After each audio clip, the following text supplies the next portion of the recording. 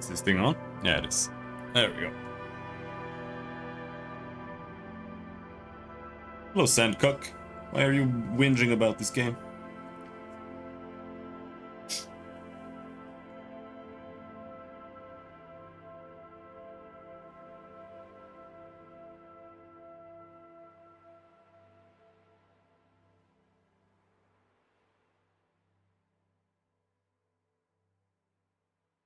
Alright. Was looking a little bit about what to do earlier and something like that. And I'm a little bit torn between perception and authority.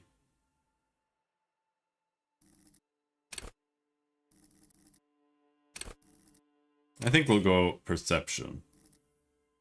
We already have a lot of authority here, since we have 4 psyche.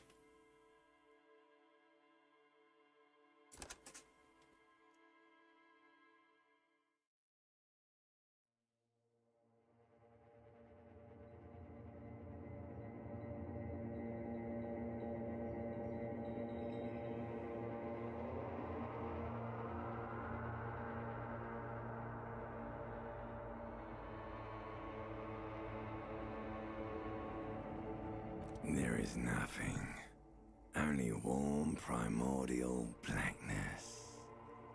Your conscious ferments in it. No larger than a single grain of malt.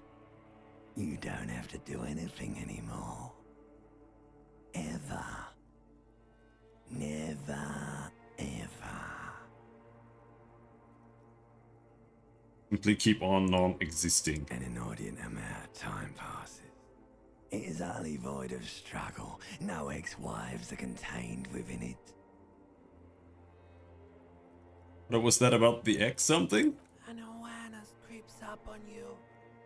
A mass lies hidden in your dead angle, soaking in some lurid acidic sauce. It's bloated and shameful, a ball of meat surrounding you.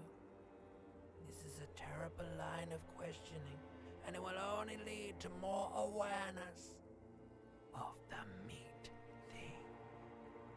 Plunge back into the fathomless deep.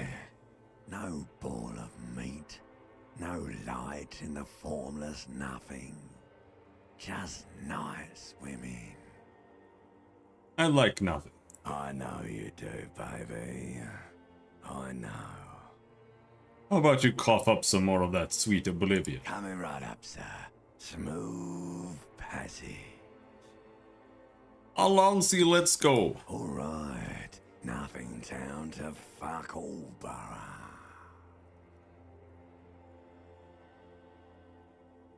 Return trip to the silence, please. You want me to upgrade that to a one-way trip, sir? Don't stop. Keep singing. Sing me the song of death. The song of death is sweet and endless. But what is this? Somewhere in the sore, bloated man-meat around you.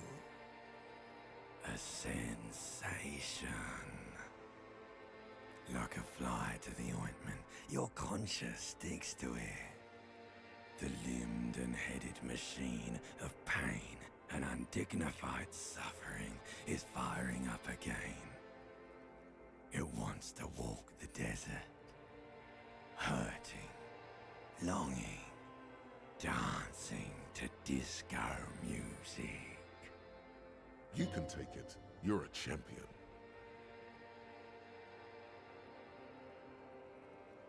No, I'm not scared. I'm a champion. The stench of liquor rises from your mouth, and with it, an ungodly headache. Okay, I'm a bit scared now. Let's go back to the dark. A fiery streak penetrates your skull, trying to force your eyes open. It's a sound, a clarion call from hell. Open your eyes.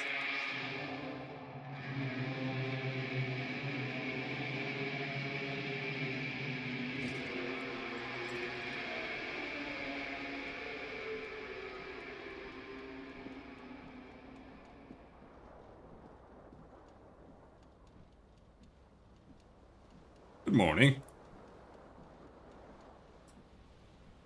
I'm beautiful. Hello, ZM. How's it going? This magnum-sized bottle of Commodore Red is empty. Empty cassette case. Looks like someone tore out the tape while the song was playing. Did you like the game on your first playthrough? I did.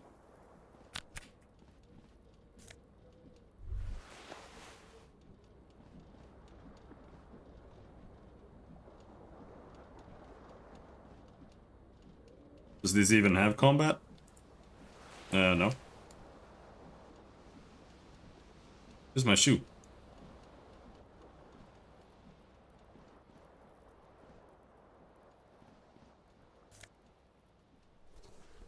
You hear a jingle.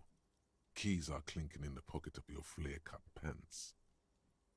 Fish them out. It says "whirling in rags" on the aluminium keyring.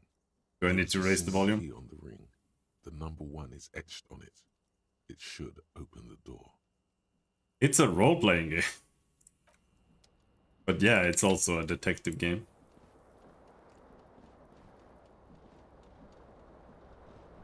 This fan has 2 chain pull switches. One ends in a tiny fan, the other in a light bulb.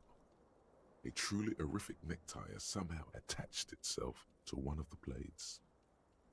Or has it been consigned there as punishment? You feel as though this creature is your friend and wants to reattach itself to your neck so that you may continue your adventures together in this strange world. Savoir faire, medium. Grab the tie.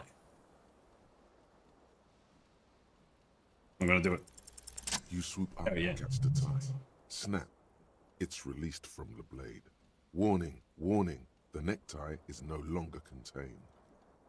What you have in your hand is a fantastically colorful tie with 4 or 5 different patterns. The knot reminds you of a noose. Pull on the fan. See, the options there are to do the roll and just nab it when it's spinning, or just The blades stop come the fan. squeezing to a halt.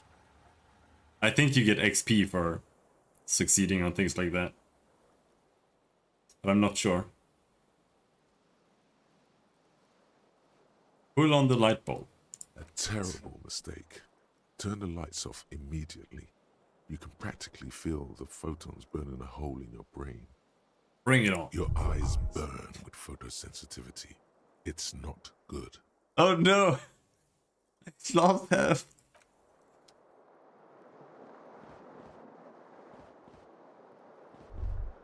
And there are lots of different ways to go about things, so now that I'm playing it different from last time, it'll probably end up a lot different as well. You see bottles in the bathtub, wine, beer, and sweet liquors. White satin shirt.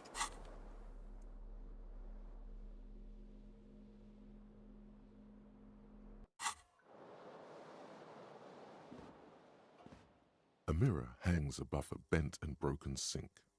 In a fierce discharge of masculine energy, someone has ripped half the faucet off. Hot water sprays from the base and steam covers the mirror. You cannot see yourself, just the outline of a man. Suddenly, you realize you have no memory of the face that awaits you there, underneath the soft vapor. The Cock Carousel mini quest? I don't remember that. I don't remember that much. I'll remember it when I see it. Wipe the mirror. As you slowly reach your hand towards the surface of the mirror. Abort. You clearly have not thought this through. You won't like what you see there, and you will never unbecome it.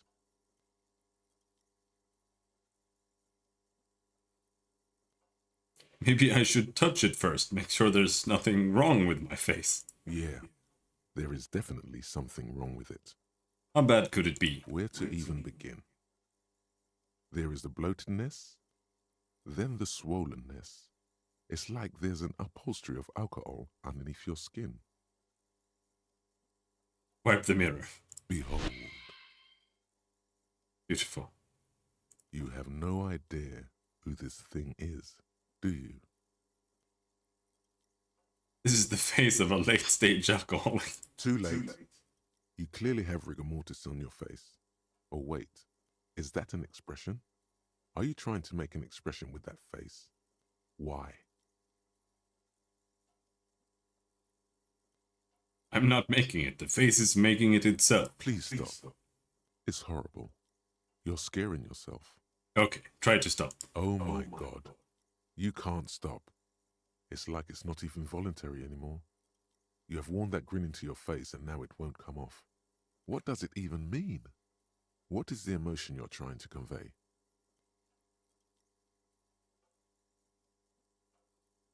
It's an expression of pain. You are correct.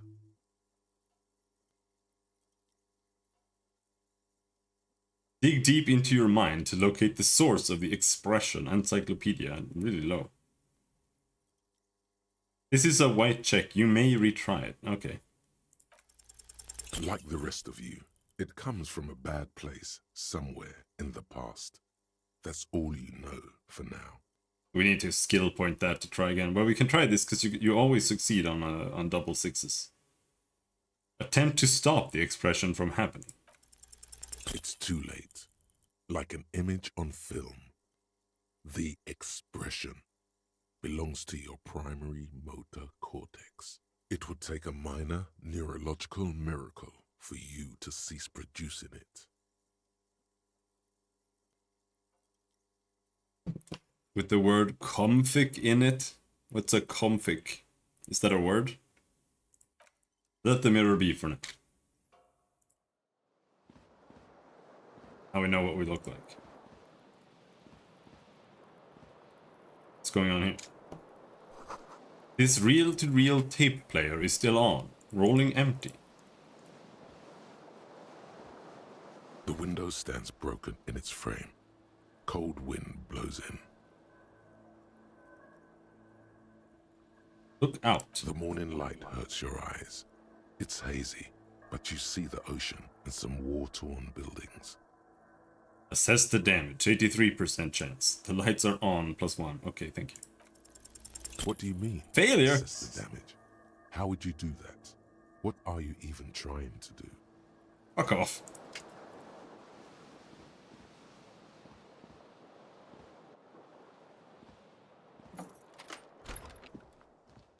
But no, honestly, this is more like a point-and-click adventure game, except it has actual RPG elements as well. Shoe! There's my shoe. A gust of briny wind washes over you. There they both are. Two identical shoes. Both copiously green and indiscriminately snakeskin. Reunited on your feet. Like two baby crocodiles. How do they fit? Good. They're balanced. Comfy. Feels like the only good thing about you right now, truth be told.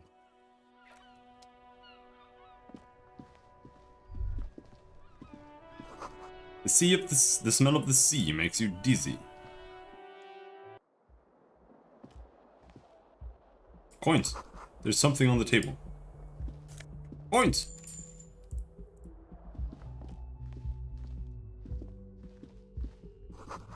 The calendar says it's March. The year is 51. Hello? The young woman raises a cigarette to her lips. Blasier. Her eyes are brown and her face is speckled with birthmarks. She can't be more than 28. Officer? Am I military personnel? No. He seems perplexed by your question. There's only one solution to this. You're a businessman. And why did you call me an officer? Because you're a police officer, sir. Are you sure? I am, yes. Unless you've been feeding us a set of very well-rehearsed lies all this time. He takes another drag. All this time? You've been here for 3 days. On official police business, no less. And what business is that? Couldn't say. In truth, so far, Mostly drinking. No. They added more voice acting and they redid a lot of it.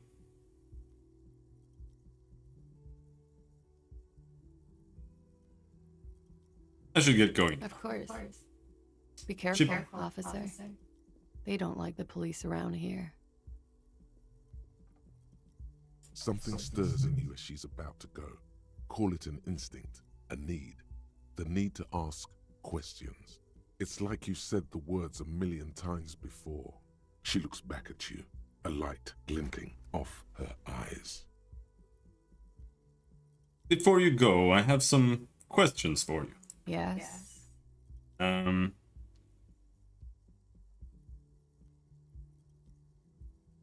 What is it they have against the police here? The dock workers are pretty cocky. They think they're police enough. At least here on the coast. I can't say about the rest of the city. Where exactly is here? Where am I? You're in a hostel, sir. No, where are we? Where in the world? We are in Revachol.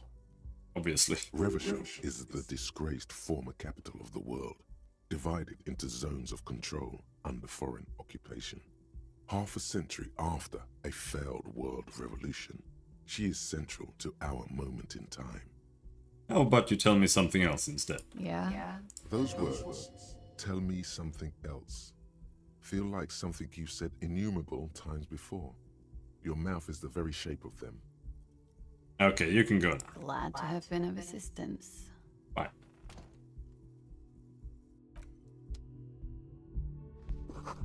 Looks like she left a nice long stub in the ashtray. It's still smoking. Take it. I want to smoke. No, okay. No.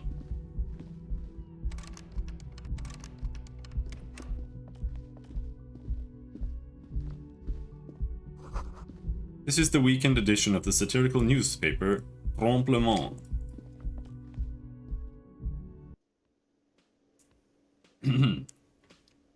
I'm not sure exactly how to roleplay. We're gonna be racist, but I don't want to be rude. I don't like roleplaying rude.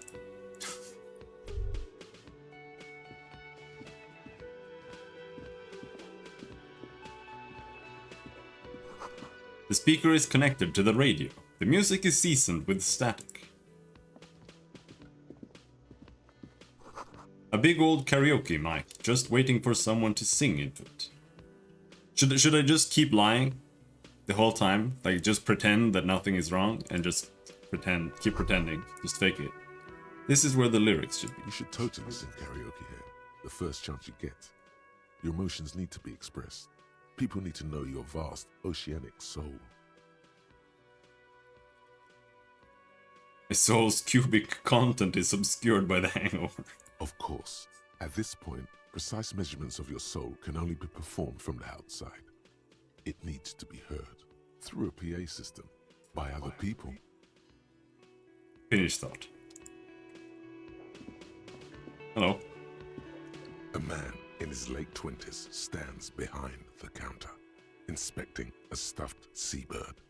As you approach, he gives you a sideways glance, then looks down again. That was disdain in his eyes. Even now he's purposely ignoring you. Look at the stuffed bird. A competent work of taxidermy. The white and brown seabird lies among piles of coasters and drying mugs. One of its wings broken. The man is trying to mend it. Looks like the bird was ripped off the shield that was used to mount it, most likely on a wall. A small engraved steel tag says, "The Great Skua, Ste Koari's Skua." Something about it makes you feel bitter.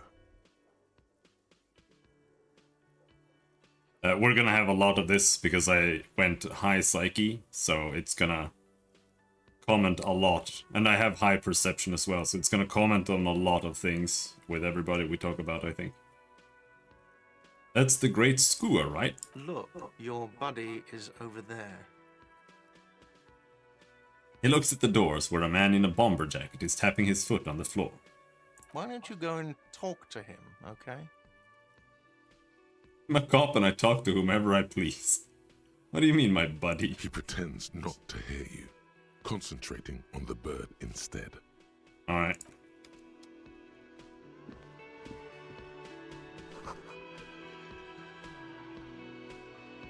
And if I remember correctly, to some degree, this is that kind of game where sometimes you don't always want to ask everything, because it might lead into something that you don't want. Knights of Numenera is also like that. I kind of like... It's not just mash all the obstacle or all the things. What was that? The soft purr of an electric juicer comes from the kitchen. Someone is working. The door is bolted. Kitchen reserved for personnel until 1300.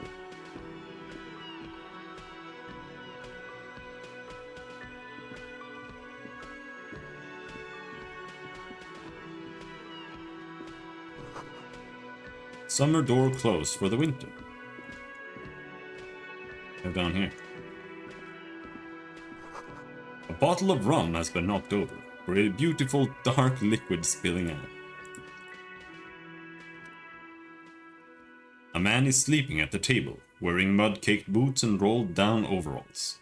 The back of his shirt reads Wild Pines, encircled by a logo with a tree. On the counter, rolled out of his open hand, you see a blister pack of headache medicine.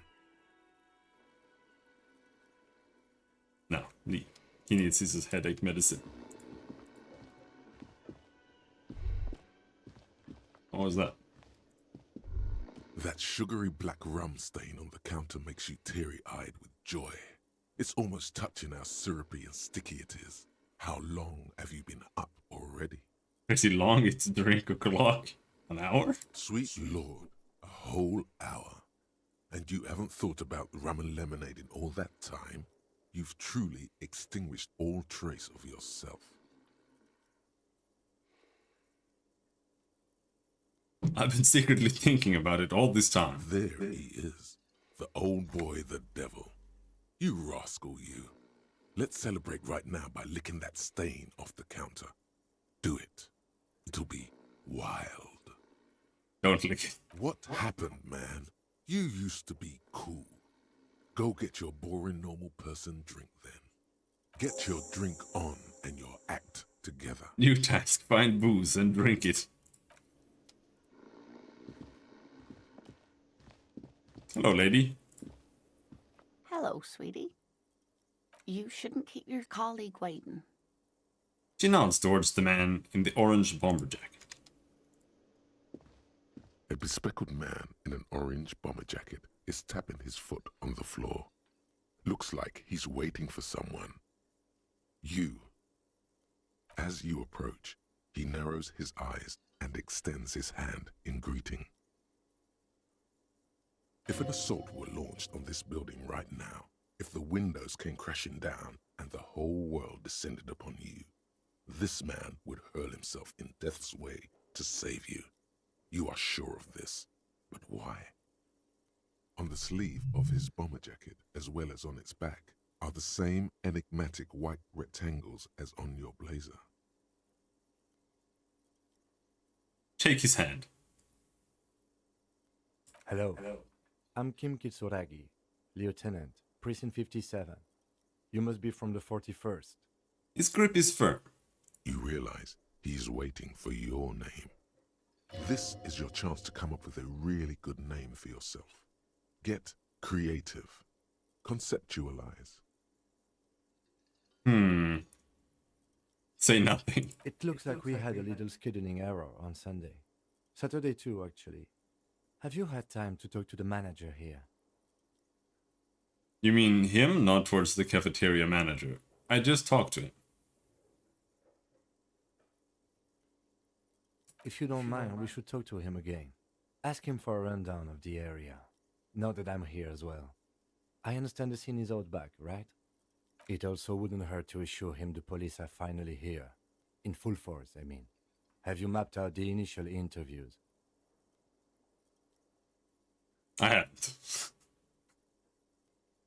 Have you mapped out the initial interviews? I have, yes. Good. But even if you haven't, we'll have time for that after we take a look at the coroner's case. Have you removed the dead body from the tree?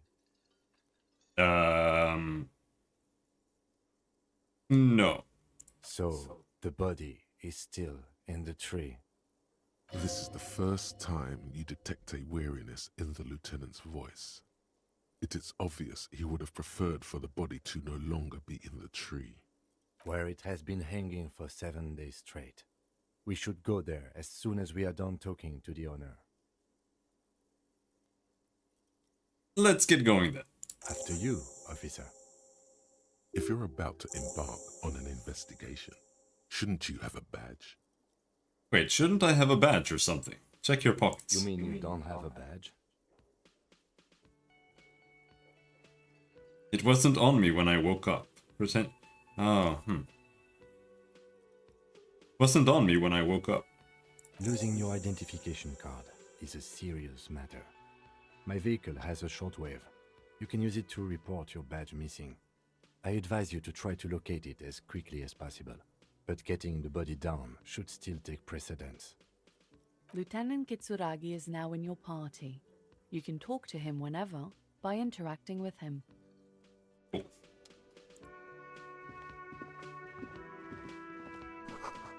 Inside, you catch a glimpse of Union paraphernalia, a strike poster, and some red pennants. The man with the unimpressive beard notices you approaching. He drops the ledger he was holding and turns to the lieutenant. Mr. Gart, right? You run this place. The lieutenant glances into his little notebook. Yes. He responds tersely. I am Kim Kitsuragi from Precinct 57. This is an inter-district investigation, so joining me from Precinct 41? Say nothing. Right. Now, I know it took us a while to arrive at the scene. It also took you a while to call us and report the dead body. It was you who placed the call, yes? No, I only just got here. It was probably Sylvie who called you. She usually works the bar here. I'm only temporarily taking over her duties. Do you have her number? As a matter of fact, I do. He looks behind a pile of coasters, finds a slip of paper and hands it to the lieutenant. You said you just got here. From where? Are you a local? What, of Martinez? No, I live in Jamrock. I only sometimes come here to keep an eye on the place. This is just one of the many, many cafeterias I manage. But you still know your way around, yes? In case we need directions. Yes, I know where some things are, but as I said, I don't live here. I just used to work here. And I'm not going to start working here again, if that's what you think. I didn't imply that. Detective. Yes? I have everything. You? Oh, you mean do I have questions? No, I'm good. Pass on the questions. The body was behind the building, right? How do we get there? Behind this building, there's a courtyard. They hoisted him up on a tree there. And how do we get there? See that door there? Go out and turn right. There's a big hole in the fence. No need for a key. Just go through that hole and you'll be in the courtyard. Are you supposed to feel guilty about the whole? His side tells you yes.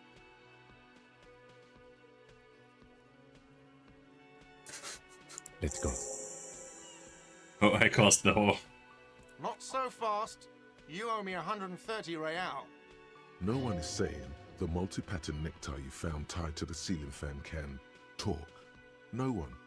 It must be merely imagination. But Let's bail! Time to push the eject button! Sounds like a responsibility! You don't like those!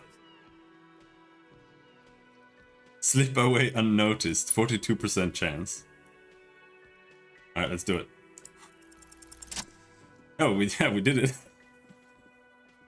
as you blow this joint, behind you a whiny voice shouts, Real mature, man. Real mature.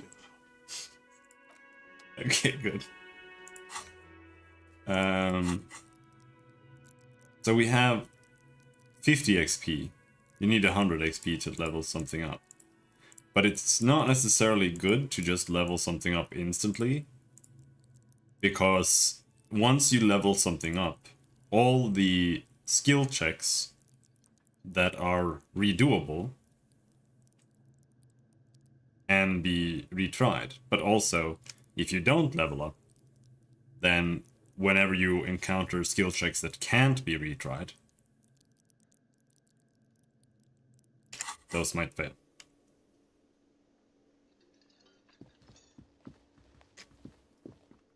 Hello, sweetie.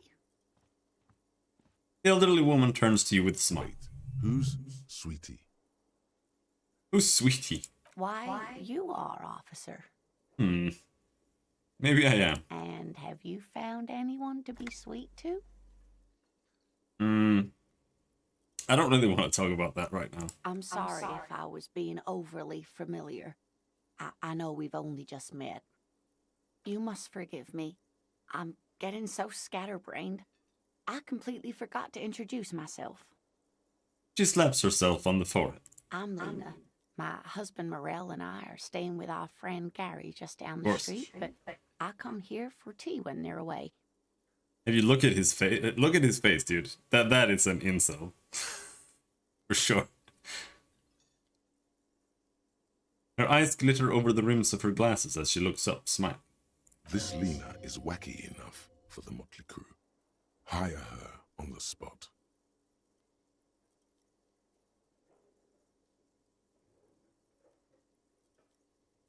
I've got to get going now. Of course, dear. Good luck with your case. She gives you a small wave. That dude fucks? Maybe.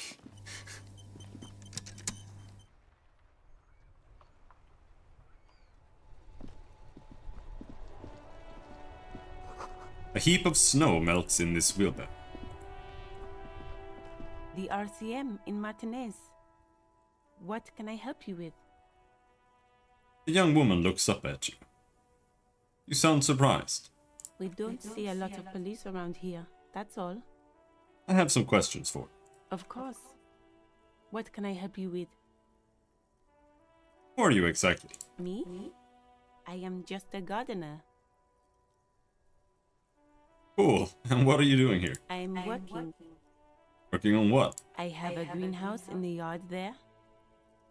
I've been trying to get some work done. She gestures over her shoulder. There's discomfort. She stops mid-sentence. What? Well, as you probably know, there's a corpse hanging from a tree there. It smells pretty bad, so I have to take breaks. Fair enough. Don't worry, miss. We are here to clean it up. You can get to work soon. Thank you. My head is about to explode from all the salts I've had to inhale. I have to run. Of course. I won't hold you back. She wipes her brow with the canary yellow glove. Her gloves. You get the feeling that you need them. You have a dead body to deal with after all. No, those gloves aren't really my style.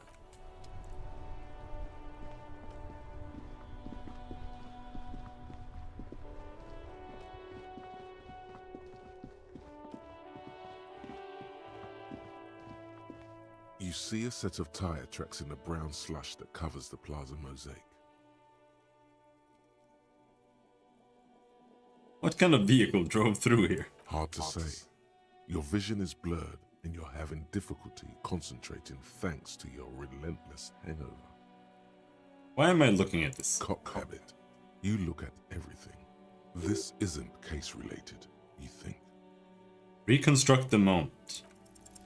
The tire tracks were left here by an unknown event that took place some days ago.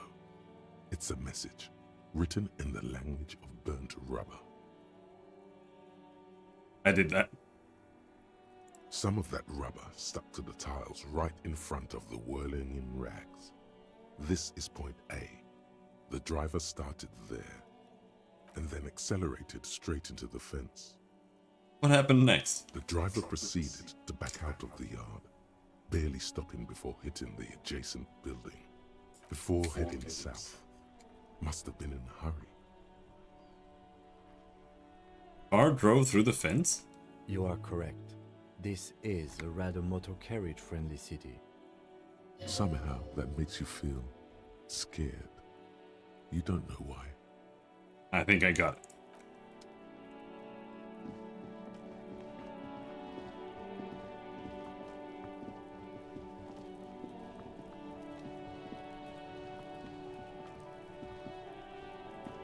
What's this kid doing here?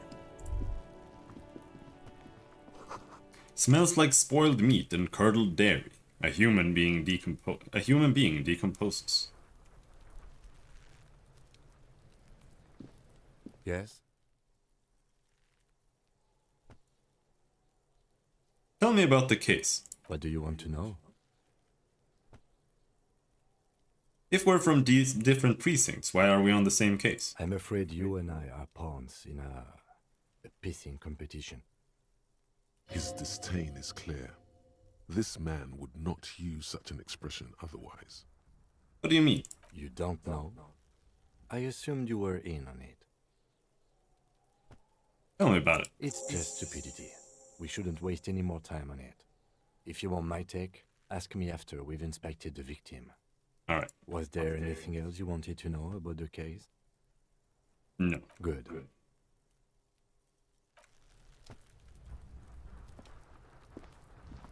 The corpse looks at you with bulging white eyes. The face around them does not look human.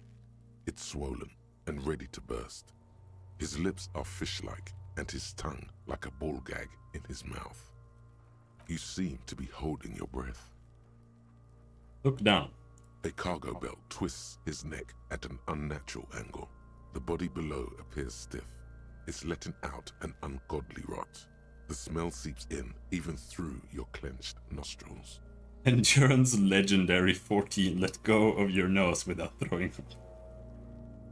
God, what is that? Why is it so bad? Active decay. It's okay to throw up, officer. No one is judging. He's about to blow! Cop's gonna blow, Kuno! Turn away.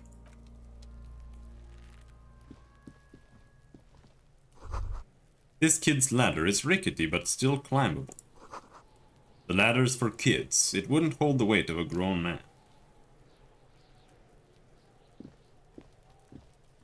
There are several footprints in the mud, left by work boots. Anywhere from 6 to 12 pairs have walked here. What kind of boots? Heavy workers' boots with reinforced toes and hobnails all over the yard. Isn't this something an industrial worker would wear? Get an exact count. Maybe more than 12. No. 8 pairs of boots have shuffled back and forth in the mud. Go over them one by one. 1. Standard work boot. Steel reinforced toes, number 46. 2. Standard work boot. Steel reinforced toes, number 44. 3. Hobnailed work boot. Steel reinforced toes, number 43. 4. Standard work boot. Number 45 or 46. Wait, which is it? You don't know. It's a miracle you can tell the prints apart as it is. The cold must have preserved them. Count more. 5. Another standard work boot.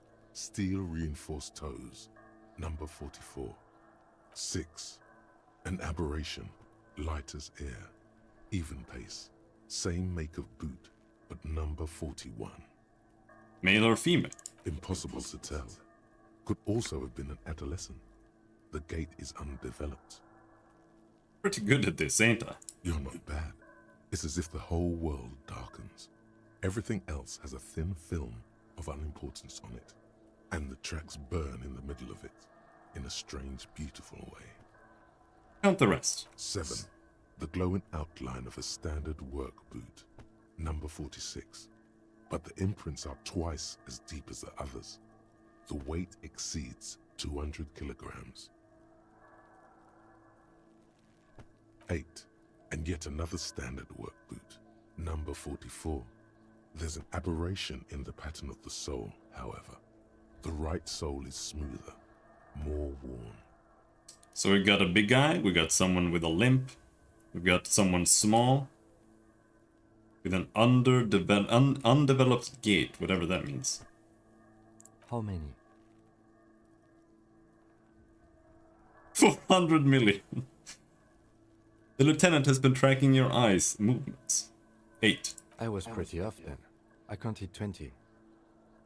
The same guys are going back and forth. I never got the hang of it. Hyperopia. Do you see anything out of the ordinary? He points to his glasses. A heavy one, 200 kilogram imprint. 200? Could it be the combined weight of two people, one carrying the other who's tied up? Let's say a heavily built worker carrying a similarly built, soon-to-be-dead man. He might be right. 200 kilograms of living weight is unlikely. I don't know. I do. One of them carried him over.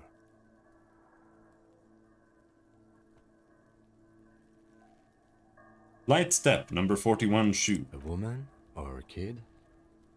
Could be a woman. Okay. How do you know? He knows it's hard to discern sex from a person's gait. I don't. Understood. Anything else?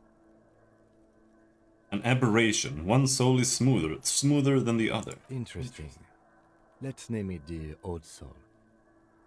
Do you have any ideas, Lieutenant? Someone operating a workbench with a pedal? Like a joiner at the harbor. Or maybe a drummer? He regrets it the moment he says it. Don't say anything, just not. A drummer? That's stupid. Don't say anything, just not. I don't know why I said that. We are not looking for a drummer.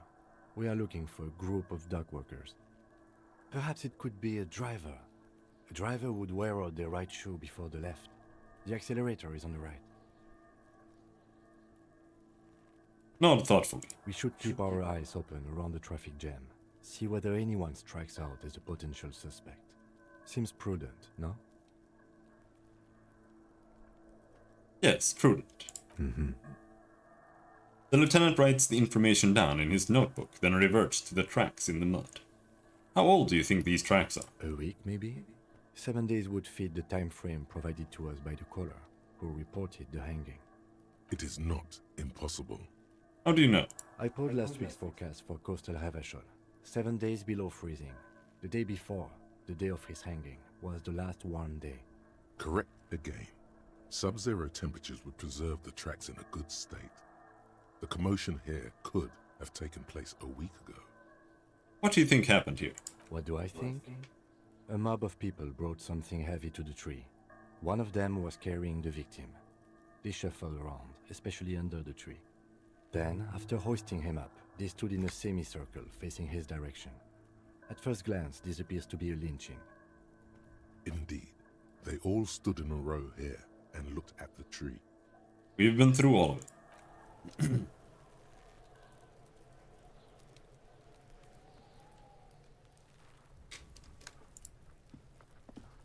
Hey, kid.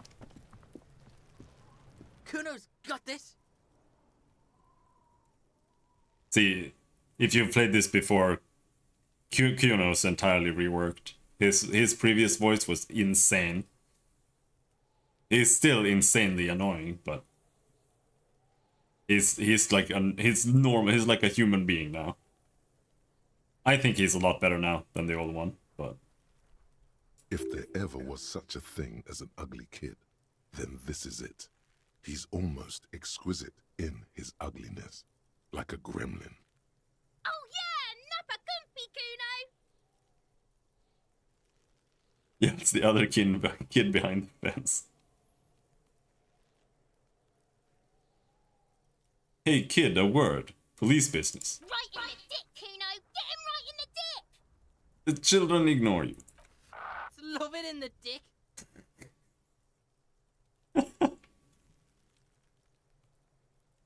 Where's my A sprite? Need to paste quotes on Twitter. Oh, go away.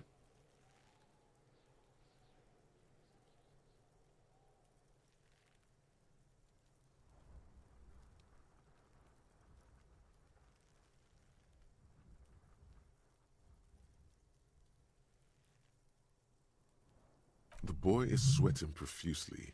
His eyes are like two black holes and his jaw is twitching as if trying to break free from the empire of his body. Hold on, what does that mean? The kid is obviously high. Stop getting high at my crime scene. Kuno, yeah, right in the mouthhole! They pay you no heed or pretend not to notice you. Shits himself? The rake, Kuno! You should throw the rake at him, Kuno! The fuck? Does Kuno know what a rake is? Kuno's not a gardener.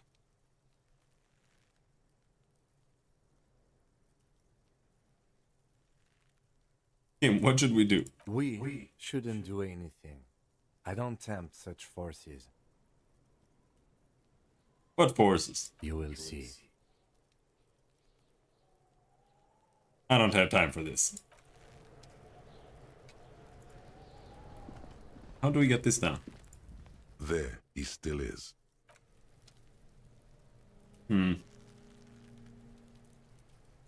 There he still.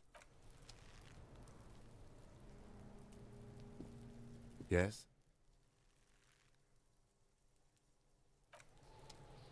How do we get him down? Magnesium. Yummy.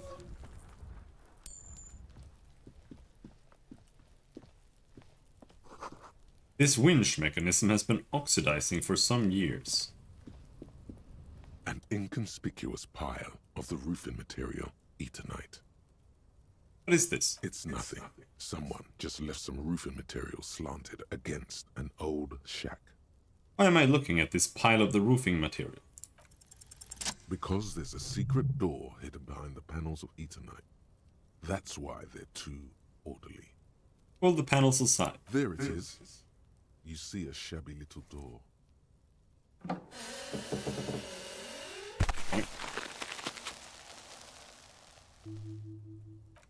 What is this then? A tool shed? Let's investigate. Yeah.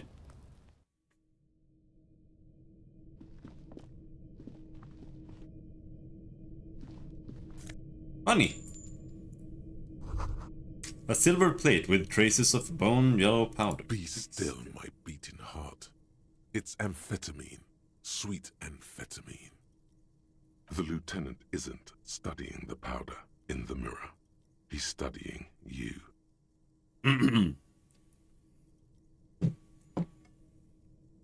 Heard amphetamines make you a really good detective. Are you a really good detective? Someone has taken narcotics here. Perhaps the police should interfere. Perhaps not.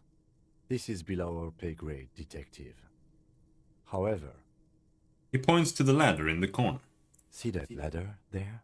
It's probably another way into the industrial harbor, no? A secret path the local kids use.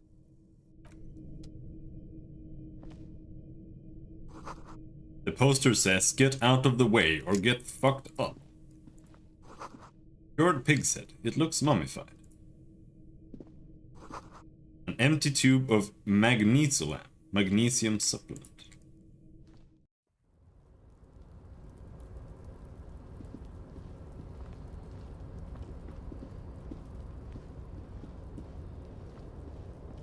What am I doing here? We were supposed to get the body down, but it wouldn't let me. This doorway is going to collapse soon. Restoration pillars keeping the ruins together. Postcard, Grand Couronne 37. Random money on the floor.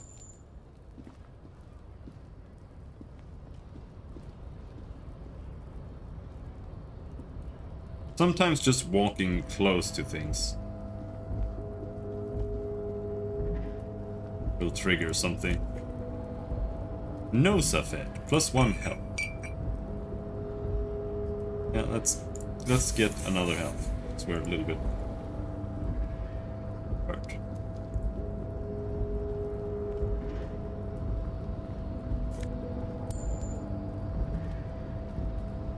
Just a bunch of money on the ground. Anything else here? Boost.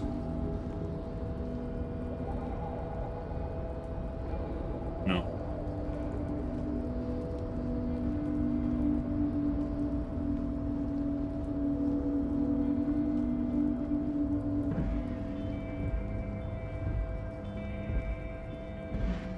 Good night, Arian. Is that all there is here?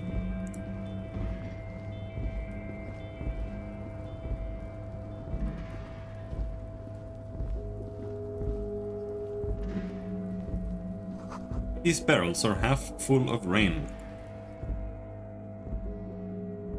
Wasn't that interesting?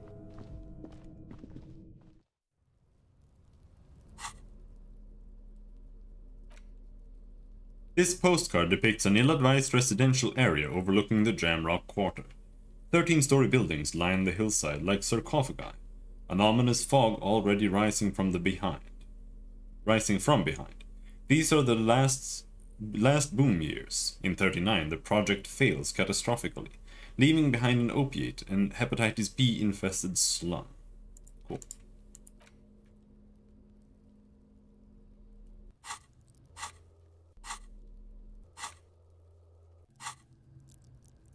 $65 XP. I'm not sure what to level first. Really hard to choose. I think maybe it's like either perception or authority. Perception is just nice because I think perception in general is gonna be things that pop up as we go, right? So What do you see?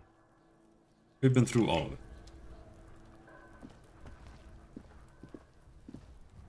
Okay, do we have to fail his this? skill is, looking right through you with his white eyes. The body below is entirely dedicated to that corpse smell. Yeah, I think you have to do this. Is all it does now. Let go of your nose without throwing up. Double six. The smell is repulsive. It pushes in from your mouth, more instant and more familiar than anything you'd expected. More fever than odor. It fills your mind, flushing you from within. Let it out. Try to walk away.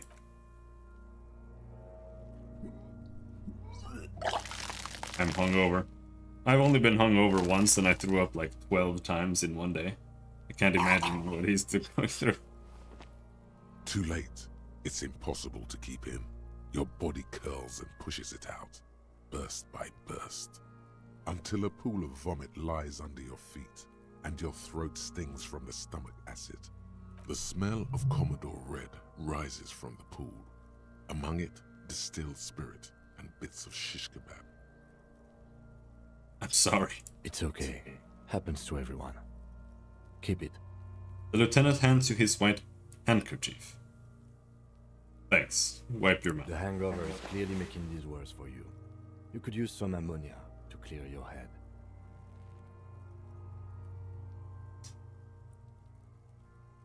Think ammonia would help?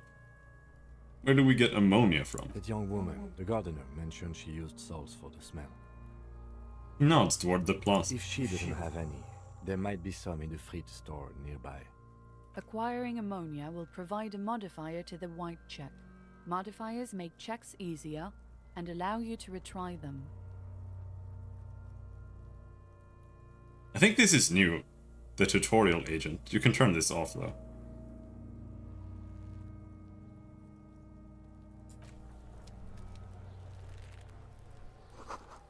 Someone is trying to grow herbs in the White House, or in the greenhouse, not in the White House.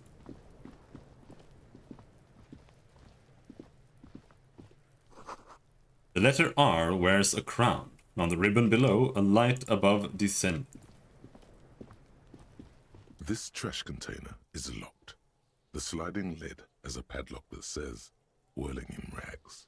There's something in there, not necessarily connected to the case, but still. Why am I looking at you, trash container? You're just a trash container. The body is downwind from here. Maybe you prefer the smell of garbage to the smell of death. Keep the hunch to yourself. The lieutenant leans in to inspect the lock.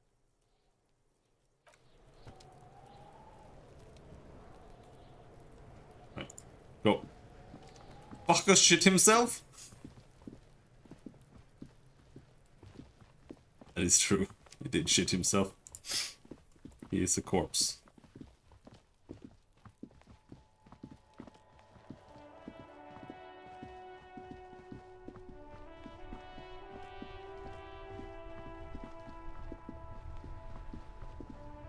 I can't believe it's snowing again. The young woman watches the falling snow and sighs. It felt like springtime just a few days ago. Do you still have your salts? I think I could use some. Sure. I'm done with them. She takes a small capsule out of her breast pocket and hands it to you. Go easy on that stuff. It gave me a terrible headache. Ampoule of ammonia. Lieutenant's handkerchief.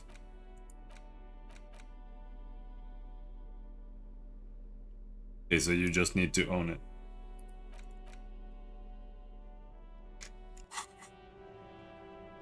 I guess. However, I want to go in here. To this lad.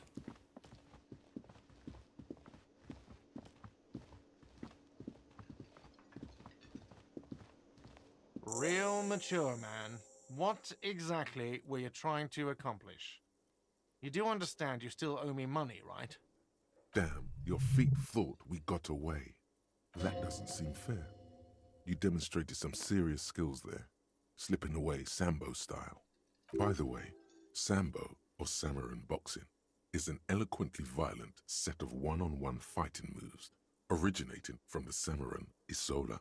Sambo used to incorporate a wide array of martial disciplines, from archery to mounted combat, but mainly means aesthetically pleasing single combat nowadays. Sambo style implies stealth, cleverness, and cool. Thanks, Encyclopedia.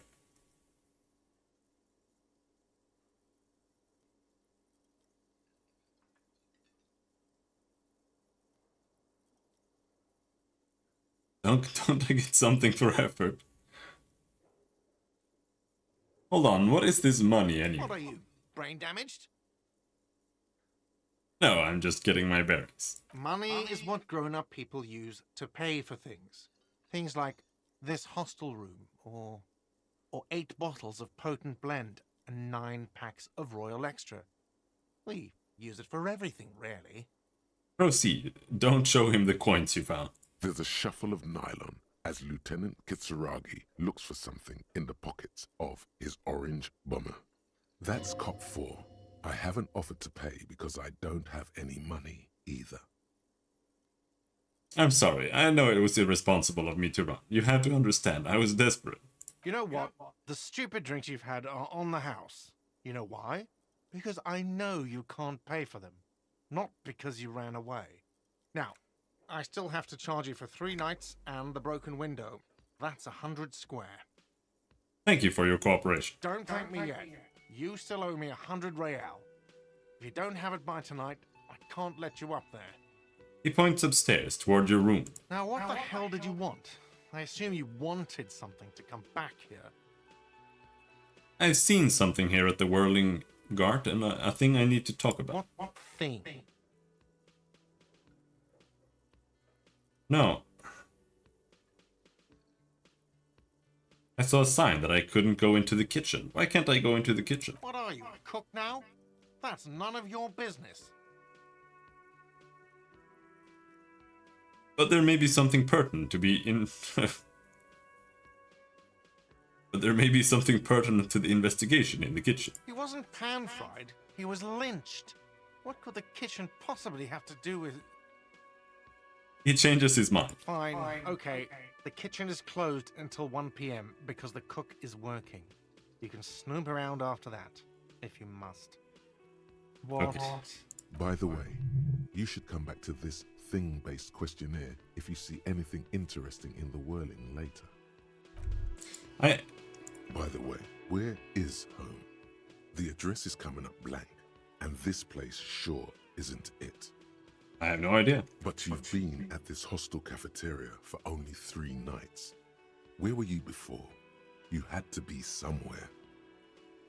I don't know. Near? South maybe? You don't really know, do you? I don't.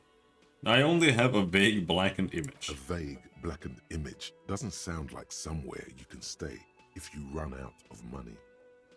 Could I trace the way back somehow? The exact street, the exact number on a building? You can try. Run some addresses in your head when you get the time. Maybe a street or an apartment will appear.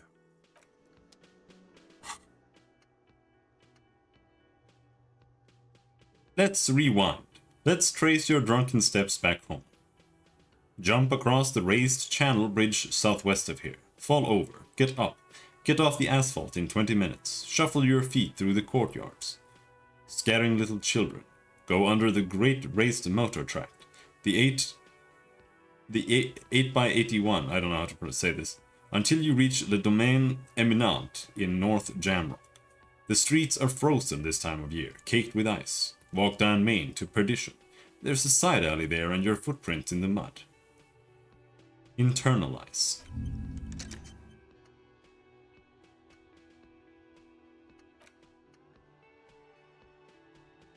Research time, 6 hours 5 minutes. A woman's hand wrote yesterday's menu. Today's starts in a man's handwriting. And we know that. Alright, let's go back out and look at the padlock again.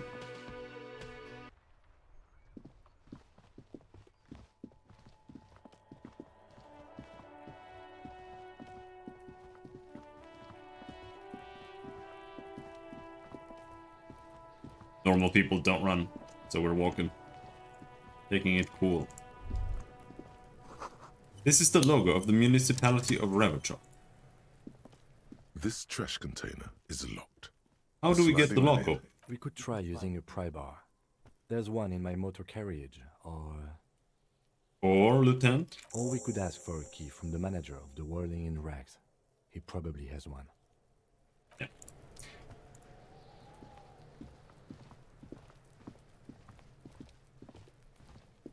I thought that was obvious, so I just didn't want to bother Kim with that.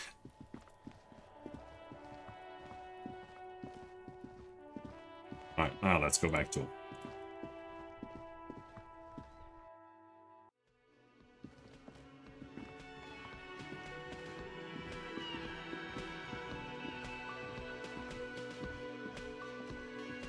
Can I help you? Is the trash container out back yours? Mine? No, it belongs to the Whirling in Rags. Thank you for clearing that up. Why do you keep the container locked? Why? To keep the hobos and drunks out. That's why. And the neighbors too. They put their trash there and they don't pay for the garbage company. I thought as much. And are you the only party with access to the trash container? Well, yes. Us and the garbage disposal company. It seems a little callous, doesn't it? Something stirs in you. I wonder what this feeling is. Prod at him and find out. No. We need those keys. What do you need them for? It concerns the case. Please cooperate. The lieutenant's voice is harsh and sudden. Just bring them back once you're done, please. Goodbye. Yeah, the time passes real time. I think. I'm not sure. Does it pass when you do something, or is it real time?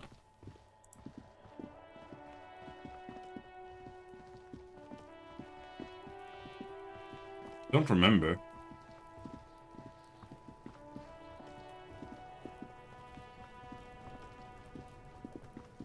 This trash container is locked. The sliding lid has a padlock that says, Whirling in Rags. Open the padlock with the key. With a well-oiled crack, the lock pops open. It should now be possible to simply raise the lid. Don't. Maybe you shouldn't. Inland Empire is... I kind of like it, but... when you have, like, a lot in Inland Empire... you get, like, incorrect hunches all the time. Like this one. Open the lid. The smell of rotten food rises to greet you. Well, You see Not some entirely cartons, false, but dirty rags, and organic waste. if you max it too much, you become like paranoid instead. We're just in time. This hasn't been emptied for over a week. Look under the boxes of cartons. You see milk and egg rest with one broken egg in it. Some pasta wrapper. Picking up the soggy packages somehow feels familiar. A box falls into pieces in your hands. Batiste Soleil cereal. There are plastic pasta packages below. And turbo noodles. Nothing of note, however. You get the rags. Among the threadbare kitchen towels, something catches your eye. A pair of denim trousers. Well, As the legs of the slime-covered jeans begin to unspool from the garbage, a rank corpse smell fills the air. The victim's clothes? Cadaverine odor is faint. If these belong to the deceased, they were removed when he was still in the early stages of decay. Drop them in here, officer. the lieutenant produces a black plastic bag marked evidence from his pocket. Bag the trousers. Guitar marked blue jeans. Pockets empty or emptied. He wore them with a belt, too. A white belt. The loops appear stretched, but He looks into the container. the belt is missing. That's it. Do you see anything else in there? I have another bag here. Something slimy catches your eye. Reach for it. A drab, long-sleeved shirt, olive-colored, appears from the food waste, dripping with pus. Bag the shirt. This is a military-type overgarment. No label or serial number. This is the kind of rib-knit shirt that's worn over light armor to conceal it in an urban scenario. Anything more? The rest of the rags are just kitchen variety waste. A yellow old mug that catches your eye. But other than that, A thrown out towel, a mug, that's all. All right. We should go to Gart again and ask if he knows who put the clothes in the trash. It could be as simple as someone from the hostel cleaning the yard. Or that one. I'd advise against confronting that force. He nods towards the red-haired boy behind him.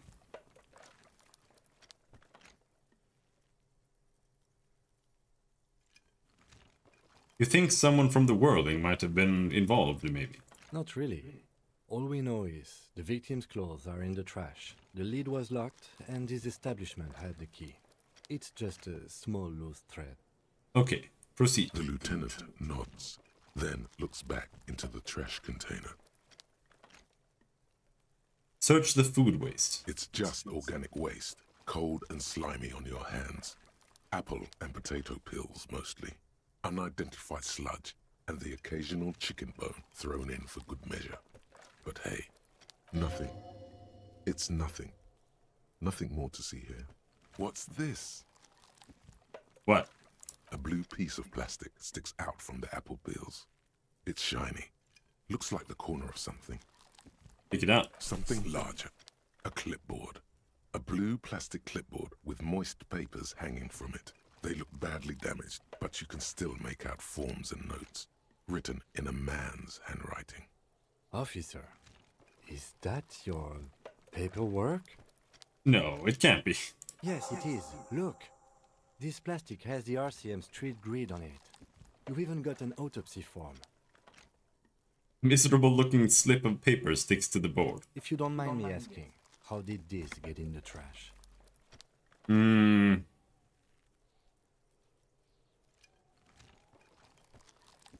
I'd rather not talk about it right now. Understood. He nods, reverting his attention to the container, still stinking in front of him. Be untroubled. If anything, this small moment has made him respect you more. The mug. I'm getting that mug, too. You pick out a broken mug with an oddly racist depiction of the yellow man frolicking in saffron. An antique? Only in its social sensibility. Take the mug. The lieutenant briefly glances at the mug, then returns his sight to the trash. Yellow man mug. You've acquired an interactable item. Investigate this item further by going to the Interact tab in your inventory. Okay. The container sounds a muffled gong.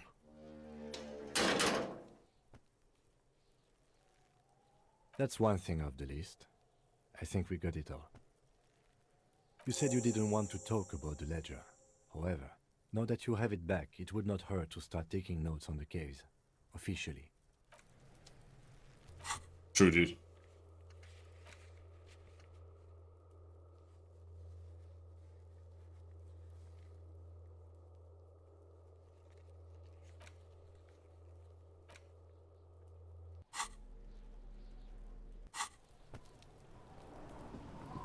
Whoops. Ran by accident. It's all over. There he still is, looking right through you with his white eyes. The body below is entirely dedicated to that corpse smell. Emitting +1 has all ammonia. dust 8% chance. Okay, let's go. The ammonia only makes it worse. The combination forces tears out of your ducts. You manage to keep it in once. The second time, not so much. When the vomiting is done, your cheeks are wet with tears.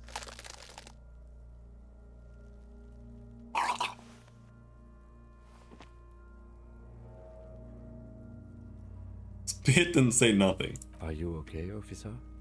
You feel the lieutenant pat you on the back. Heavy rhythmic pats. The weight is reassuring, like a crenel on solid fortification. Pat, pat, pat. You're facing tough odds here. It's aggravated further by alcohol withdrawal.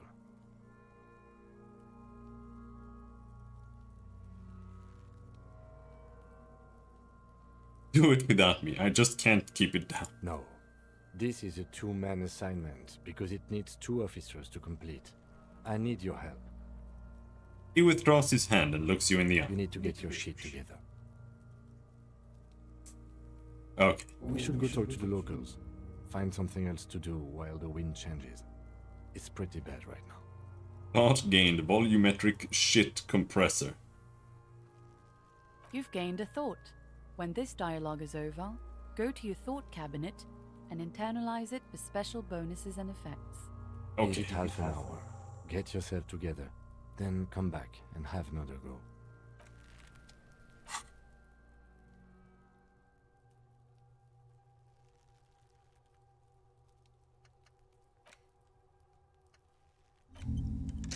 Oh yeah, you can internalize multiple things at the same time.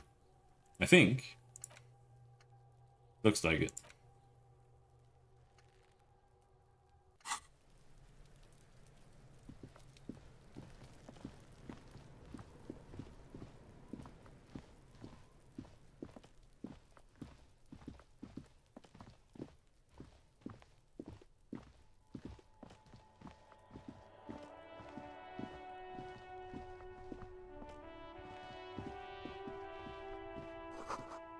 There are bottles inside. You could pick them up if you had a bag. Oh.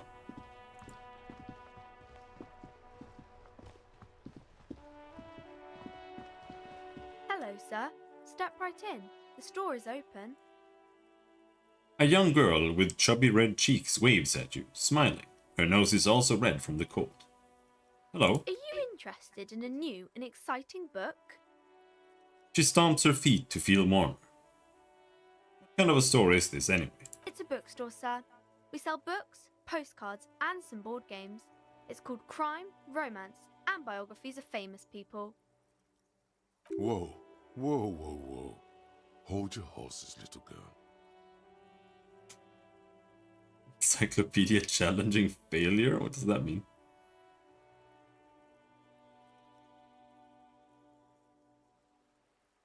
What's a board game? Board games are like little games on a table, made to pass the time. There are several different ones, but sailors here mostly buy cards. Interesting, thanks. My pleasure. Anything else you'd like to know? Is it okay if I ask you some questions? Okay, sir. I'll try to answer any questions you have. I hope they're about books. What's your name? My name is Annette, sir. My mum, her name is Plaisance. She owns the store.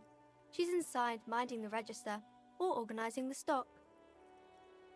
The girl gazes at the window and then suddenly jolts, her eyes wide as if recalling something. Feel free to step in and browse our wares. And you're standing out here in the cold because... I'm signalling that the store is open. Otherwise, people might not know. They'd miss out on the crime, romance, and biographies of famous people. A sudden gush of wind turns the pages of the books on the counters. She covers her face, smiling, but she's cold.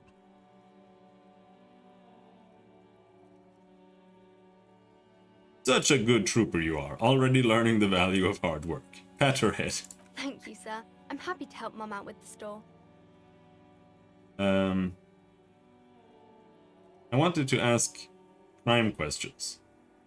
What is this crime business? Crime fiction is about murders or burglaries or things like that, and the work of a policeman or a private detective who's trying to solve a crime and catch the criminals.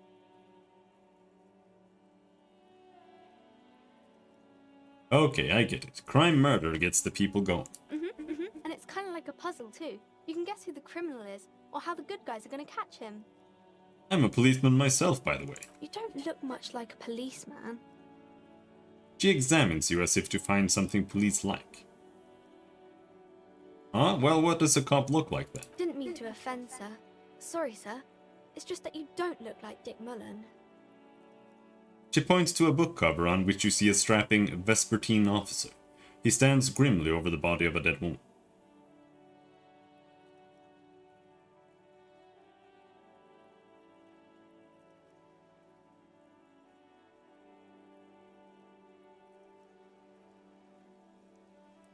Wow, look at the guy. I'll never be as good as Mullen. Don't say that. He's not even real. You're real.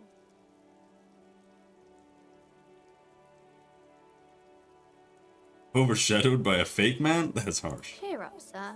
It's much easier being a fictional character. He doesn't have to deal with real things.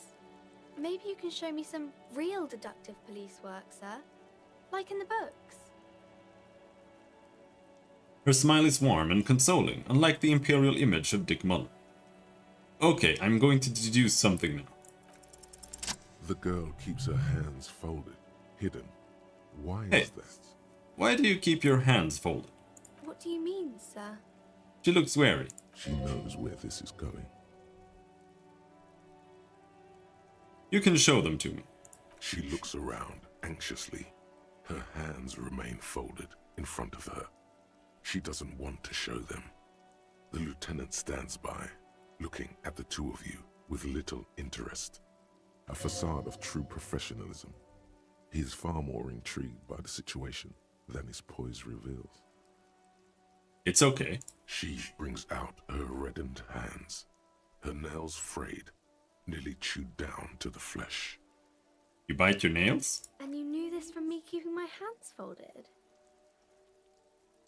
Yes. Well, that proves nothing. Anyone could do an easy deduction like that. You think so? Fine. Do better. Deduce something about me. You're quite sober. She snaps back quickly.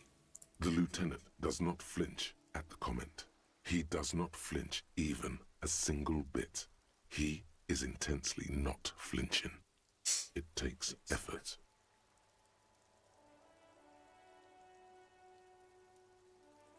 Wait, how do you know I'm usually not? Because you usually aren't.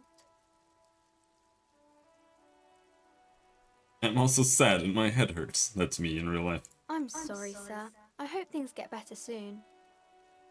She looks you in the eye, a gleam of sympathy on her face. There she stands, swaying on her feet, assaulted by the early spring breeze. She smiles at you. The whole situation suddenly feels familiar, somehow. What are you missing here? Why does this feel familiar? You have absolutely no idea. Familiar? How? You must have forgotten something you heard again. Okay, bye. See you around the net.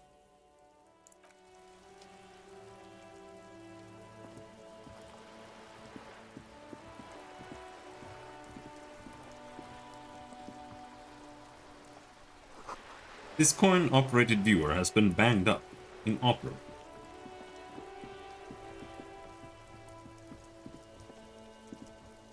This Post Lavantorie mail collection box has been heavily vandalized with graffito.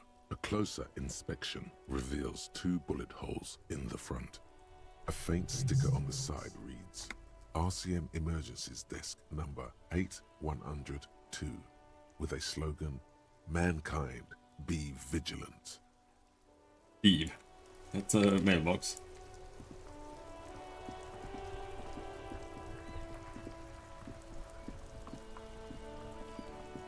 Do you have anything else to say? It's raining again. The young woman looks up at the overladen sky. It was clear just an hour ago. We need directions. Of course. Where to? What's in the south? Some shops and a bridge. The canal bridge leads to the coast, but it's broken, I think. Some kind of accident, probably.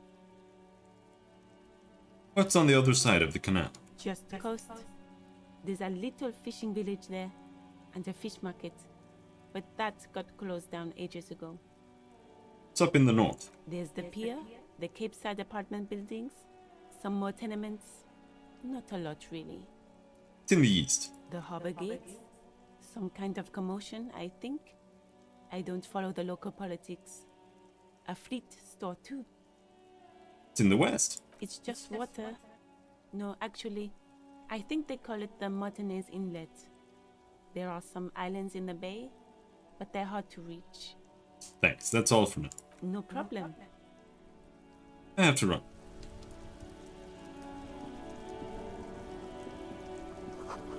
Pigs go home. The street name is illegible.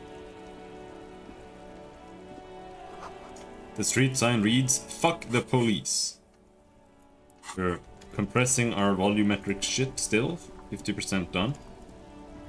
I am a gander and a hunter and a gatherer. Feel like a traveler. The man mutters to himself, accenting the beat as he goes. A simple little cadence. He seems to be making it up as he goes. Keep listening. From another planet. Hey there. He finishes and turns to you. What's going on here? It's the jam, my man. He motions towards the sprawl of lorries with a sweeping gesture. The air from the east is thick with the smell of crude oils, heavy metals and other byproducts of the modern era. You can almost taste it. What's the jam? It's a traffic jam for the ages. Harbor gates up the street are shut tight. No explanation given. Workers on strike, scabs agitating, and all around clusterfuck. Meanwhile, we're all stuck here in long-haul limbo for days upon days upon days. He glances south, down the road. So how long have you been here? Feels like forever. Like I was born on this here roundabout and this was all I ever knew. Just me and the metal and the tires, the oil and the fumes of mazout.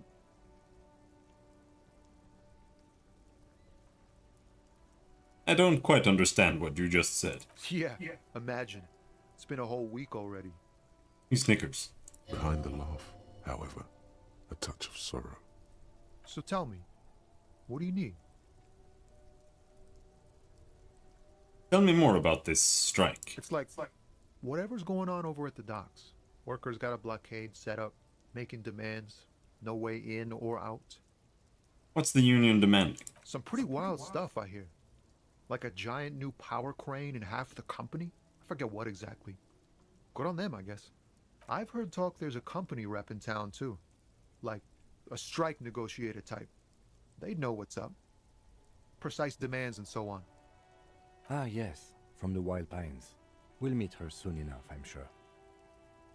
What do you think the company wants? They want to keep that money flowing in, my man. Ka-ching. Anything else I should know? Anything else? Yeah, this ain't really my area of expertise. I just do my job and get paid. I have things to do and places to be. All of us do. All of who? Us lorry drivers. Camionneurs. You still hang around here waiting for this mess to end. Most have scurried off somewhere to get drunk or high. Or laid. Not that I blame them, really. Not you? Not my thing. Chasing transient pleasures is a drag these days. I prefer the examined life now. Thinking, reflecting, observing. So true, dude. He tries his best to look nonchalant, but there's a rigidity in him, as if trying to conceal something warm and deep beneath a cool exterior. Empathy. Formidable 13. What do you see in his eyes? 28%. Ease into it. Don't go too far. This seems like a personal matter. Man, you look sad. What's going on with you? I'm okay, man. Just the jams got me down. The fumes, the chemical rainbows, the tarpaulin stretched on the frames and the dull engines off. Man recedes into his days of words. Maybe the full-on direct approach wasn't correct. Damn, it's tricky business looking into someone's eyes and not doing it wrong. You're quiet. Know anything about the dead man? The one hanging behind the hostel there? Point at the yard. He ain't one of us drivers. I know that. All accounted for. Otherwise, I haven't really asked about that. Been wasting time right here. Keep him busy. It's easy to see he's telling the truth. He's kept his nose out of the dark stuff. Alright, never mind that. The man taps his fingers rhythmically against his arm. What are you hauling anyway? Oh, high-grade narcotics, illegal firearms, stuff like that. Time to arrest him. Okay, what are you actually hauling? Can't even get a few jokes past you, my man. I've got another haul of found cargo. Mostly sporting goods, tracksuits, and that kind of thing. They usually get shipped to Grad and the Occident. Though we've been making headway in the Il Moran market lately. That's your machine behind you? This rockin' beauty. Sure is. Like a rash you can't get rid of. You interested in heavy-duty cargo machinery? A motor lorry, also called a camion, on Caillou and neighboring islands. This one looks roughed up enough to be some sort of found rust bucket. Maybe the A6? That a found A6 you got there? Good eye, my man. Yup, she's an old one, but reliable. Me and her spent a long time together. There it is again. A little touch of sadness beneath his cool. He thinks he's spent too long in this lorry. Right, I had another The question. man taps his fingers rhythmically against his arm. I'm good for now. Good talk. Don't be a stranger. He gives the salute with 2 fingers.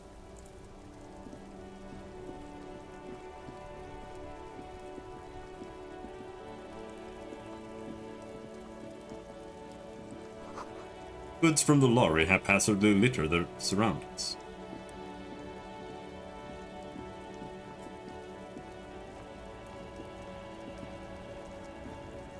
Welcome to Ivashol.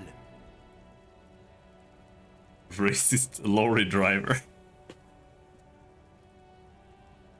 Announces the rotund man. The remark isn't addressed to you, it's addressed to the lieutenant. Hey, I know Revachol. That's where we are. Don't you welcome to Revachol me.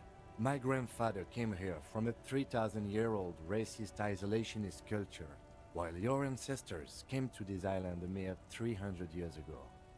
Every school of thought and government has failed in this city, but I love it nonetheless. It belongs to me as much as it belongs to you. Say nothing. It's men like you who keep Revachol divided, making it that much harder for everyone to climb out of this post-war limbo. Alright, calm down, Kian. Okay, I don't want to deal with this. Leave. Volumetric ship compressor. Bizarre scientific news from Revachol West today, where a police officer's shit has been observed at a pressure of around 495 gigadecimals. These metallic hydrogen levels of shit togetherness were thought to exist only at the center of collapsing stars, not law officials. It remains to be seen how long the shit singularity lasts. But yeah, like, that interaction is why some people hate this game. And the reason for that is that they are so exhausted by online politics that they can't tolerate that a character in a role-playing game has an opinion that they don't like. So there are literal racists in this game that you can agree with, but it's too much if there are also if there is also a communist, someone who isn't racist, etc., etc. And it's so ridiculous, the complaints that people have, really. Because it's really not at all that bad. Like, I could have confronted Kim there. I just didn't want to.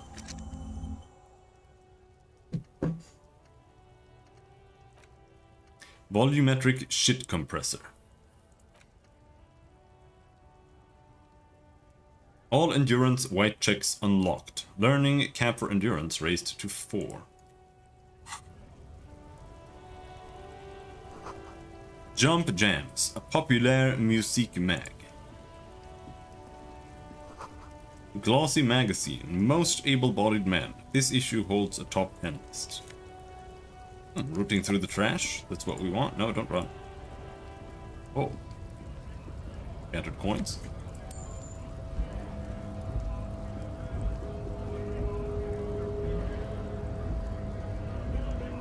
Bastards! We have a right to work! The man yells towards the harbor gates. His voice is the loudest of the lot and oddly screechy for a man his size. What's going on here? Hold up and stay frosty, everyone. Cops are here. The broad-shouldered alpha male turns to you. He's a full head taller than everybody else here. You here to fuck with us? Beat the honest worker down. No? Good. We're fighting for a cause here. Right to work! Right to work! Besides, we're not that different. It helps if people see us talking, cops and strikebreakers together. Shows authorities are on our side. Builds confidence. What kind of cause are we talking about? Rights of people. Rights of workers. To have gainful employment. To make a salary. And feed their families. Regardless, I have some questions for you. Maybe you should ask them the questions. Like, why we're not allowed to make a living here. Shame on you! He bellows to the gates. We have families to feed, you piece of shit. He points his finger at the man sitting on the railing. So do we, Scott. The loitering man hollers in return. What exactly is your goal here? We were promised work. We'd be in there, working, if the bastards hadn't shut the gates. And you're unable to breach the entrance? Main gate's locked. Would take heavy ordnance to bust it open. Could try to get in through the secretary's office. Door's locked. The guard's blocking the way to the access panel. He points up the stairs. And I don't mean the scrawny mess punk either. I mean head measurer. Or whatever he is. Wait, head measurer? Huge Seminoles guy standing up there on the overhead passage. Won't let anyone by. The access panel is right behind him. How bad could one guy be? You seem capable. Bad. Standing on a narrow bridge, he's got a strategically advantageous position. And he's trained. I don't know how the Union has a trained killer up there. But that one's no joke, and my men are tired and hungry. They're workers, not fighters. Why don't you just talk to them? Like civilized folk, you mean? These native fucks don't understand civilized. It would be better for the neighborhood if you went home, at least for now, if you can't get in anyway. No! They will give up eventually. Or get drunk. Leave the button unguarded. Then we charge. Who are all these strikebreakers? Honest men and women, with rights, to work, to be useful, not toys for corporate interests. The man runs a hand through his steadily graying military haircut. We came here to help the harbor run smoothly in time of crisis. If Union fucks don't want work, they ought to let in those who do want work. I have a question. Why do all these men follow your leadership? You think they follow because I'm big and loud? No. They follow the rules of the market, the rules of the economy, because they were given a job to do. I'm just going to leave now.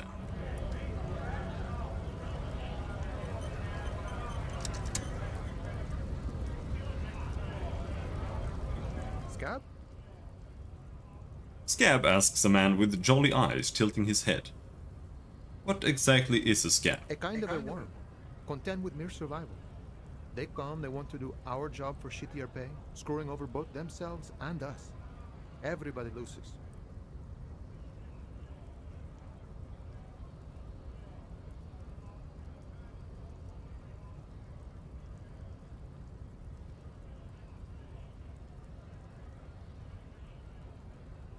You don't seem to like them much. Gotta be bloody stupid or freaking evil to Scab. Or I guess, scared maybe. But scared of what? Of who? He looks at the mask, squinting his eyes as if trying to ascertain what they're scared of. Personally, I'd rather beg than Scab. If the gentleman shouting on the street came begging, maybe they'd have gotten something. It's better than begging, come on. Sometimes you gotta do what you gotta do. These Scabs ain't begging. They ain't holding on to their integrity. I'm not a scab, I'm a cop. Proceed. I was just messing with you. No one's ever seen a cop scab. Imagine, you cops going on a strike, but then another cop comes in and says, let us cop for less money. He chuckles, then realizes. Speaking of, what brings the RCM here? To the wild north? Come to see the strife? I've come to Martinez investigating a murder. Murder, huh? That sounds like a lot of hard work. You'd never see me investigating a murder.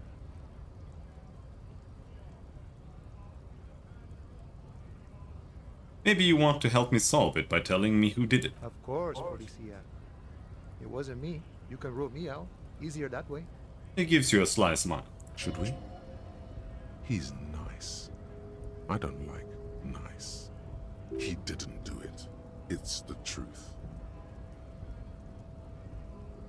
What's the strike about anyway? You know, serious business. I'm sure the big boss will be glad to tell you. You'll have to ask him first. He's a chatty guy.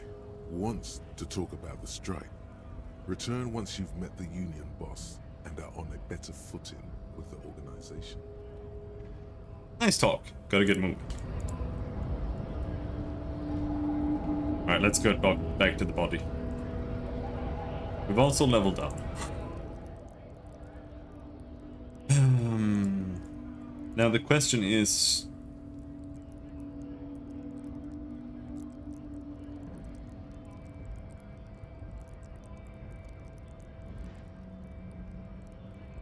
do we want to retry something right now?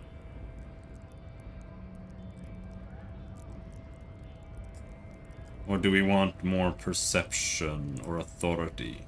I'm gonna go with authority.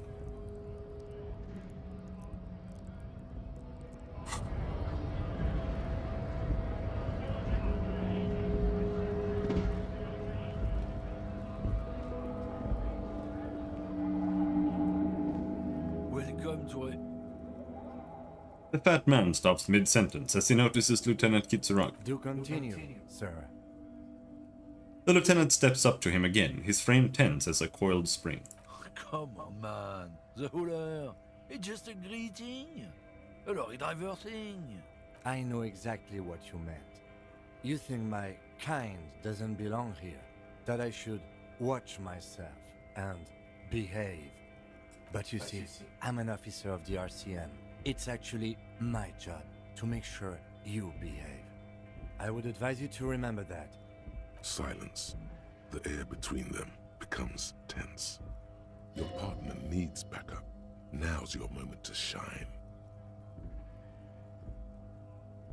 Now that that's settled, we have a couple of questions. Whatever you say, officers.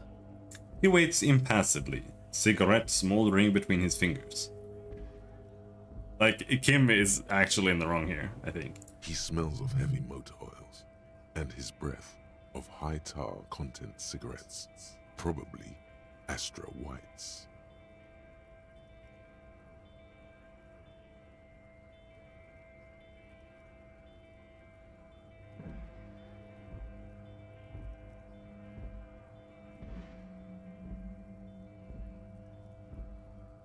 You could ask him to show you the soles of his boots. He definitely looks like someone capable of a lynching. Maybe he was present.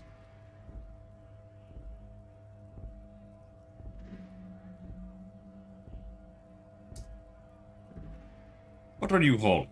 Oh, not much anymore. I'm here to pick up some cargo, but the dock workers are on strike, so it's a sit and wait on your ass situation. Wait, how long has this been going on? The strike? Oh, they've been at it for a while. A month, 2 months maybe. But this here is just the last week or so. He gestures towards the lorries. What kind of cargo are you supposed to pick up? Apples. Apples? Yeah, apples. I take it you had other questions? He's given you the runaround. Let's be honest, you were bested.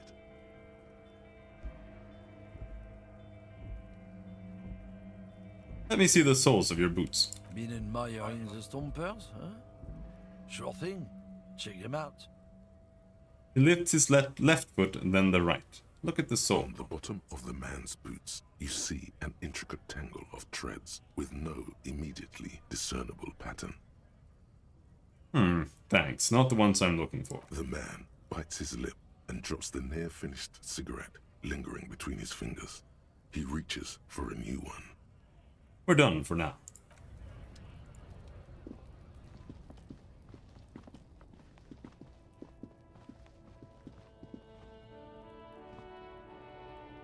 Back to the Liberty.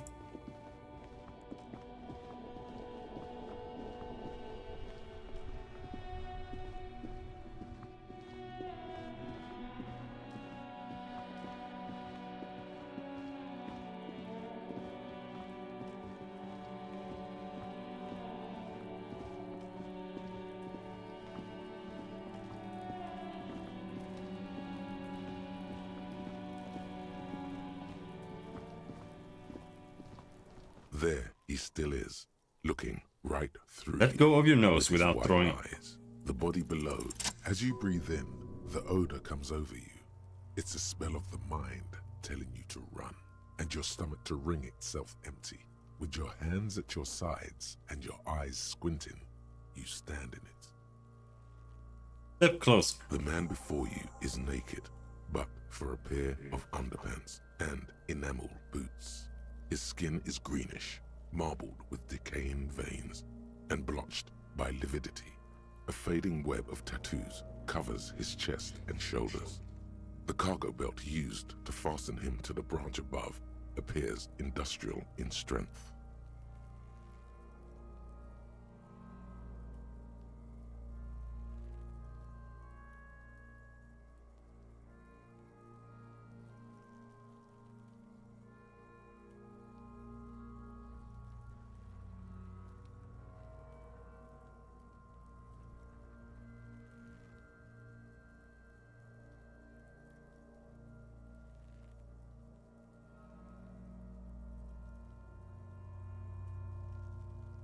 Inspect the boots. The material appears to be ceramic.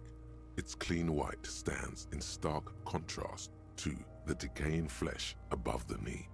The man wore thick polymer socks, probably for padding. A fine array of interlocking plates covers them. Delicate and fragile, they feel alien to the world around you, out of place somehow. These are clearly not boots. They're armor, possibly part of a larger set. These aren't just boots. They're armor. Indeed. Technically speaking, these are sabatons, not boots. With his notebook under his arm, the lieutenant crouches to inspect the soles. What kind of armor is this exactly? Ceramic plate. Zirconium dioxide, most likely. This is where the make would be. Where? Under the heel. Fair weather. Fair weather model T500 VE. I'm guessing that's vitreous enamel. This is advanced stuff. What happened to the rest of it? The locals probably scavenged it. It would be odd if he had more arm after 7 days. We should keep a lookout for these species. The armor could yield information. This is one thing he might actually know. He nods towards Kuno, who is eyeing you suspiciously. Understood. The Sabatons dangle off the man's decaying form, ageless and synthetic. Material looks out of place here. It is. It's expensive. The lieutenant draws a line in the condensation of the ceramic with his index finger. We've requested similar material for our tactical units for years now. The constabularies deemed it too costly. In that time, we've lost 6 men to semi-automatics. How much are we talking about? For a full set, about 4 years of wages. For the northwest region of Revachol, an officer's average yearly income is 5,500 real, unadjusted for rank. That's a lot, I take it. As a wage, it's regrettably small. But for a piece of hardware, yes, that's a lot. How could this man afford such expensive hardware? That's for us to find out. My initial report on the area suggests he was a security guard for the harbor company, but that's just hearsay.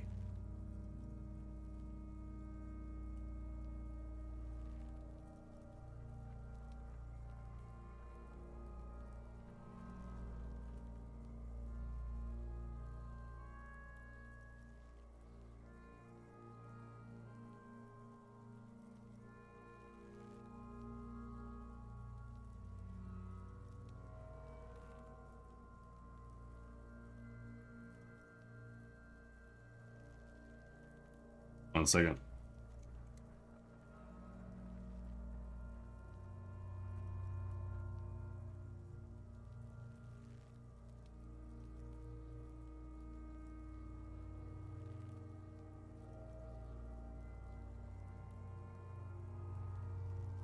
These look pretty advanced for a security guard. I agree.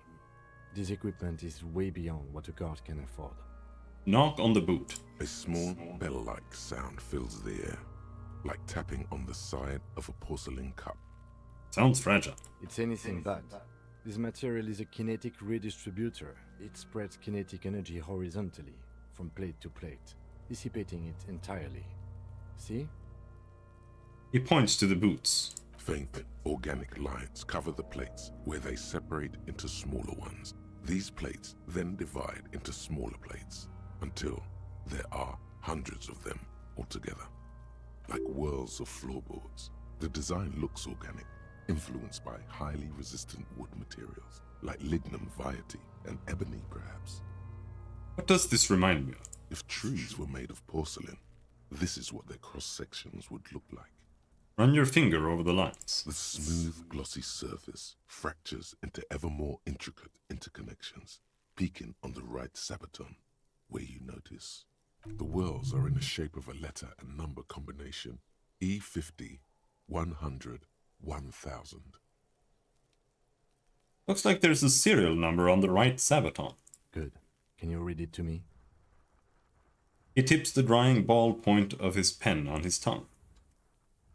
E50, 100, 1000. We have a make and a number. That's something. We can use the radio in my kinema when we're done. Either station can chase it for us. Pull the boot off. This feels dangerous. Are you sure? Better not even try. The sabatons dangle off the man's decaying form, ageless and synthetic. Back off and look at the The corpse. cadaver slowly twists on the cargo belt, his torso covered in tattoos, and extremities blotched pink and blue. Inspect the belt. The hangman's knot is pulled tight by the weight of the corpse below. Yellow, hard-edged polyester cuts into his neck. Above, a sliding buckle ties the belt to the branch. This is a steel-reinforced cargo lashing belt, big brother of the regular cargo belt. It's used for tying cargo under 6-rotor airships. This is not normal cargo belts at all. Don't ask me how I know, but this is a lashing belt used for airlifting cargo. Airlifting? I thought it was used on lorries for strapping cargo to them. Apparently this is the reinforced kind, for air transport. My brain tells me so. The local harbor uses 6 rotors to shuffle containers around. I get the sense they use whatever was on hand, without paying much attention to not incriminating themselves. How did they even get him up there? A noose is one of those things that's easier to use one way around. He points to the buckle tying the belt to the branch above. Did they climb up using the kid's ladder? Point to the one at the side of the tree. That ladder can't carry a grown man. I didn't see any splintering either, did you? I think they lassoed the branch, then pulled on the belt to close the buckle. Hello, Hugo. How's it going? They sure wanted him to stay up there. Back off and look at the corpse. The rope is reinforced with steel wiring. I was afraid it would be. Thin steel wiring, parallel strands. This makes getting him down more problematic than I had assumed.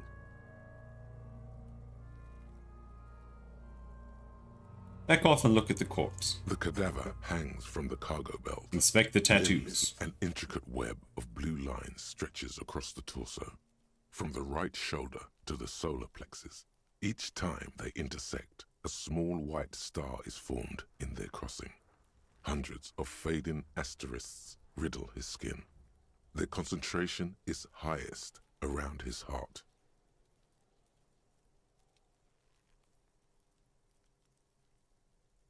His corpse is marked by stars. What will mine be marked by? Alcohol and heartbreak.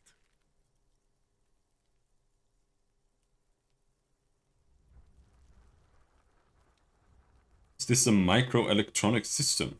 I have only a cursive knowledge of the science of cybernetics. I would not know if it were. But it's not quite complex enough, is it? We're missing something here. I agree. A sudden ring fills the air as the lieutenant pulls down the zipper of his orange jacket. He wears a wide leather belt around his waist and a gun holster under his arm. He takes a thin piece of milled aluminium from his coat pocket and pulls it open. Sounds like a sword being unsheathed. A small lens appears. Some sort of camera.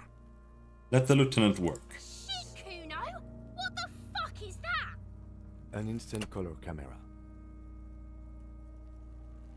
He produces two metal-capped ampoules and clicks them into place in the side of the apparatus. A thin slot shines there. I have only two ampoules, so nobody move. I don't want to waste one. He points the camera at the corpse, peering into it. The lens needs adjusting, then...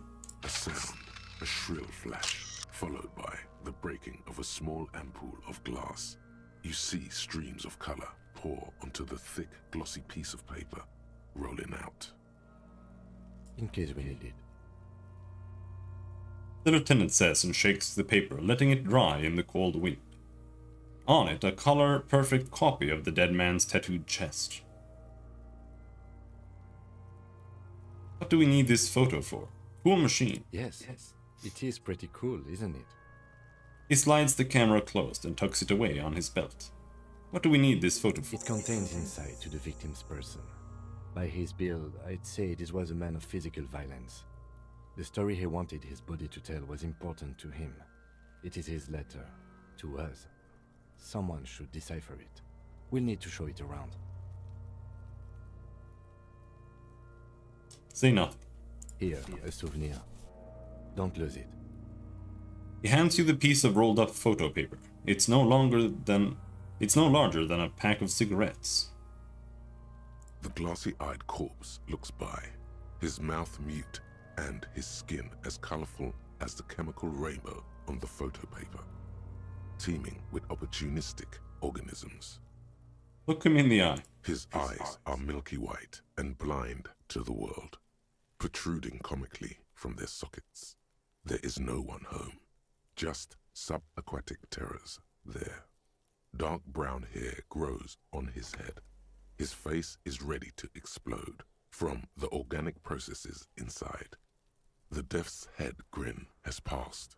What remains is an unrecognizable mess. Tell me, who are you, dead man?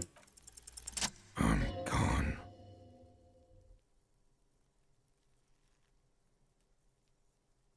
Where have you gone? I can see you're gone, but who are you? I'm a joke. Look at me. You are now, but who were you when you were alive? There's nothing funny about you. There is nothing funny about jokes either. Who were you when you were alive? A killer. A motherfucker. And a killer. I have another question for you. Go ahead, Coppo. What is happening? What do you mean? I'm talking to you. It's the power of your... Black frothy liquid starts bubbling on his lips. imagination. Yeah, man! Don't be crazy! Inanimate objects and dead people can't really talk to you. Your wild imagination is doing this. Ask some more of those questions you love so much. He loves those. Where have you gone? Into the wild pale yonder. Where is that? In the past. Way out in the west. Why do I love questions so much? Because you're a copperoonie. Look at all of them go. Do you want more questions? No, I'm good. Your lost Coppo-Dopo would have been so primo. Well, that was useless. Enough. Come back later, Coppo. Amuse yourself with my frank manners and my memento mori features. If possible, also, see me in your dreams. Squint and take a step back. As you narrow your eyes, the monster before you blurs into a violent mess of green and pink. Navy shirt, black chinos, black belt. Are you a black belt? Absurd. Only the lower extremities are pink with a dash of blue. His fatted hands, thighs, and his neck, just above the noose. The rest of the corpse appears dark green in the cold spring air.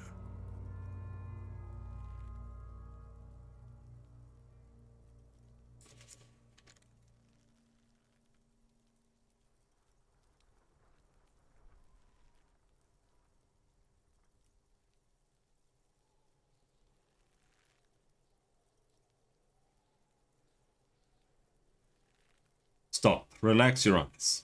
The cadaver slowly twists on the cargo belt, his torso covered in tattoos, and extremities blotched pink and blue. So, how do we get him down? Are you sure we finished the preliminary examination of the cadaver? We might miss some of these things once he's done. He stops to think, then checks his notes. We've been thorough. Do you have a plan for getting him down? The steel-reinforced belt presents a unique challenge. I brought chain cutters, but I don't see a good angle of approach to the belt. The cadaver is a good 1.2 meters up. Neither one of us can reach the belt without assistance. And even if we do, there's the question of cutting the airship strength material. Maybe we could shoot him down. You can do that, but I don't want to gamble it.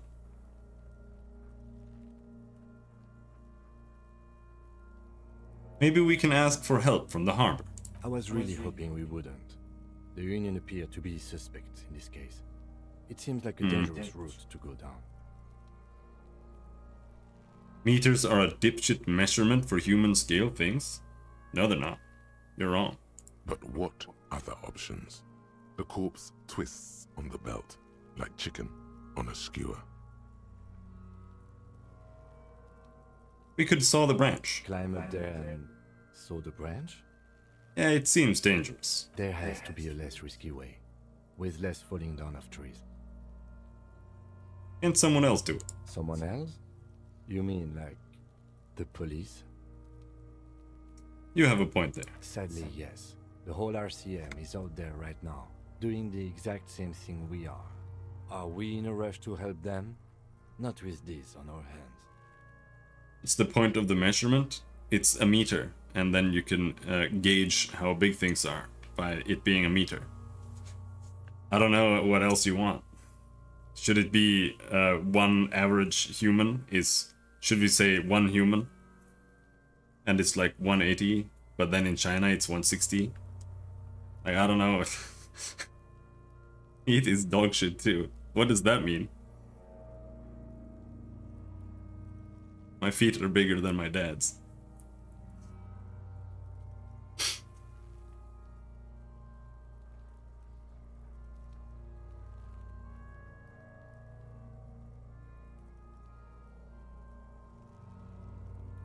You know what we have? We have decimeters as well. You can use decimeters if you want. You can use, I don't know, you can say half a meter. You just want a theme-based measurement system. Nobody uses those? Yeah, they do. I know it's hard, but I assure you, the others won't come to help us. And we have a growing sanitary concern here. We need to get him down, fast. I wanted to stack whole numbers.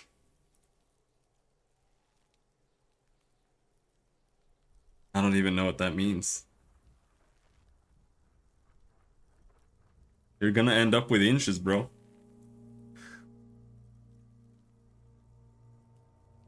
An inch is a decimal.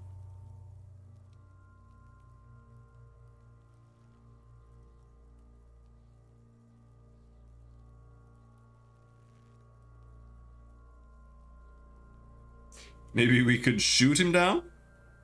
Yeah! Bang bang time, pig! Shoot his head off! How? Just shoot the belt. A bullet will break it. It absolutely will not, officer. That's not how physics work. It will maybe cut one thread loose. Yeah, now we're talking. Entertain a Kuno with some shit. They'll miss! The pigs will miss Kuno! Say nothing, let him choose. Actually don't. It has bad idea written all over it. But what else can we do?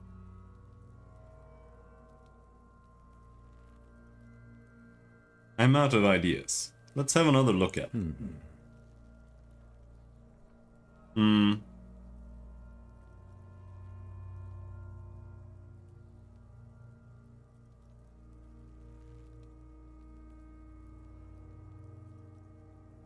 We need to talk about getting him down again. Yes, we do. We have to ask help from the harbor. Commit to it. Okay. They do have the tools and the men. And since it looks like they put him there... They can get him down too. Okay. Let's do it in the lousy, dangerous way. Let's get to it then.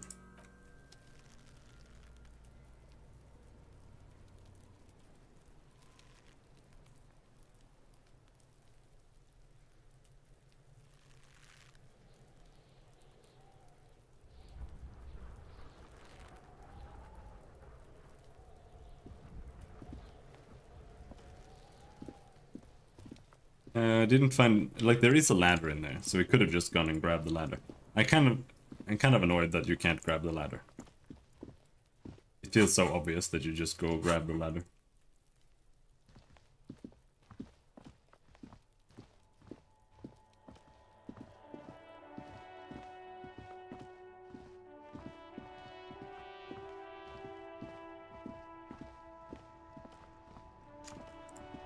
Alright, let's walk.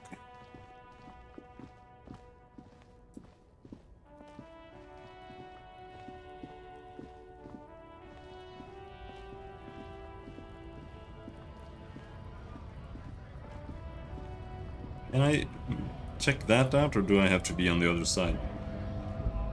Mustard is good. It's not bad. The lorries probably stored fuel here. Now they store booze.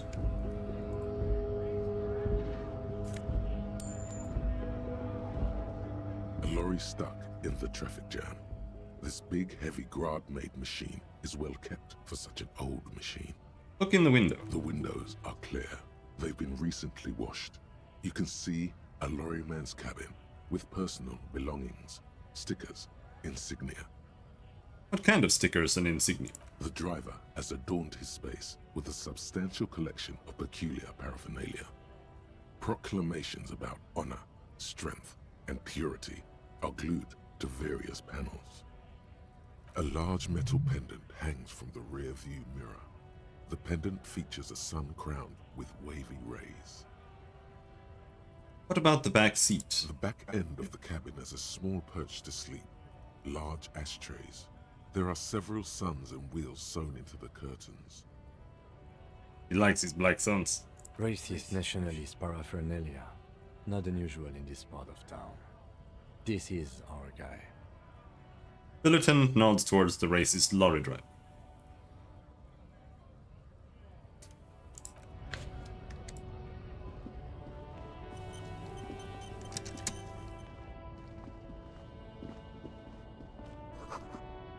A foreign car, kept in good condition.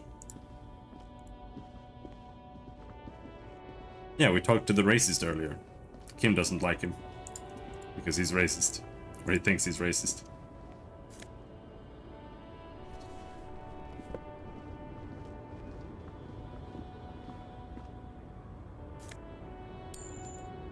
Kim doesn't mind me stealing money from people's lorries.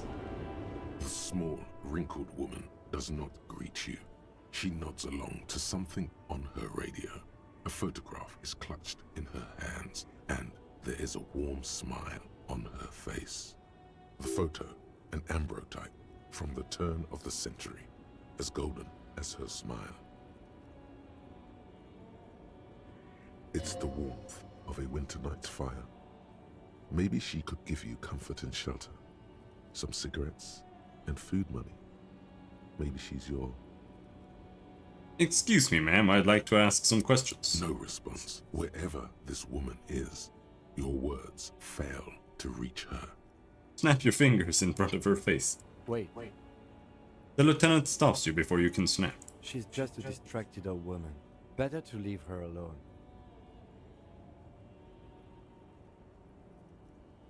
If you say so.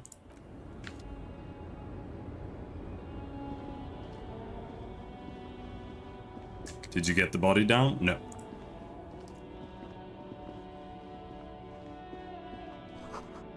Ruins full of snow. No one lives here anymore.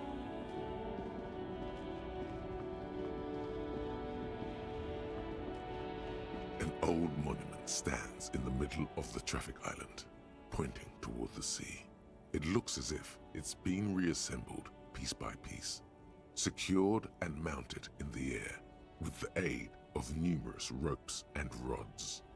Who's this? A silver plaque on the statue's pedestal reads, "I am Philip III, the Squanderer, the greatest of the Philippian kings of Revachol, son of Philip II, the opulent, father of Philip IV, the insane."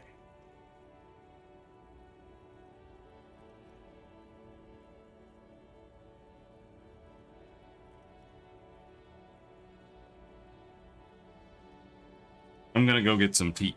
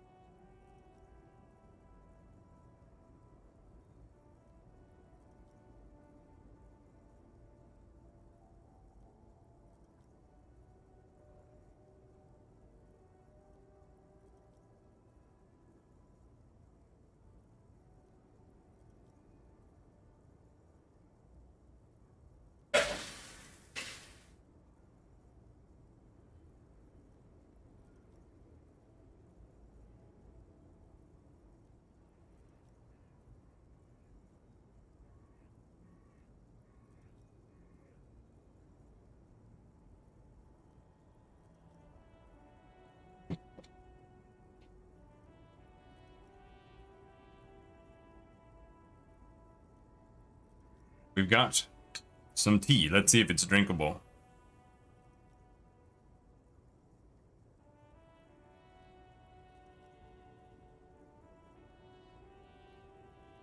Not bad. Could use some lemon.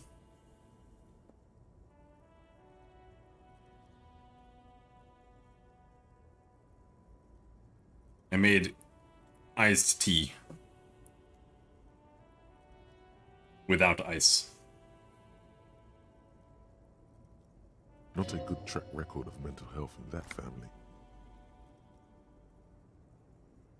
As you look up, you notice something about the statue. There are some odd indentations on the king's chest piece. What did the king do? Even by the standards of the Philippian kings, old sumptuous Philip was known for his profligacy. In what way? Well, he blew through the whole national treasury, starting the decline of one of the penultimate century's greatest superpowers, the suzerain of Revachol. His own maladministration foreshadowed the fall of the monarchy. During the anti-centennial revolution, an end to his family line and the monarchy on the Insulindian Isola. How did he manage to blow through the entire national treasury? Stories have it that he had his bedroom converted into a treasure chamber, where he stored unfathomable wealth. Krugerrands, bars of gold, ornate weaponry, armor, and various chalices. He called it the Sol Aurum. It was obscene. There were whispers he slept on a huge pile of gold-dipped feathers, like some obese dragon, instead of a bed, like a normal person. The man certainly knew how to live.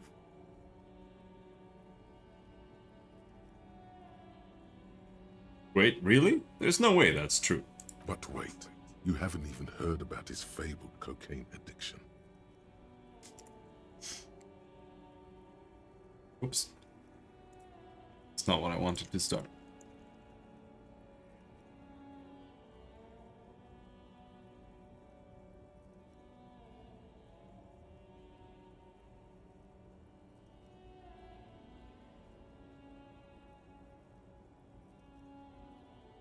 That's a cab quote. High schoolers in front of me in line at Subway were sniffing non-stop. Maybe they were just picking their noses and they have like nosebleeds all the time. That's what I do. The what now? You see, old Philippe wasn't just good at squandering the national treasury on gold and ceremonial weaponry. He was also a prodigious snorter of nose candy.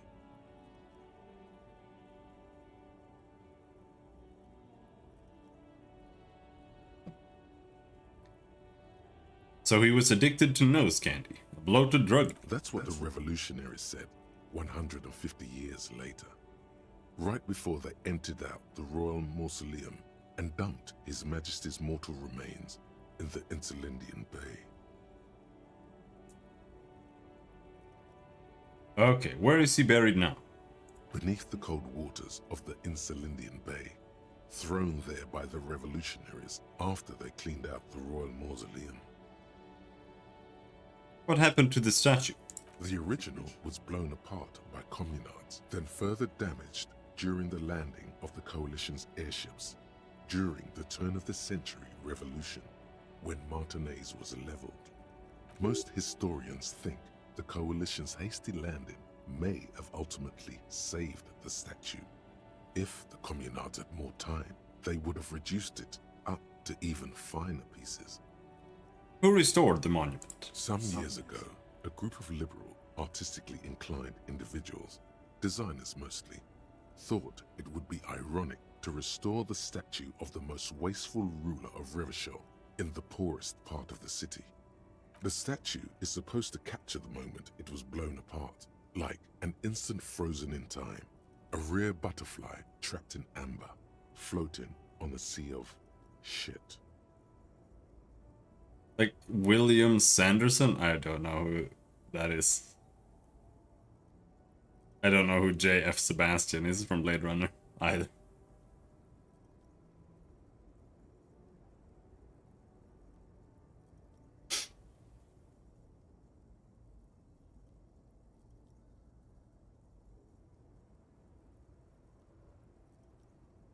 I mean, I kind of like this statue in a way. To be honest. That's brilliant. People in Martinez tend to disagree, as do many prominent art critics and thought leaders with more nuanced social awareness than the young ironists. Philip III, the Squanderer, however, with his bronze face up in the air, doesn't seem concerned about what the hoi polloi think of him in death.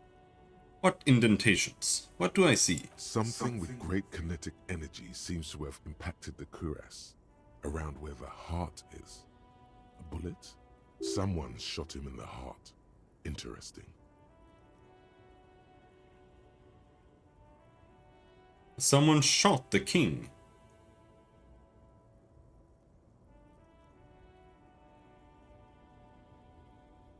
Don't mention it. The monument stands high above you, mute and indifferent to your sightings. It's not relevant.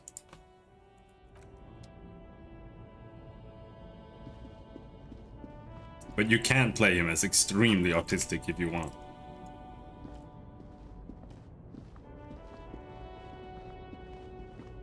I like to bring up everything.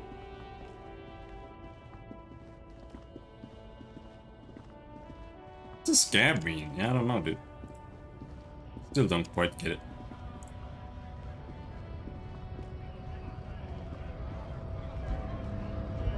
Right to work! Right!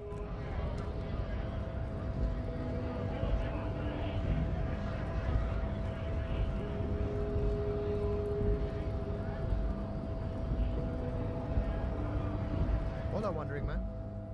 How can I help you? I'm looking for assistance with a dead body situation. Body still hanging in the tree? Hey, that's a rough pickle. Can't help you with that, sorry. He rubs his chin as if pondering his core beliefs. I'm not really an admirer of dead bodies. Might be someone else from the Union can render assistance. He shrugs. Does this mean you can let me through the gate? I don't operate in that capacity. I'm not a granter of passage. The passage grants itself. He takes a swig and points up the stairs with his flask. That simple, I just walk in. Aye. Walk right past Measurehead and go in. Past Measurehead? Yeah, the 2.5-meter tall Semini Supremus is there. Walk right past him. He points to the bridge above the gates. Right. Then press the button to unlock the door. Uh-huh. Then go past him again. Okay. And you enter the arbor through the office. Está. For some reason it doesn't seem like it's going to be that easy. Don't worry, I'm sure it's not completely impossible. For example, you could best Measurehead in a physical confrontation. Or you could convert to a Semini Supremacist worldview. Or, maybe it actually is completely impossible. Got it. Another Sure, thing. sure. Leave.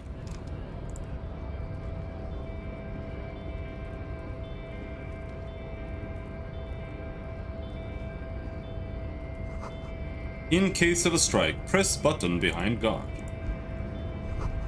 Hermetically sealed door, locked by electronical means. There is no lockpicking or door kicking this way. Measurehead makes all men quiver, not soft and weak like other men. The future belongs to Measurehead. Oh, Measurehead. Measurehead crushes all. Nobody betrays your degeneracy. I love this guy. Yeah, Measurehead. His body totally betrays his degeneracy. The young woman at the giant's side agrees. Don't say anything. Size him up first. Say nothing. Size him up first. Are you admiring my morphophysiology? A ripple of muscle passes underneath his skin. He lets you look. It must be frightening to stand in the shadow of this racial pinnacle. Be calm, Sandwich. You are not in danger because you are not a threat to me. What do you mean my body betrays my degeneracy? You have succumbed to Al-Ghul. His face contorts in disgust as if he were smelling a dead rat. You reek of it. An invisible sword of Al-Ghul emerges from your throat. You cannot see it, but others can. It is making the woman in my company sick. Wait, Al Ghul? Yes, Al-Ghul. What is Al Ghul? Al-Ghul is an ancient Ilmaran poison, a parasitic fungus that has colonized your race. It is a trick the desert pygmies played on you, for humiliating them and stripping them of their land. Intentionally fermented drinks have existed for 10,000 years.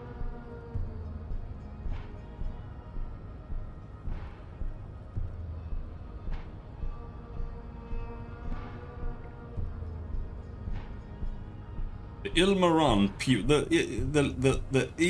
people did not invent alcohol. It existed since the Neolithic. Am I gonna argue with him?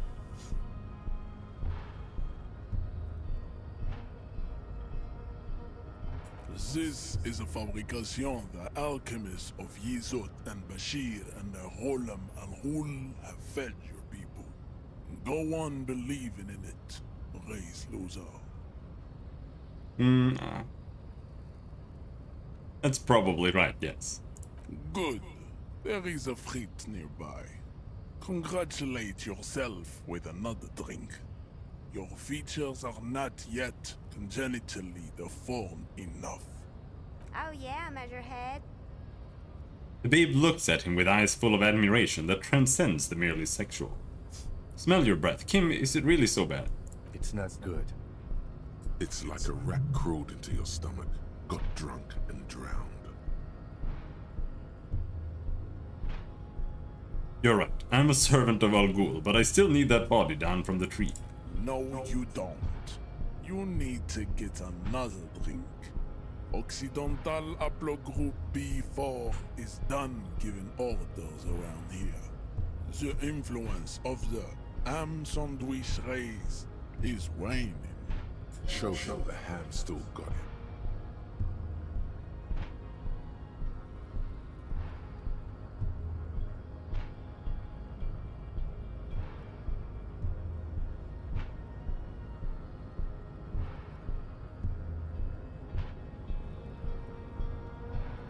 I am the police and I need you to comply. Now, take a step closer. Jerking motions. Signs of a late-stage neurodegenerative disorder. How far the Occidental Haplogroup has fallen. You were once a noble and powerful race. He does not care about my posturing. You gave the world eugenics, electricity, and powerful weapons of war like missiles and aerostatic aircraft. You made great gains in metallurgy, race theory, and statecraft. You dominated lesser cultures, like the deformed Hemians and the inexplicably potato-obsessed Khoikos. But now your ascent to the genetic summit has halted. You are obsessed with sadness and with frivolous pop culture. You will be superseded. Isn't that right, baby? It is, baby, yeah. You know it. There is a button right behind him, just out of reach. It must be the one that opens the door to the harbor. This man is not budging. Let's hope his superiors inside are more cooperative.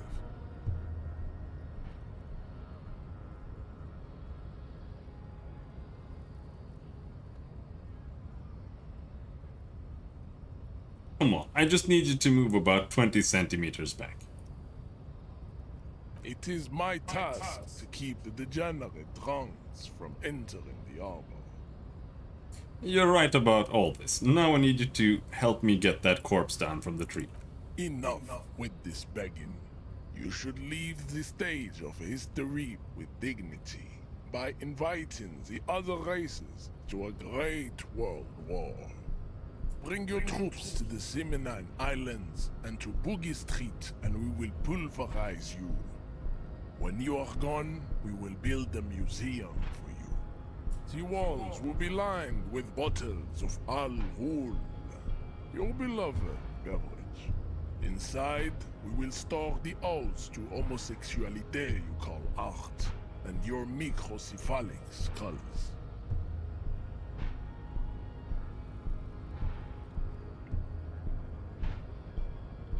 Subscribe to his advanced race theory. For a physical instrument formidable, knock him out. You can probably get this to like a 50% chance here. If you just max strength and go physical instrument. And you got like one level here too. You serve the Union, don't you? Aren't they white? Don't be vulgar. White or not has got little to do with this. The race enigma runs much deeper than that. He turns his eyes towards the harbor, seemingly bored with you. There must be some friction there. He's keeping it well hidden, however.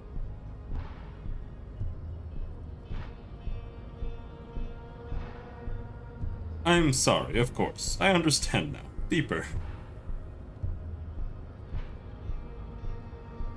Yeah, but you still serve them. How does that factor into your life? Mr. Clare is a man of vision and means. He has the will to confront polycultural capital. Something your race, naivistic communists, never did. Also, to serve is noble. It takes discipline. Your petulant individualism has only contributed to your race failure. It is lax and moronic. Communism is pretty cool. I'm no communist. Of course you are, Levasholian man. The failure of communism to challenge the world order is the core of your race fate. All around you, the fruits of its defeat. Individualism, rock and roll music, sexually transmitted disease. Above all, rampant multinational finance still reigning large. Tell me, where have you gotten your love of pathetic communism from? Degenerate youth culture? Rock and roll music? Youth culture does not affect my thinking. Of course it does. You are a degenerate individualist and a rock and roll rebel. A pawn of international finance, just like the rest of your ham-colored race. I am not surprised you enjoy it so much. This has happened to many of the side products of the inevitable cultural victory of the Seminoles race. Okay, I'll ask you. Who are the Seminoles? The South Island race, haplogroup A4A. We are the rightful masters of the Insulindian archipelago. We descend from the Areopagites of ancient Pericarnassus and arrived here 4,000 years ago. Millennia before you. We are the future.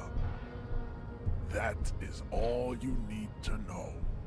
So you were born and raised on the islands before you moved to Revachol?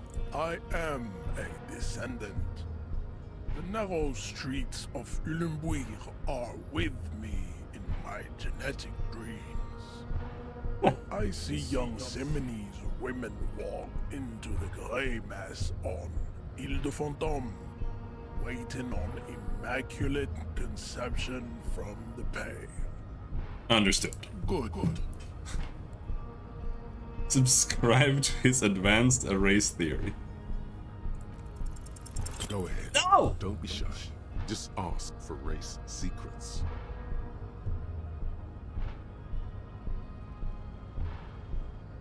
I better not say anything on this subject. That's understandable. Jean-Luc Megerhead is a sage and an intellectual giant of race theory. Who are you, handmaiden of Al Ghul? We still need to get into the harbor. We need help with the tree situation. There must be another way. His gaze wanders over the whirling's roof to the yard. Just wanted to see if I have...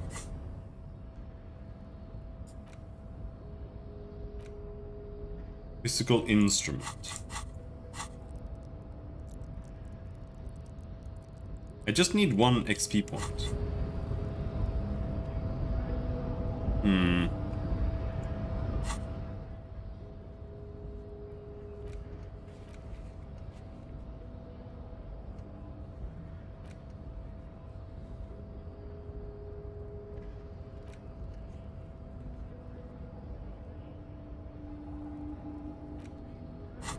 Let's ask about the pissing competition. Yes?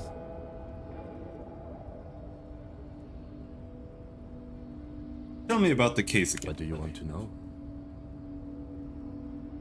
Now that we've inspected the scene, I want to know more about this pissing competition you mentioned. What's there to say? It's just stupidity. What kind of stupidity? The cop kind. Our precincts can't decide if Martinez is part of Jamrock or the Industrial Harbor.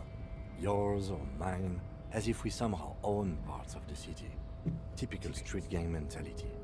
So we've let the Union make a mockery of law enforcement here. And now it's come to its natural conclusion. Ah, so this is a struggle over who runs Martinez. Well, sort of. It's less a matter of who gets to police Martinez than who has to. It's an orphan district, in other words. I think the dispatch desk just told both our stations about the hanging. There was quite the brouhaha at the 57th, I can tell you that. Time to settle it, they said. Cop off.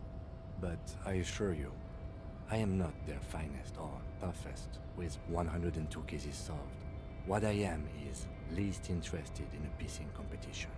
So, you volunteered to represent the 57th, but not out of competitiveness. On the contrary. What's special about Martinez? Martinez? Nothing. It's just a puddle at the end of some drain pipe. No one cares about this place. They care about sports. Most of our colleagues don't even know how to get here. North of the interchange doesn't exist. Wonder what this says about me, that I was sent by my station. He raises an eyebrow, thinking it best to let you make the next move.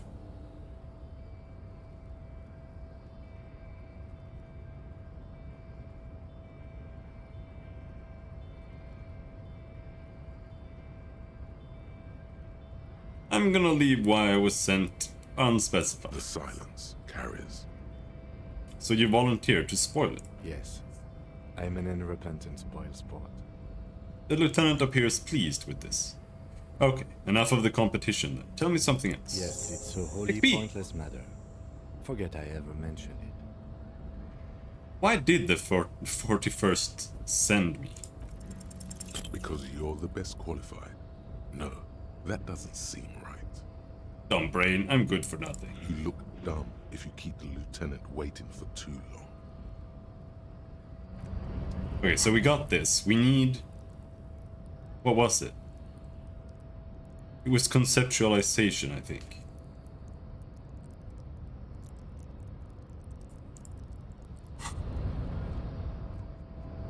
You go... here, right?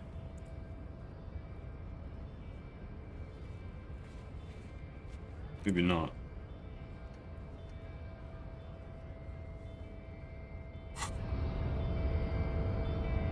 Your race descent has only worsened. Conceptualization. Level up. Your race descent has only worsened. Come on, 83%. So ask what kind of races there are first. Classification is core to this stuff.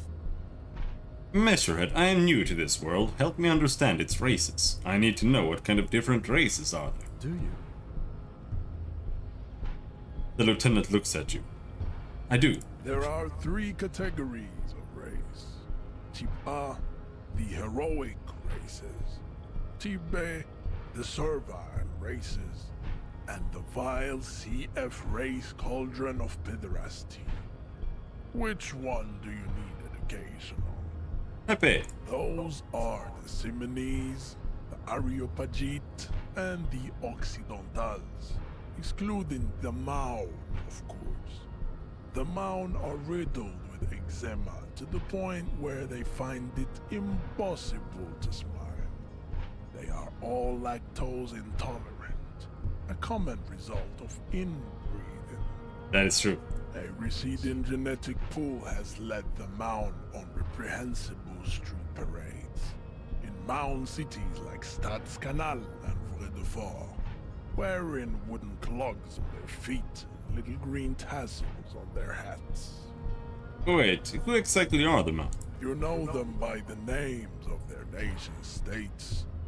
The Oranese, the Gotwaldians, and the Königsteiners. My people simply call them Mao. Maun is a derogative term for first world people of Gotwaldian descent. They do not all have eczema. Also, people of Katla, like the Suru and the Uhu, are much more lactose intolerant. He's right. The wooden clogs, though. In some municipalities of Oranje, people do wear shoes made of wood to street parades.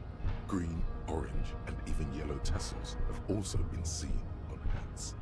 The Maun are proof that you can have too much Occidental racial purity and tassel-centric culture. Inbreeding has led to a lactose-intolerant subrace whom no one can take seriously.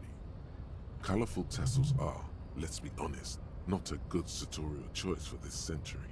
You might want to avoid wooden clogs too. Okay, got it. Who are Type A then, in your view? The Vespertines and Messenians of Vesper and Messina, the ancient Meteorans of Meteo by the golden Pisantic Sea, the Suren of Sur-la-Clé, and even the North Königsteiners, all have Type A race propensities. The other large Mondial civilization, the Mesk, are too yellow and oleaginous to count as a heroic race. True, they are violent and expansionist, but they have a glandular problem. He draws his finger across his face. Overproduction of sebum. Sebum is leaking into their brains, making them listen to El Mariachi music and eat toxic minced meat-based food, which in turn only produces more sebum. And who are the Semonese and Areopagites in this? As proven by the Maun and the Mesk, Occidental Type A is in retrograde. The Semonese and the Areopagite are on the ascent. And the Semonese are? The indigenous people of this, the Insulindian archipelago. The Semonese inhabit the southern islands. I am Semonese, from the stock of Ulembuir on Ile de Fantôme. And the Areopagites? The Areopagites are the master race of the Ile Maran deserts. The Simonese are descendants of the Areopagites. We came here during a heroic migration from Ile Maran to Ansuland, thousands of years before the lactose-intolerant Maun Occidentals discovered this place. What's the difference between the Semonese and the Areopagites? The Areopagites are sleek, long-headed. The Simonese are Gibbs. powerful, mesomorphic. The former is an immutable progenitor, unchanged since the Super Isola of Pericarnassus. Ancient brains rest in their slender skulls. He falls silent, contemplating the beauty and the mystery. The latter is perfected and adapting. Together they form the Simeno-Areopagite, or Simeopagite super race. That is all. There are no more Type A races in the world. How's it going? It's going pretty well. I mean, I feel like dog shit. And I'm dying. But this is one of my top 10 games, I'll be honest. I just like listening to this guy, that's why I'm doing all the options. But when it comes to lore dumps like this, it doesn't really serve any purpose unless you're building a bit more of a series, I think. Nature was not capable of more. Happy. They are the unheroic races, amorphous non-competitors of the great race. The Koikos and the Vacholier, they are mud-colored people. Mud-colored? To an untrained eye, the Koiko appear white and pinkish, like a ham sandwich. But look into their eyes and you will see. They are of an indistinct muddy color, and so is their skin. Unhealthy, sweaty, and ashen.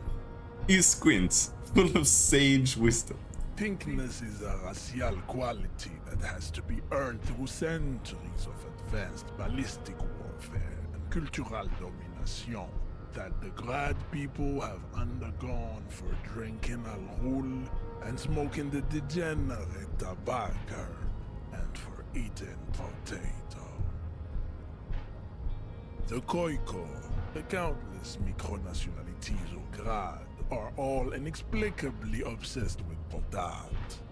The only thing they like more is divided into microscopic ethnostates, like political amoeba.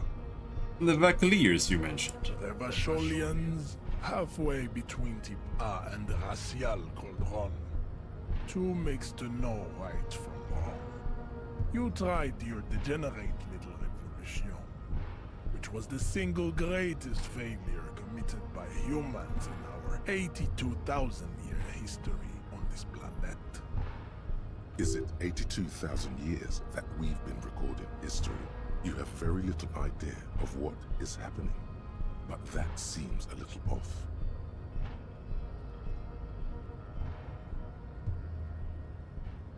I'm pretty sure history hasn't lasted that long. The mysteries of the people of this planet are a tragedy that has played out countless times over, like a fever dream of skin, hair, and bone. Wake up, naive Chespius. What did he say?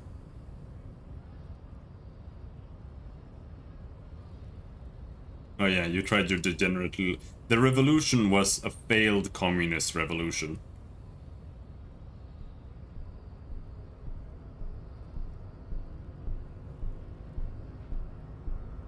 The revolution sounds like it was perpetrated by degenerate marauders, not all the people of Ravachol. The revolution came to Ravachol from Grad, in Zaraz-ridden potato carts. It is literally an illness. A prion disease that leaves the parietal and frontal lobe ridden with holes. A soft, sponge-like mass of dementia, hallucination, and paranoia. The revolution is fatal familial insomnia. A hereditary prion condition passed from the Koiko to the Occidentals. But not sexually. Probably through trade routes and potate acid, the prime component of the potato plant. Potatoes are bad. Enough of Tibet mediocrity. He nods, satisfied with the outcome. The vile CF race cauldron of pederasty, please. Tips CF are a museum of failed chimeric experiments Potatoes are terrible. and tragic maladaptations. They are tortured creatures waiting to be put to sleep. Your morbid interest in them worries me. Chimeric experiments. Lesser races like the mosquito, a grotesque mixture of a masked woman and a Semenese man. Only possible if the mother is masked and the father Semenese. The other way around, they fail to produce offspring. The mosquito is born sterile, like a donkey. All they have left is to ride customized motor carriages with hydraulic suspension. listening to aggressive El Mariachi music to vent their impotent despair. Are donkeys infertile?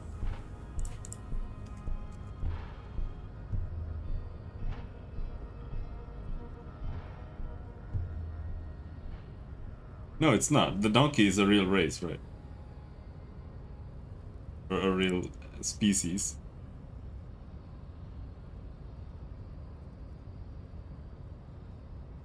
Yeah, no.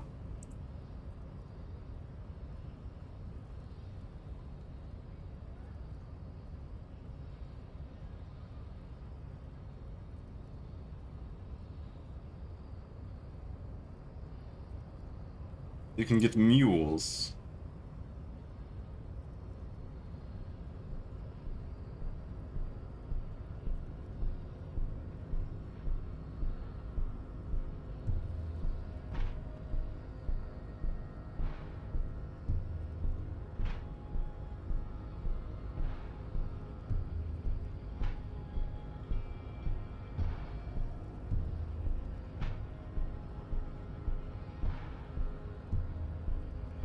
Yeah, if you crossbreed a donkey and a horse, you get a mule or a hinny. Is that no?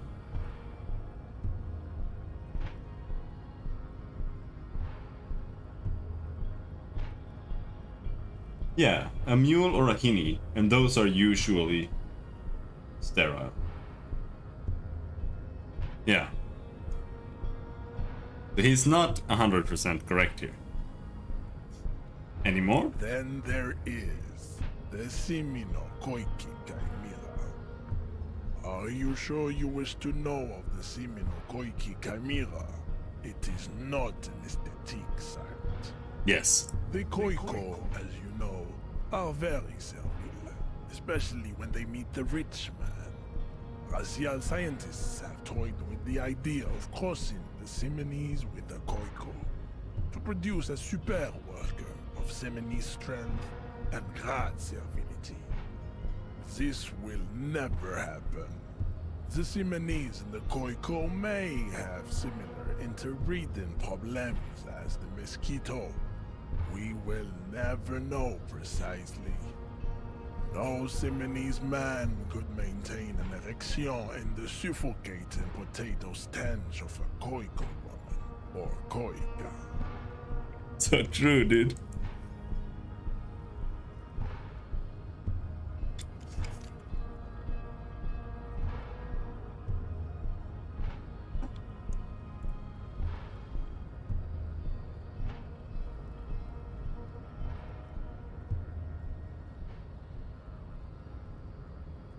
But enough. It is cruel to entertain ourselves with the deformities of Type F. Were there any able-bodied races you needed education? You're sore? From going to the clothing store?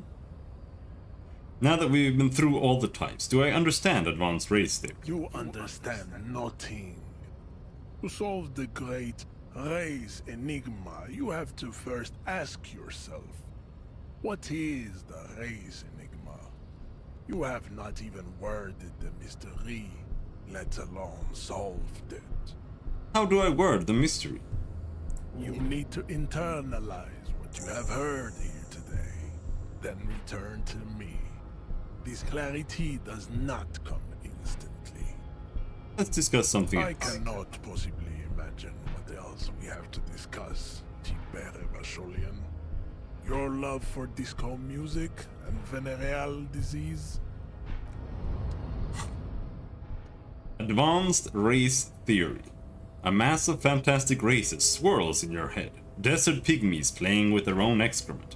Koikos juggling potatoes. Eczema-ridden Mons grinning and dancing on wooden clogs. Everyone is there, the whole race gang, plus some of that you may have come up with yourself. The thieving subkipts and the zeolite cast of fortunates hatching some kind of a scheme.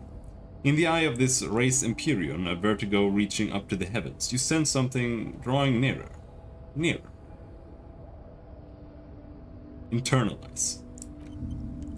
-1 drama, fooled by the absurdity. Ah, come on now. Now we're becoming a racist. It just takes an hour and 40 minutes. Edge of getting sick or something? It's all the milk. We're about to get shingles again? I don't even know what that is. To be honest.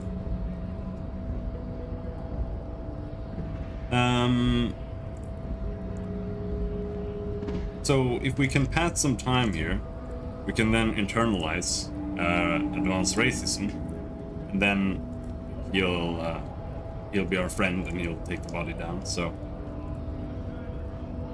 we can go and see if we can figure something else. We can go and call in my badge. Red patches and bad nerve pain? That sounds annoying. Are you lost? You look lost. Out of place. Looking for something? What was that argument all about? I'm gonna leave him alone until Kim isn't there. Now we have a store here. We can go into the store.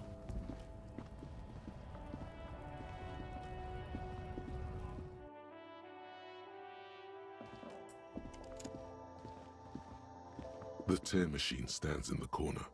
A sign says, 1 bottle equals 10 cents. What is this machine? Oh, that's the tear machine.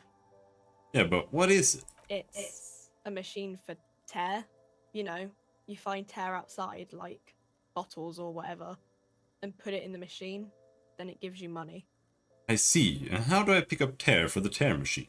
You need a bag, I guess. We used to have some, but we gave them all out, so... She shrugs awkwardly. Feel free to use it if you find a bag, though. I'm sure there are some out there. Somewhere. He points outside. Okay. You see several packaged raincoats fill a low shelf beneath a display of croissants and juice bottles. The raincoats are transparent, except for the big Fritta slogan on the back. I can afford a raincoat. What's that? Point to the raincoat. What is what? It's a raincoat. The girl leans over the counter to see what you're referring to. If you want to buy one, then it's only 4 real. She taps on the glass counter. The raincoats patiently await purchase. A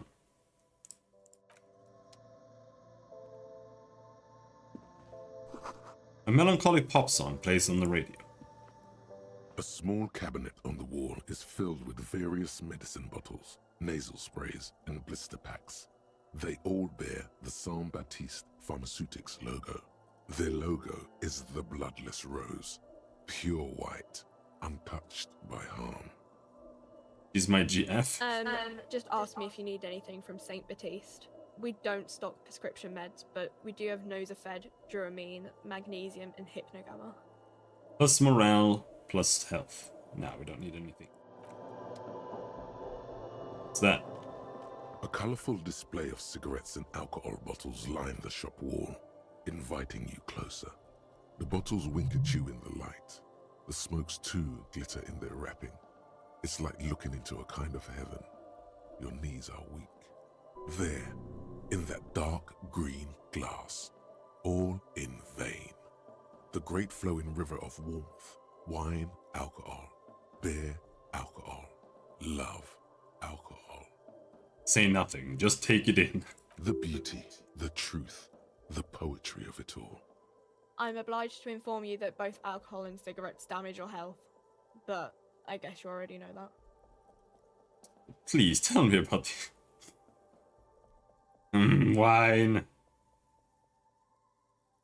Just being a rampant alcoholic could also be a fun playthrough.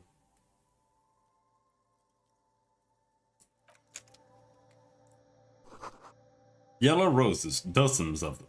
Tulips too. Welcome to Frit. Feel free to look around or something. Everything is out on the shelves. She returns to her magazine. What's that magazine she's reading? Oh, that's a good question. What magazine are you reading? You mean this? She looks at the cover, boasting a colorful photo of 2 girls kissing. This is Pop Stars. It's got like famous people in it. It's not for sale.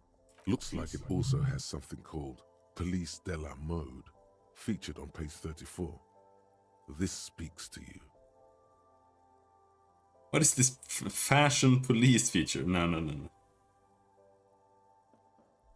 I approve of this. Very futuristic. Tap on the girls kissing.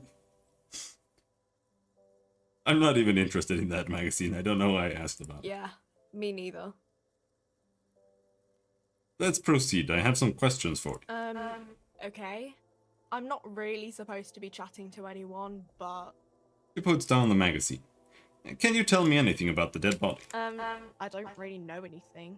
I mean, I know it's there, but I haven't seen it, so... Did you know the man who died? Not really. Not really? Does it mean you knew him a little? No. I didn't know him at all. What do you think happened? I don't know. No need to worry.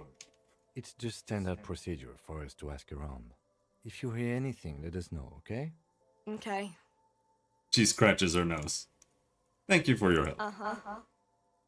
She brushes a strand of hair off her face and tries to return to her magazine.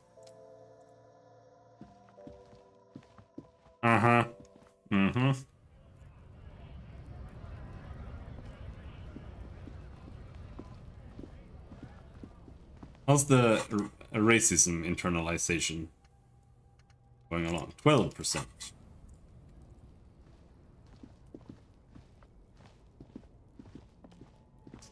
The kitchen opens in 20 minutes.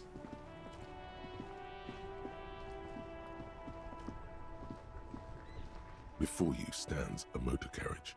The bodywork is covered in blue and white livery, bearing the number 57. Vapor emanates from the large engine on the back of the vehicle. It hasn't had time to cool off yet. This must be the infernal machine that tore you from oblivion.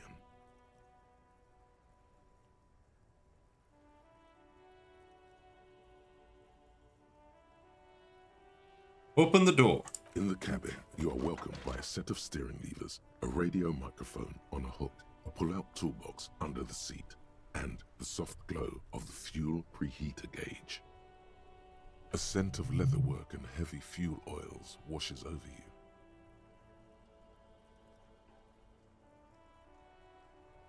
Kim, what are we looking at? What is this machine? Tap on the fuel preheating gauge.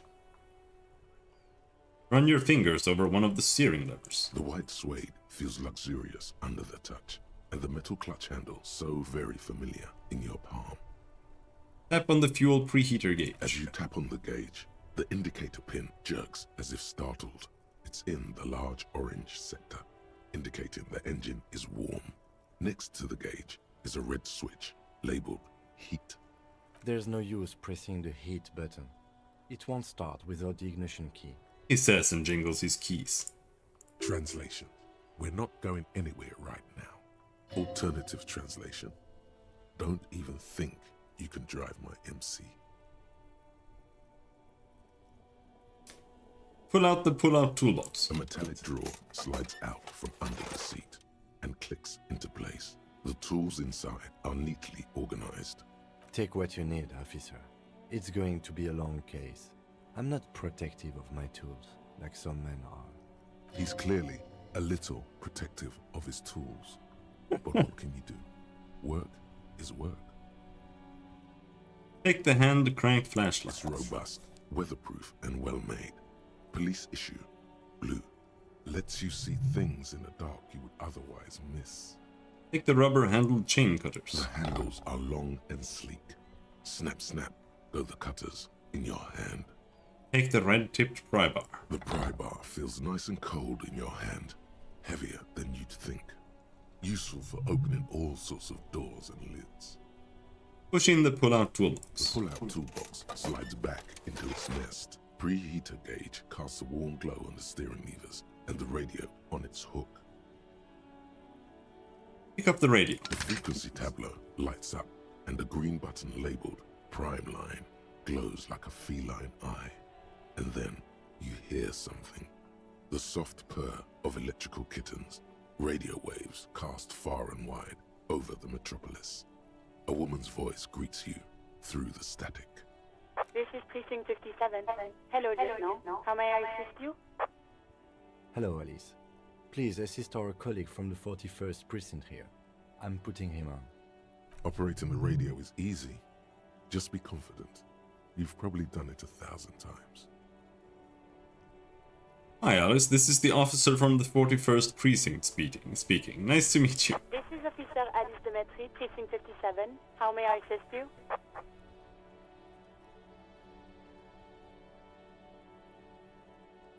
I needed to connect me to a civilian, a Sylvie. She may have reported a murder.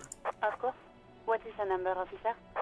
Didn't Gart give you Sylvie's number? Yes. Hold on. Her number is 005 1944 298. I'm calling that. Receive. Hold on, officer.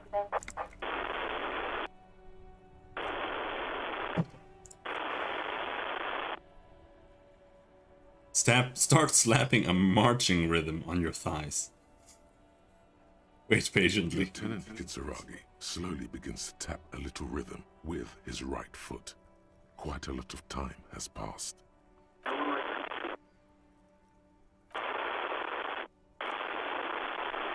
Officer, I have Sylvie Malaika on the line for you. Yes, hello? A female voice greets you through static. It sounds like she's a million miles away from here.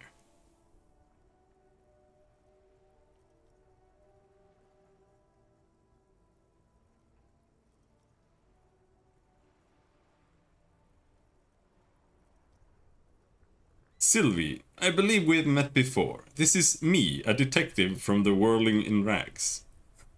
Hello, this is the police calling. I have some questions for you about your last days at work. Oh, right. Hello, officer. What can I do for you? She recognizes your voice almost immediately.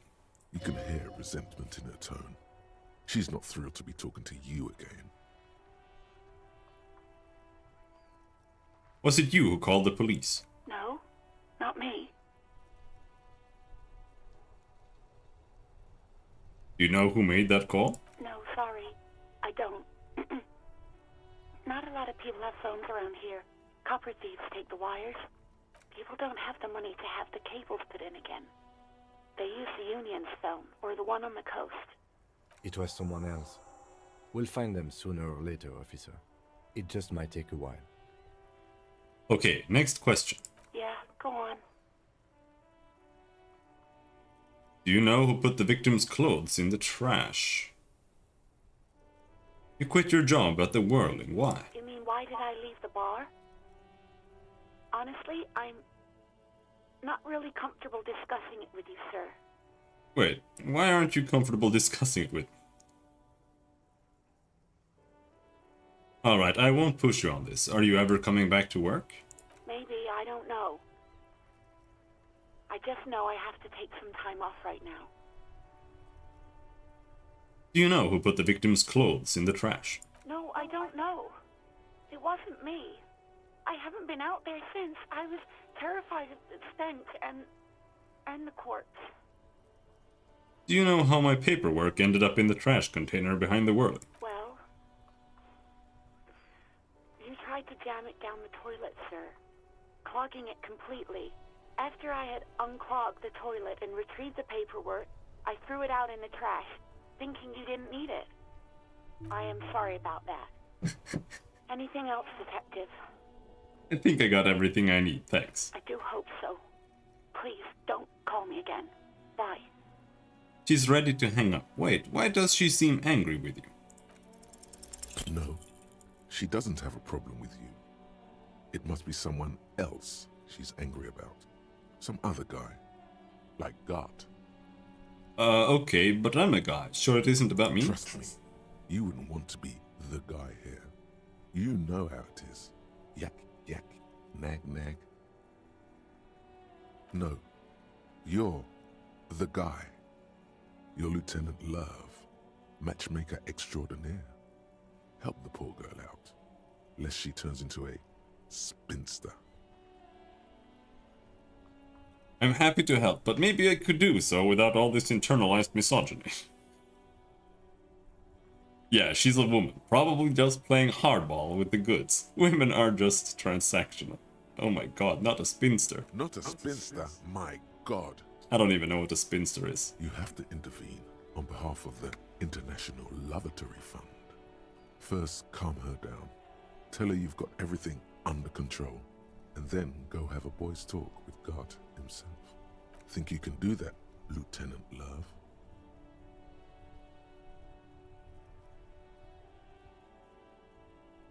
Please, no, I don't want to say any of those things. Refuse the love quest, although it's wonderful. You're just a gimp. What? You want to be more empathetic? Call was terminated by the other party. Anything else, officer? Could you run a serial number from a pair of armored boots for me? Sure, officer. What's the number? And the make of the armor, if you know it. E50-100-1000. The make and model of the armor is Fairweather T500/VE. Got it. I'll contact the ICP database immediately. Call back tomorrow. Hopefully they'll have dug up something useful by then.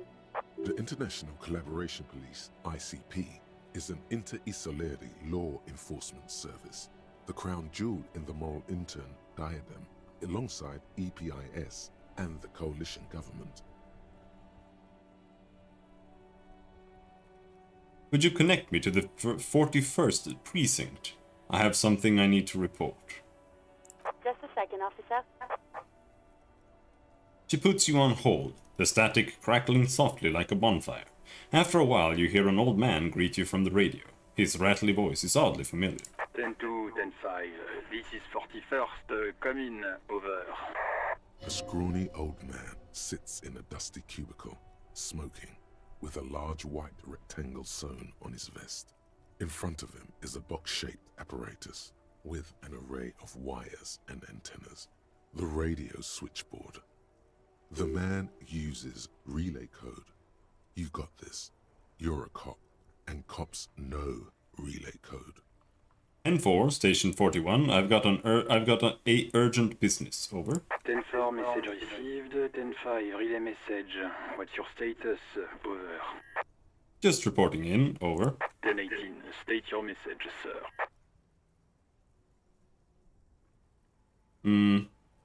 I don't know. Do I want to report my badge missing?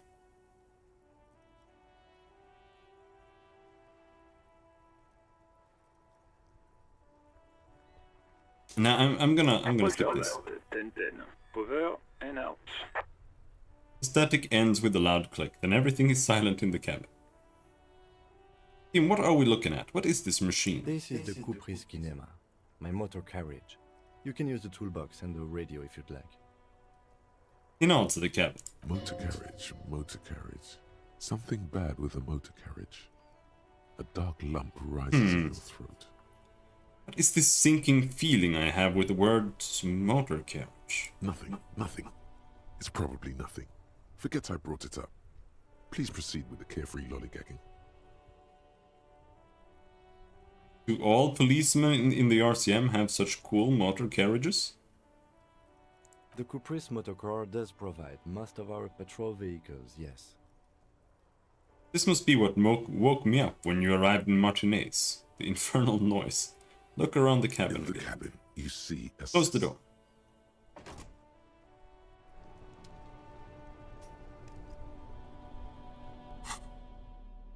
Now we have a bunch of tools. And you can put that in hands. Open locked containers, open locked containers.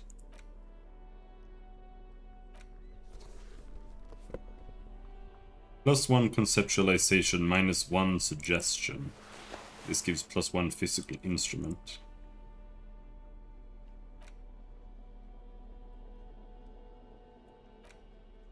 It's the ledger you found in the trash. A pitiful cabbage of white and yellow papers hanging from plastic board, barely held together by a metal clip. This sad display is made complete by the faint smell of urinal cleaner. Anything else? There's a piece of toilet paper, or is it cleaning tissue? No, it's toilet paper. desperately sticking to the back of the blue plastic clipboard. It's a metaphor for you.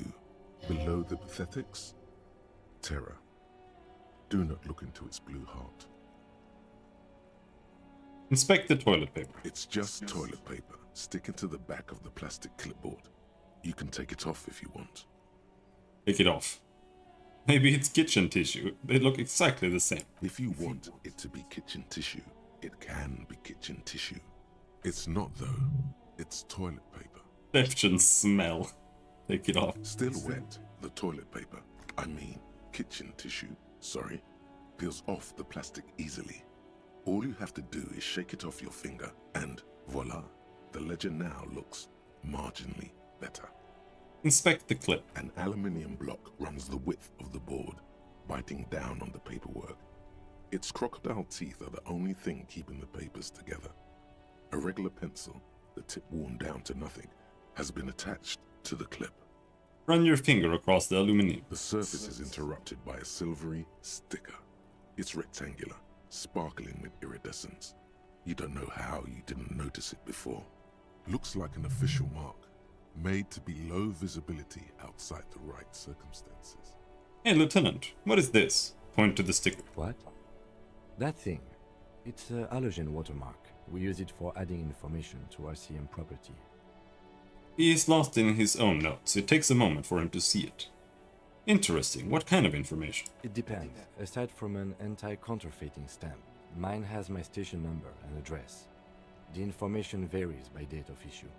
How many years you've been on the force, he's thinking. It'll have that. How can I read it? Any capable light with the right wavelength will do. Like, for example? All RCM vehicles have headlights designed to reveal halogen watermarks. Mine too. This means you can read the watermarks if you just turn the lights on. That's all. Thank you. Okay. He returns to his neatly kept notes. While a bunch of sodden papers sag from the clipboard in your hand. It's a sorry sight. Browse the white papers. They're not exactly white. They're yellowed in patches by sunlight and alcohol, and covered in dense blue handwriting. Ink escapes into watercolor patterns, reaching its tendrils across entire pages. The paper itself is checkered, with faint red lines forming short paragraphs. Once in a while, there's a red stamp that exclaims, "Case files commit to paper." The case files themselves are plenty. You count more than 100 sodden, crumpled up, earmarked pages falling apart in your hands. They appear to be sufficiently organized and extremely dense, if mostly illegible. What is in there? What are they about? Work, strife, poverty, the Jamrock Quarter. These are handwritten logs of investigations dating back to January 51, this year.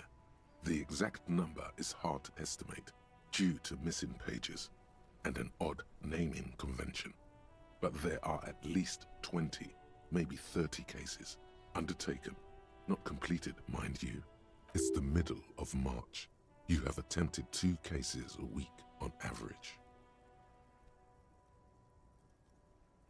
Was mention of a naming convention here? Yes, it appears you employ a, shall we say, robust yet literary system. Each investigation has its case number written on the margins. Yet, still more tellingly, most are accompanied by a name. A title, one might say even. One that draws inspiration from snoop fiction and vespertine cop show staples. Oh my, and they're written in capital letters too. Yes, all caps. One is called The Next World Mural. Another, The Square Bullet Hole Murders. Another yet, The Unsolvable Case. More? Others appear more light-hearted. The guys on a couch in an unexpected location, and the murder at the Ukar Parlor. Even the rare article-free collapsing tenement. Murder features prominently throughout.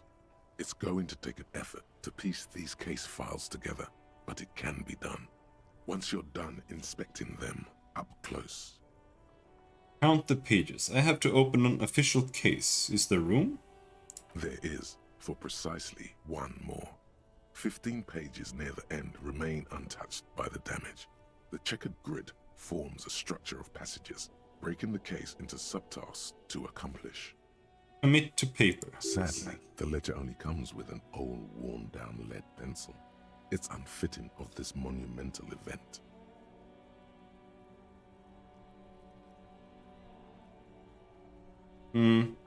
No matter. I'll just use the pencil. Onto the paper with a brash free hand, uncannily similar to the rest of the letters. The wording comes easily. It's almost robotically simple, a language developed for mental rigor and simplicity. Inspect the victim's body.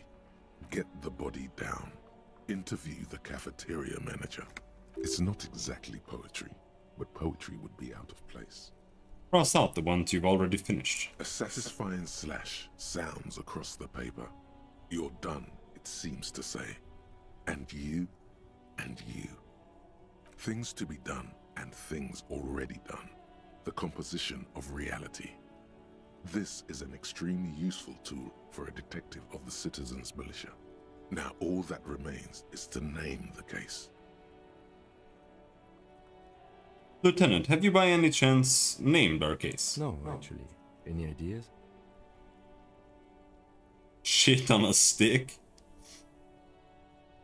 The setting sun, the Furies are at home in the mirror. The Hanged Man. Great. That's great. That's actually what I was thinking too. The Hanged Man. Good, strong name.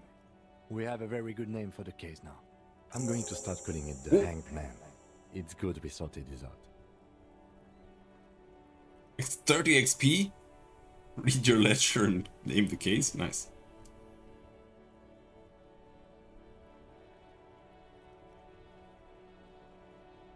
Kim, all my cases employ a naming convention similar to what we used on ours. Why am I telling him that like I'm just discovering it? That would just be weird. I'm done inspecting these. You don't exactly close them, so much as distance yourself from the smelly papers. They're a little further from your nose now. Can I read the case files now? It's proving to be harder than expected. You just don't have the intellectual rigor to patch the quilt back together. Try again later. Browse the yellow papers. In the back, you see thin, translucent copy of paper. Some neon yellow, some bright red, all covered in boxes, like marching armies. These look like official forms, waiting to be filled out. Then rip them from the binder and hand them out, according to type of form. What types of forms are there? 3. The topmost are misconduct fines. The middle ones are station calls. And the bottommost are field autopsy forms. Each is easy enough to make sense of. You don't have to be an intellectual giant to do police work.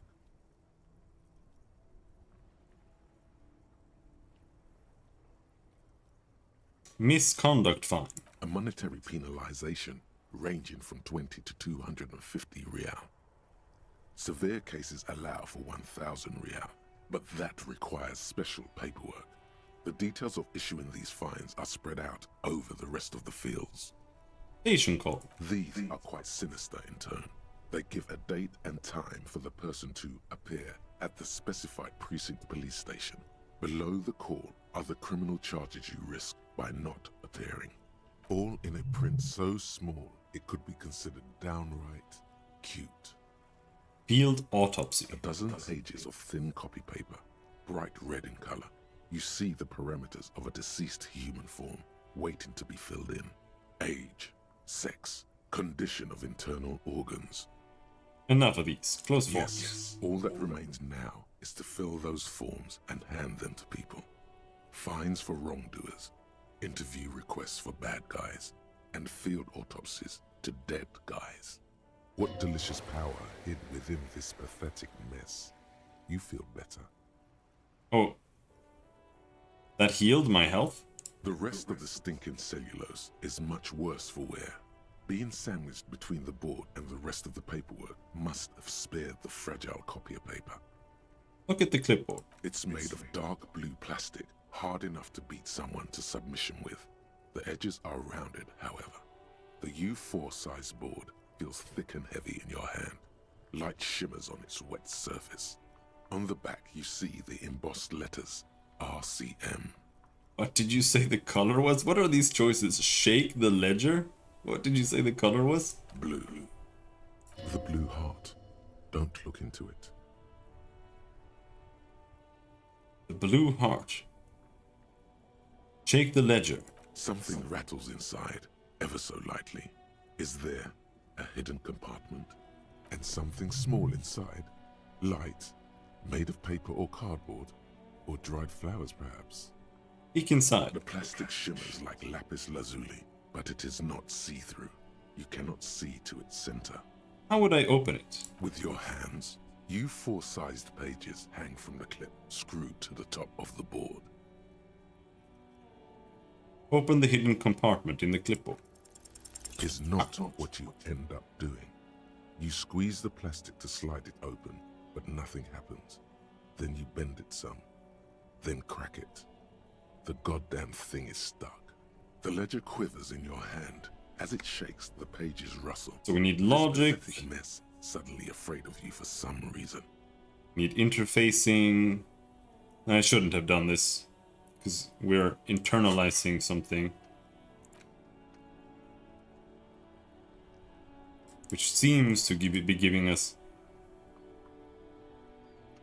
It's weird though.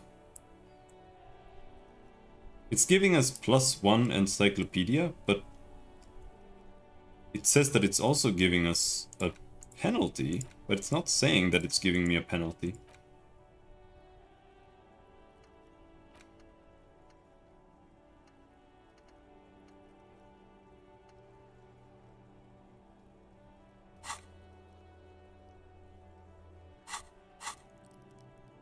Halfway to a level. Smell the ledger. The acidic stench of rotting food is rubbed off on the cellulose. It now forms the base of the experience. This base surrounded by a faint air of spoiled meat, the stuff of death itself, and then sprinkled liberally with the citrus zest of toilet cleaner. You know, like the bits they put into public piss bowls, probably called Fermi Discrete, or Axel, or something. At some point in its journey, the ledger has seen the inside of a public toilet. I know. Sylvie already told me I dunked it in the toilet. If you knew it was dunked in the toilet before getting chucked into the trash, why are you sniffing it? The option to sniff it was there, so... So you wanted to get in on the trash toilet stink collab. Find out what happens when those two get funky together? Okay, pal. Are you angry with me, nose? Yeah. Turns out your nose doesn't like self-indulgent literal shit huffing. Quelle fucking surprise. Come on, no more. The ledger is going back down, away from your nose now. The lieutenant observes you, raising and lowering the toilet waterlogged mass under your nose, trying to get a good whiff.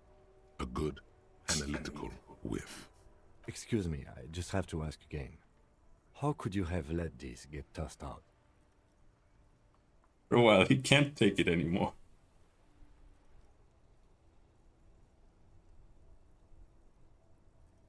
Yeah, I still don't want to discuss it. Okay, no problem.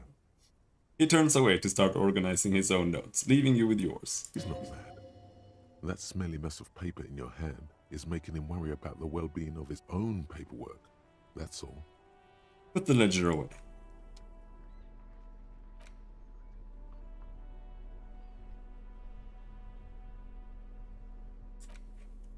An intricate web of blue lines stretches across the torso of the hanged man, from the right shoulder to the solar plexus.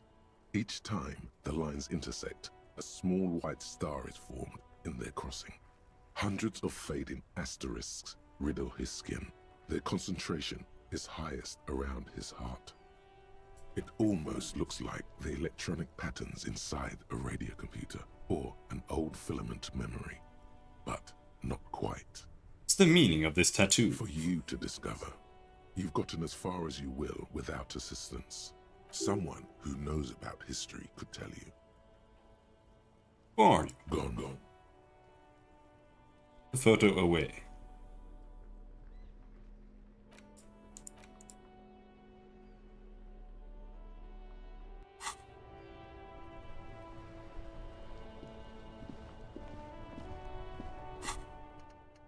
"68% advanced race theory."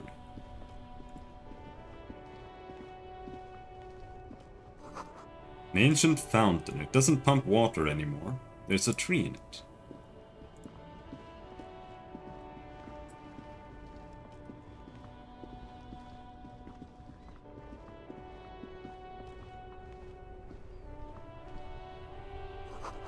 Plastic wrapped macaroni stamped with humanitarian aid. You see a Samaran street vendor surrounded by a motley assemblage of goods. When he realizes you're looking at him, his face breaks into a wide, welcoming grin. The name Sileng is embroidered over his breast pocket. Happy shopping, officer! Everything's cool here. He gives you a thumbs up. What's so cool? Everything's cool. The goods are cool, the customers are cool, the place is cool. And one more thing, officer, you're very cool. Bang, bang, bang, bang! He makes both hands into finger pistols and fires a few finger bullets into the air. Really? You think I'm cool? Well, I'm not cool. Whether I'm cool is unimportant. I have police questions for you. You're right, officer. 100%. No playing around then. Strictly business. Maybe I can interest you in some premium menswear instead. What kind of stuff are you selling here? Only the coolest goods in Revachol. I've got sneakers, speakers, extremely comfy pants too. Try them on right here. No shame, only freedom. Where'd you get those comfy pants? I'm an entrepreneur, officer. I've got sources, buyers, suppliers, distributors, manufacturers, wholesalers, all extremely cool and above board. That's all then. Let me ask you something else. Anything for you. The food packages you're selling have humanitarian aid written on them. How come? You mean these delicious pre-packaged shelf-stable meal kits? Really easy to cook, no hassle, really cheap too. Buy some, try them out. I think one said not for resale on the packaging. No problem here, officer. I get all this from one of my suppliers, an extremely reputable guy. Wait, Humanex, humanitarian aid. Does your supplier drive that Humanox lorry over there? Point at the lorry with the big Humanox sign on it. What? The street vendor looks over his left shoulder and stares at the lorry as though he's never seen a lorry in his entire life. Look, officer, I'm just a retailer. You'd have to talk to my supplier if you got questions about the supply chain. That's how the game works. Interesting. The lieutenant whips out his blue notebook and makes a note. We'll need more if we're going to pin this one down, he thinks. Good questions, though. Sharp eyes, officer. Where are you from, Zile? Me? It's a boring story, officer. Who cares about the past? I'm all business now. All Revachol. This man probably comes from Seaguy, sometimes known as the Apricot Suzerainty, an archipelago in the Samaran Isola.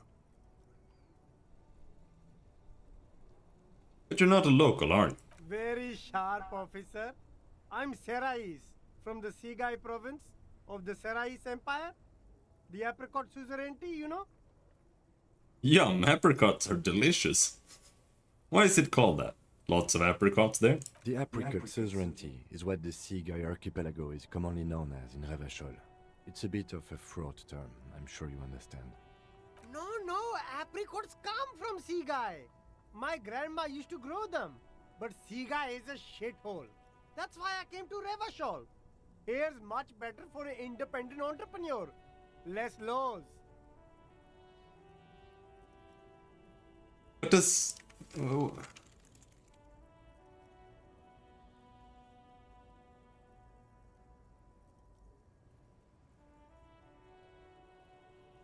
So he's basically saying that calling it the apricot suzerainty is racist. That's what he's saying. And this guy's like, no, actually it's true. See, that's why I like this game, because it's... And that's why people have a problem with it, again. Because I think the characters are actually written as characters. Like, they're not necessarily just there to, you know, be an extension of the writer or to, like, lecture you or whatever. Kim just has a personality and a worldview. He happens to be basically Asian and he doesn't like racism. But so what? Like, that doesn't make the game communist. And there are, like, union people here who are literal communists. That also doesn't make the game communist. Not when you can just go against them and just not agree with them, not work with them.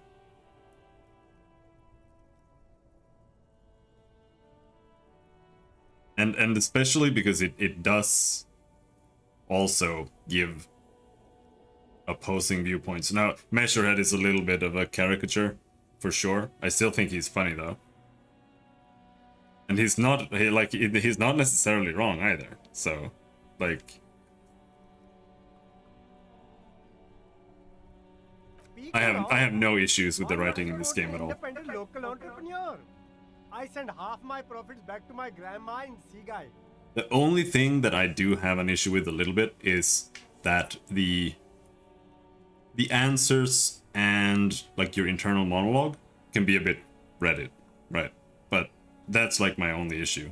Otherwise, I think the writing is really good. Persuade him to give you some money. That sounds bad. I'll look around, thanks. This says, food gift from the people of Messini. This says, speakers from the people of Samara. Humanitarian aid tuna fish, not for Rise. There are clothes inside. Cheap second-hand clothes, smelling of strangers' body odors. Don't be shy. These are premium class clothes. Good quality fabrics, best retro design. Save the economy with your style, officer. You find your hands deep in tattered and faded garments made from weird polyester blends that make your body itch and sweat in all the wrong places. The box smells like cat piss or like an old person with no money. Economical, but also trendy. Look first-hand, buy second-hand. Keep the economy moving. Find something worth salvaging from that pile of racks. No good. All you can come up with are some treated wool pants.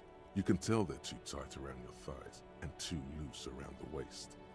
Discard the woolly pants. No luck? Why not take another look, officer? Keep supporting the economy. No. What do you have over here? You see two lowly, defeated speakers, thralls, slaves basically, perched atop them like conquerors surveying the land. A pair of found, durable wear sneakers, ultra serious. I can see you've a taste for luxury, officer. Can't keep your eyes off those sneakers?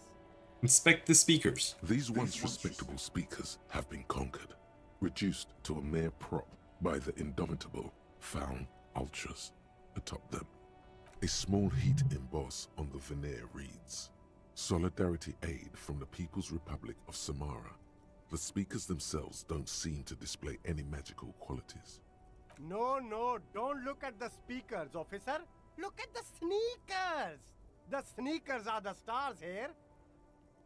What about the speakers, though? Doesn't anyone want those speakers? These, officer? These speakers are Samaran garbage. I'm ashamed to even use them for props. Don't waste your time on them. Samaran trash. That sounds like they're from the Samaran People's Republic, produced under the dictatorship of the proletariat. Can't I just buy the sad conquered Samaran speakers? No way, officer! These aren't for sale. They're bad speakers. Low-fi socialist junk. You're right, I don't have time for junk. I lead a luxury life. That's right, officer. You're a high-class policeman who accepts nothing less than the best. Lucky for you, I've got the best on sale. Inspect the sneakers. A pair of Faun Ultras. The design is impossibly sleek and simple. A futuristic silhouette with a sleek monochrome colorway, a jet black upper, and a silver-lined midsole. Those sneakers, mister. Those sneakers are the latest Faun sneakers. Super air, super fine, super cool. Only 50 real. Only? That's madness. Faun Ultra. We're the future. You remember the slogan from some magazine. Faun Ultra Series sneakers. +1 reaction speed. +1 hand-eye coordination. -1 encyclopedia. Alright. What do you have over here? There's a pile of cheap sunglasses in a small box. A variety of shapes and colors. You like sunglasses, officer? I've got the latest styles right here. The vendor takes a pair of sunglasses and sticks them under your nose. Try the shades on. Abort. These are hideous. What's more, they don't even fit your face. You can feel them pinching your nose and chafing against your brow. Damn, officer! You look like a mega secret spy. Very secret. They're practically made for you. I'll let you have them for 2 real and 50 cents. It's going to be very difficult for anyone to take you seriously with these things on your face. No, you are definitely not buying those. You're right, I'm too sensible for this. Are you sure? But they look so good on you. You should think this through, officer. Shades of self-destruction. +1 electrochemistry, -1 logic. Rummage through the box. These are all boring. Boring third-rate ho-hum sunglasses made of cheap Syrahese plastic. The kind of plastic that melts in the sun. These are all first-rate sunglasses. Premium design, super material, very cool. UV resistant. These will definitely keep your eyes safe and cool while doing your dangerous police work. Try again, maybe you can find some interesting sunglasses in the box. Yes. Ah, I see. A pair of water blue shades. The writing on the left temple says Sub-Insulindic Rendezvous. The frame appears to be hand-carved out of bone. Oh, very interesting choice, officer. Very high culture. For the first time, the street vendor's voice trails off as he watches you inspect the glasses. Try them on. This is how a sea monster sees the world. You've become a sea monster. Giant, hidden, and strangely tender at heart. All is blue. Alright, but these actually make your vision worse. It's like literally being underwater. Yes, but they also make your soul quiver like jello. So deep. Wow, officer! You look so cool! The street vendor has picked up his pace again as you observe the world through deep-sea tinted lenses. And they can be yours for a mere 3 real. My regular customers have passed them all up because they've got no taste. But you found them. Kim, what about these? The lieutenant tilts his head and steps back, eyes narrowed in a thorough examination. It's a case to him. You look like a musician. Like a blind musician. But you could do worse. Take them if you want. -1 perception, +1 inland empire. No. That's not what we want. A helpline to the company that controls the drawbridge. Hot air rises up from the sewers, sour, acidic, and strangely comforting. No, don't run! There's an achievement for finishing the game without running, and it's like impossible, because you always run by accident. It's...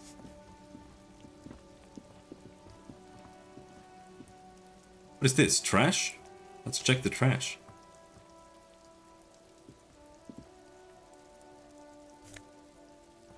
Fingerless gloves. Electrochemistry. +1.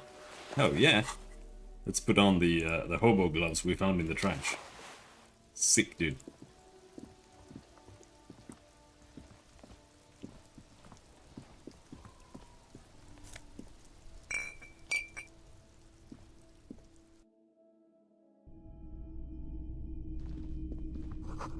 A bust of a woman. The plaque simply says DEI. In the dark, a film projector is whirring away.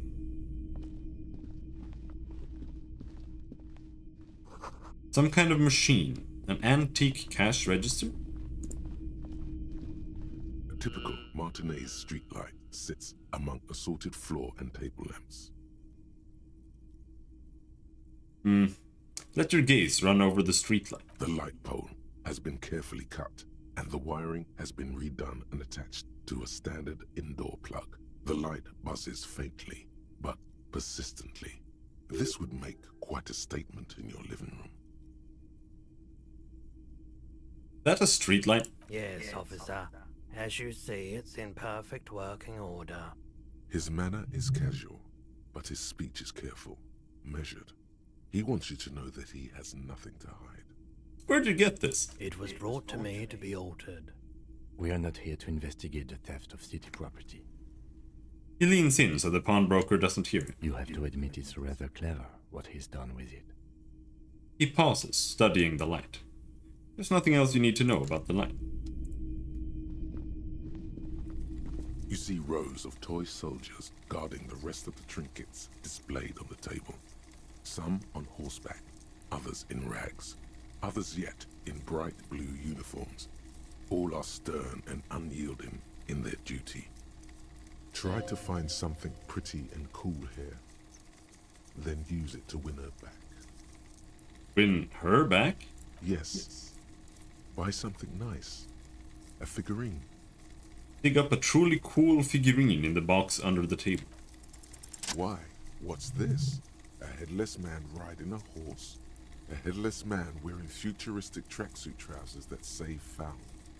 What is this? Show it to the shopkeeper. Oh, that's the Headless Phone Rider.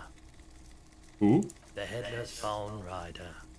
It's an urban legend about a man who rides the streets of Revachol sporting a thorn tracksuit.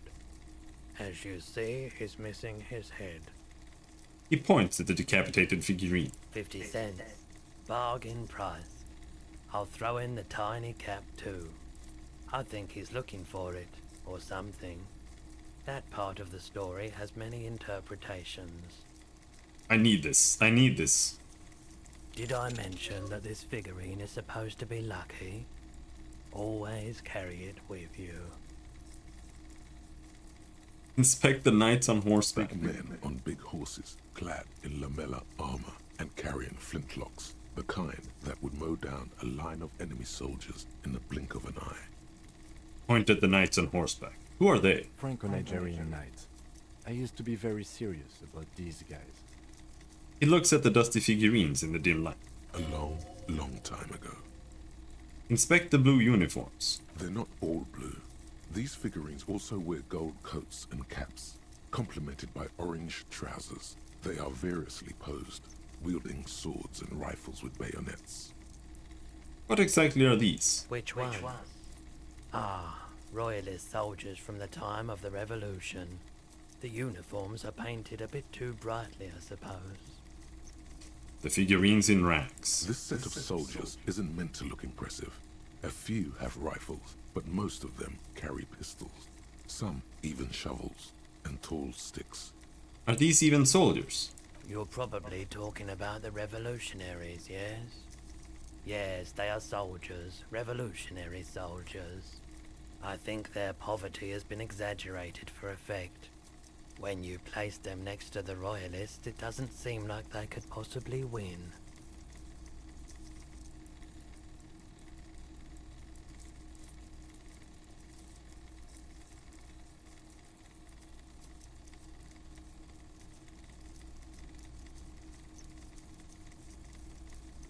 I wish it was more nuanced. As it stands, I cannot comment.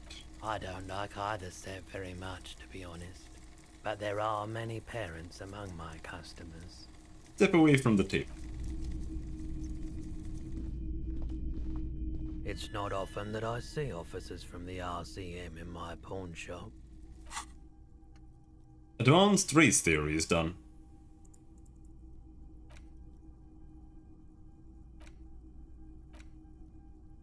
I think.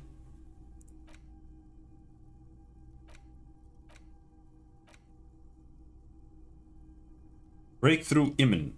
Okay, it's gonna be done after we're done talking, I think. What can I do for you?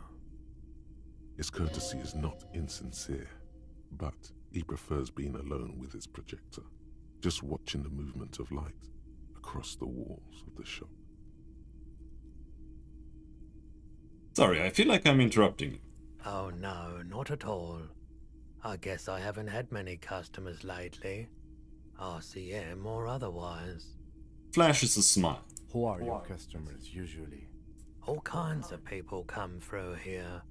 Locals, travelers, people looking for a deal, people looking for a keepsake. People who are terminally bored.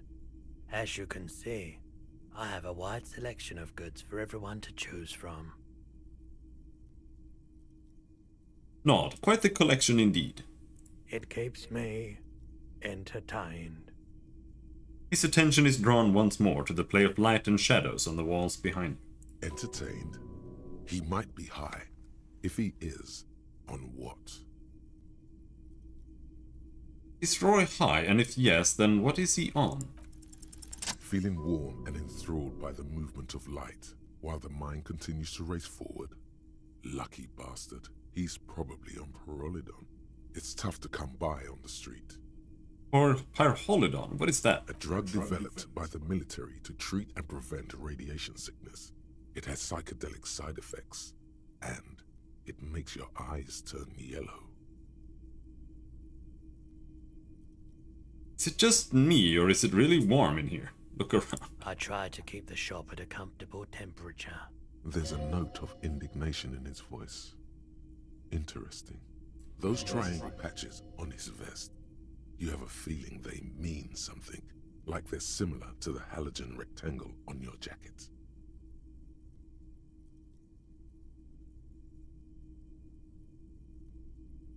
Oh no, I want to get out of this line of questioning. Sometimes you get stuck in some line of questioning because you went into some autism check and you can't get out of it. Say, what's with the triangles? And this time we went into the electrochemistry, which is drugs, more or less. And that's why sometimes if you have too much in a skill, your character becomes kind of obsessed with it. And you get kind of... sometimes you get kind of pushed into some forced choices.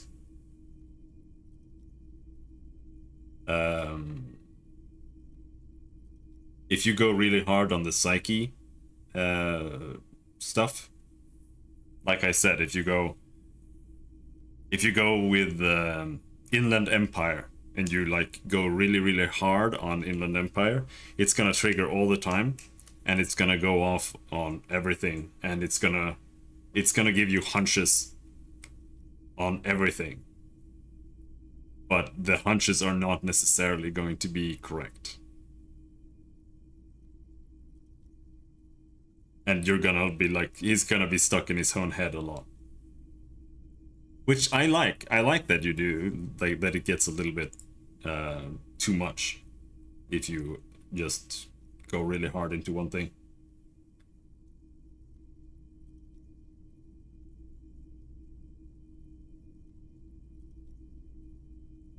And this game has really high replayability because there are so many things that you can focus on, and it's really hard to really focus on things as well.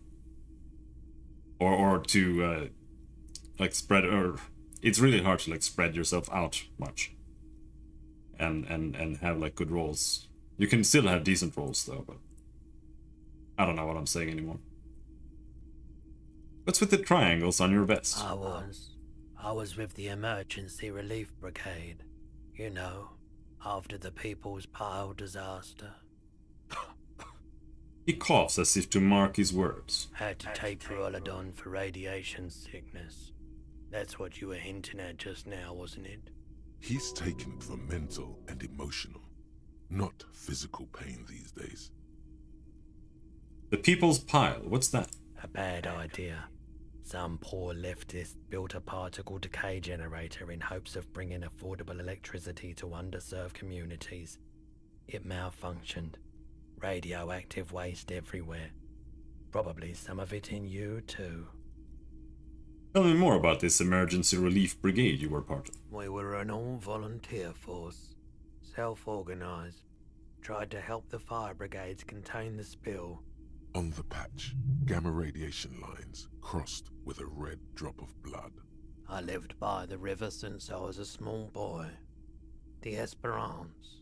Didn't have the art to let it all go to shit without trying to do something to help out. There wasn't much the volunteer force could do, however. We wasted years in the river mud. Years getting sick. He looks at the spiraling light and stops. Must have been tough, radioactive cleanup. There's a reason why everyone's tried to forget any of it ever happened. And why no one has tried to repair or replace the pile. So much disappointment. And early deaths. Cancer mostly. And we knew all that was coming even as we were cleaning up as best we could. Whose fault was it that the generator failed? No one's.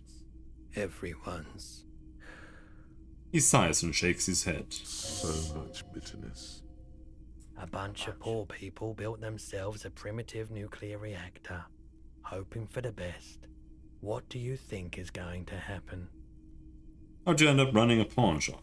The cleanup happened 15 years ago. I was young then. Later, my second aunt died. Left me this shack and all the assorted junk in it. So I came to Martinez. People told me don't go there. It's a shithole. I said, people, we just had a nuclear pile meltdown. I'm gonna get as far away from Forburg as I can. Still in the same city, but... Thanks for telling me. I like the theory more than the story. Outward movement, not vortices. Yeah, you gotta get in on those vortices, my man. You might be able to aid our investigation. I doubt it, but I can try and answer any questions you may have. Know anything about the recent hanging? I do my best to keep my distance from all manner of butchery. Bad for business. Bad for everyone. Actually, that's all I've got. The pawnbroker's gaze is already fixed on the dancing colors. I have other business to take care of now. Advanced race theory. Everything is calm in the eye of the race storm. Your mind is lucid and bright. The mind-bending phylogenetics appear more distant and, to be fair, a little ridiculous. The great race mystery has cleared up. All that's left to do is verbalize your thoughts. Go and talk to Measurehead about your newly found insights.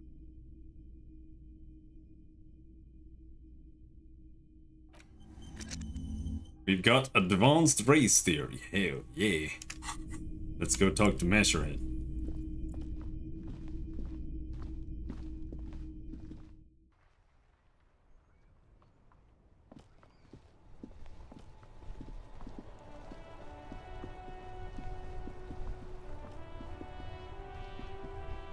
Is drizzling. Could use that. What did we get? Figurine.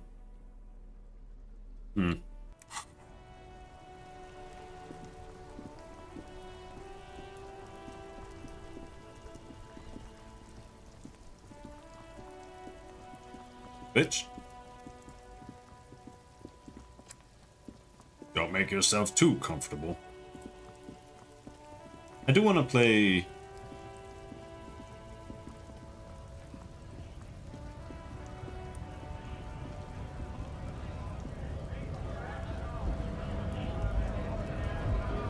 Numenera again as well.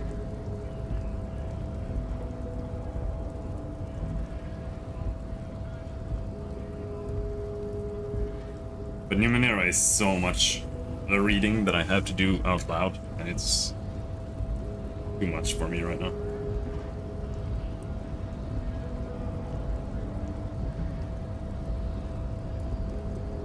unpromising race pupil returns. I haven't played Armored Core since I played it with my demo disc on the PS1. I'll be right back.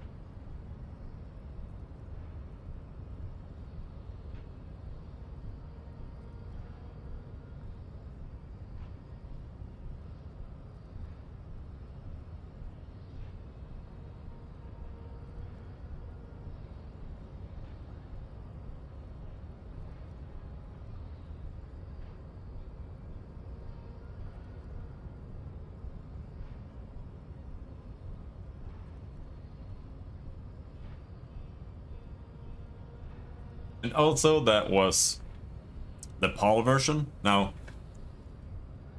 from what I've learned recently, the PAL versions of a PS1 game doesn't necessarily equal slower gameplay, but it can. I was arguing with some people on Twitter, and because I was dead certain that it was slowed down, because it is slowed down. Like, that's just how it is. It is slowed down because it's 50 hertz instead of 60 hertz. And on the Super Nintendo, it's absolutely, definitely the case. But some people were arguing with me that on PS1, it wasn't slower. And they were giving examples that they were speedrunning games that were the same on PAL and NTSC. So I googled it, and it turns out that some select developers, when they were releasing their PS1 games in Europe, they reprogrammed their timings to be correct by adjusting the speed of the game.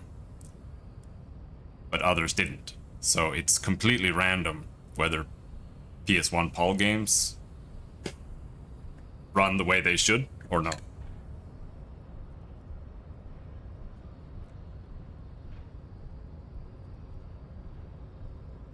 Not that you have that issue, because you have NTSC versions, but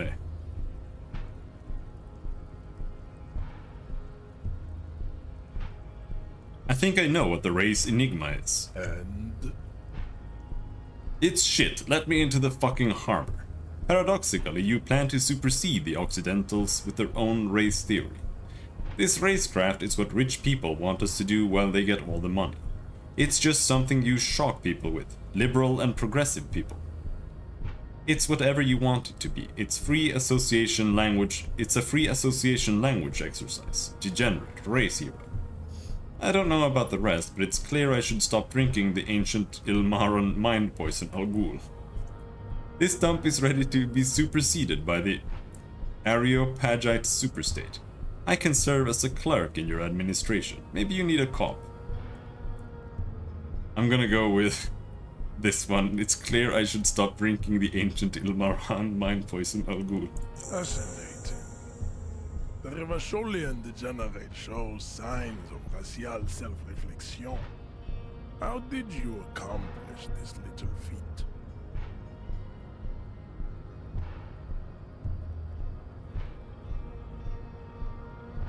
I sobered up for 5 minutes. I imagined the picnic face of the desert pygmy laughing at me, crooked teeth grinning. I imagined a woman laughing at me beneath her pity, terrible and beautiful. It's always been 100% clear to me that the answer to the race enigma is I should stop drinking. I know, I sobered up for 5 minutes. So it would seem, Thrall of Hull. I find myself at a crossroads. On one hand, this pathetic cell therapy has little to do with the great mystery of living organisms, the race enigma. And, of course, you will not be able to free yourself from the yoke of rule. It is too late. It may be lethal to stop at this point, but still. He pauses in heroic doubt. If the Revacholian degenerate is capable of critical thought, he may still prove a race adversary. Why should I help my adversary? He looks at the red button, seeking counsel from his own ideals. Jean, baby, do the heroic thing. First of all, I will stop drinking. That is not possible. The game of Shahmat you play against the rules tricks is unwinnable. The days, the weeks, the months will wear you out. The Occidental group is incapable of long-term lucid thoughts. You're wrong. I'll do it. I'm quitting. You will not. You cannot withstand the wasteland of realite. It's super hard, Jean. My mom couldn't do it either. The woman looks at her fingernails. Now, open the doors. I need to talk to Evrard about getting that body down. Very well. You may enter once. Our conversation here has concluded. He punches the emergency button with his fist. Well done. Let's go. The lieutenant impatiently gestures towards the door. Now, here you get the Wasteland of Reality, which gives you -2 physical instrument, it gives you insomnia, research time 20 hours. It has been brought to your attention that you're an alcoholic, and that it's a sickness, and it's killing you. You're crawling on your knees through life, your booze-filled belly dragging on the ground, your brain now fuzzy, now in overdrive, your hair sticking together with today's cold sweat and yesterday's vomit. Perhaps they're right. Anything is better than this. Even bone-dry reality itself. Maybe you can quit.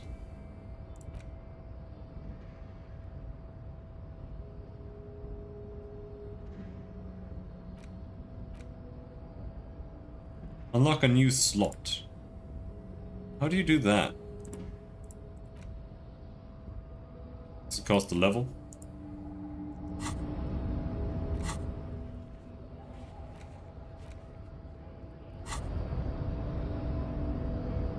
Wait, what about... He still won't let me get past him.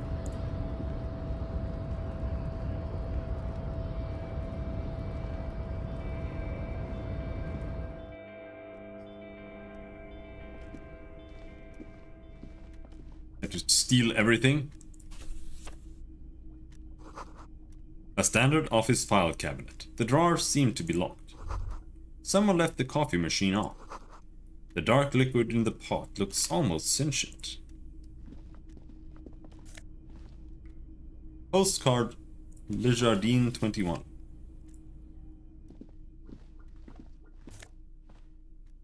Visual calculus, -1 drama, neat office shades. Oh.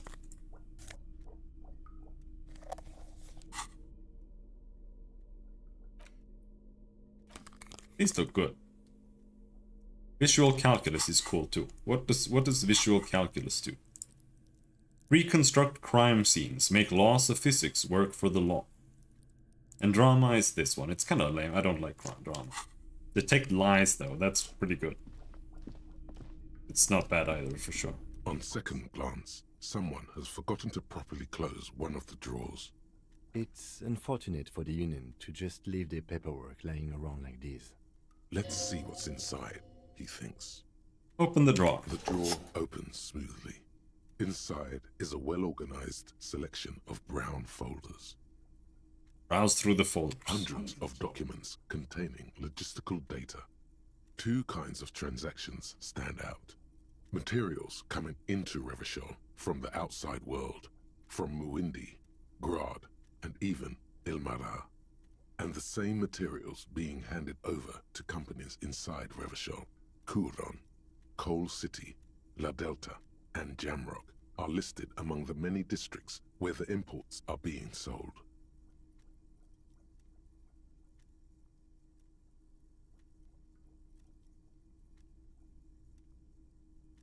Anything interesting? It's hard to make sense of this thicket of company names, dates, quantities, and percentages. You try to focus, but the lines are getting blurry. Force yourself to go through the folders. Whatever's hidden here is hidden well. Concentration isn't enough.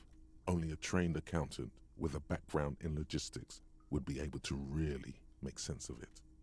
However, there is a little handwritten note stuck on the side of the drawer. Look at the note. It appears to be a to-do list written in large, uneven capital letters. Remember, Leo, Everard's shoes, special whirling borscht, water Everard's plants, sweep office floor, more banners.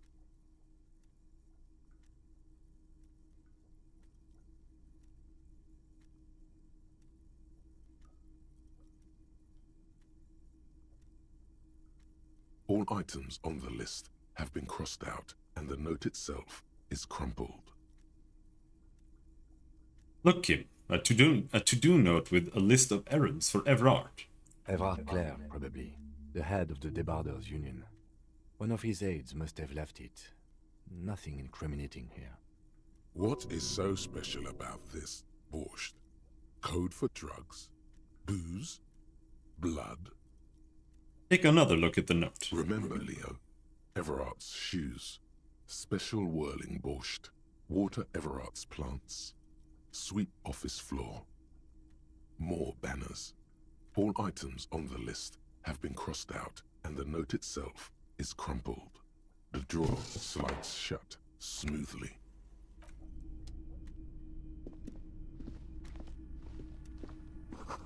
The radio is emitting strange buzzing sounds. A giant ass print on the pillow and a pattern of coffee rings on the armrest.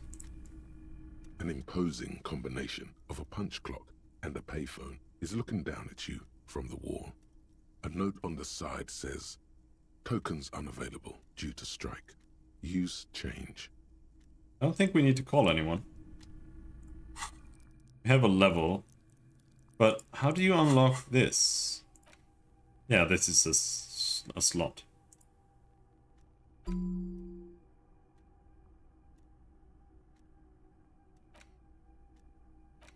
Because now we need to research this for 20 hours.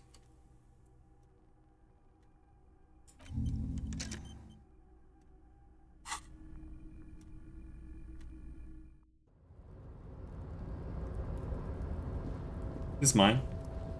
Looks like someone left his tarpaulin cloak hanging on the railing here. There is a white rectangle clearly visible on its back. This is your cloak. You can feel it. Grab the cloak. As your fingers touch the tarpaulin, it almost feels like the cloak wants to deliver a message of comfort through your fingertips. I will shield you from the elements and give my life for yours. That's what the cloak is relaying. +1 esprit de corps. +1 shivers. This jacket gives +1 esprit de corps, so it's just better. Look more professional this way. Collecting rain.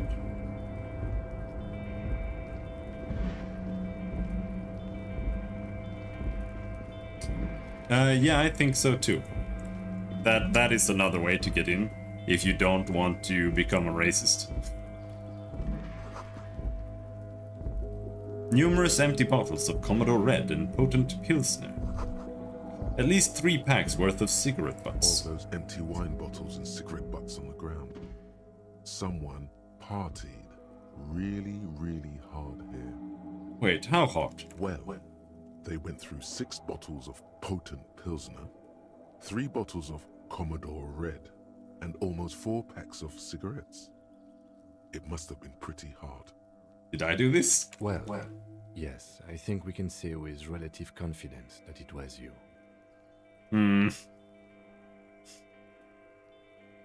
I didn't mean to say that out loud. Well, let's just move on. This is the Night Watchman's booth. The name on the door reads, René Arnaud. Listen, it's okay to take a few minutes to yourself. Sit down and have a breather. Volition failure. I'm gonna take a quick look inside. If you must. But please hurry. We are pretty easy to spot up here. Nothing incriminating catches your eye. The cabinets are clean and their sparse contents meticulously organized. There's a framed photograph on the table. Leave the picture alone. Let's get going. The entire neighborhood can see us up here. Leave. Can sit and take a rest. No, don't run. No running. Running is for weirdos. All around you, great machines in quiescence.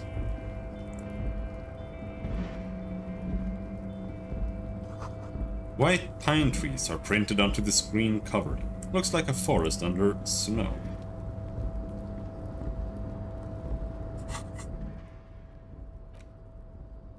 What is this? We got a book?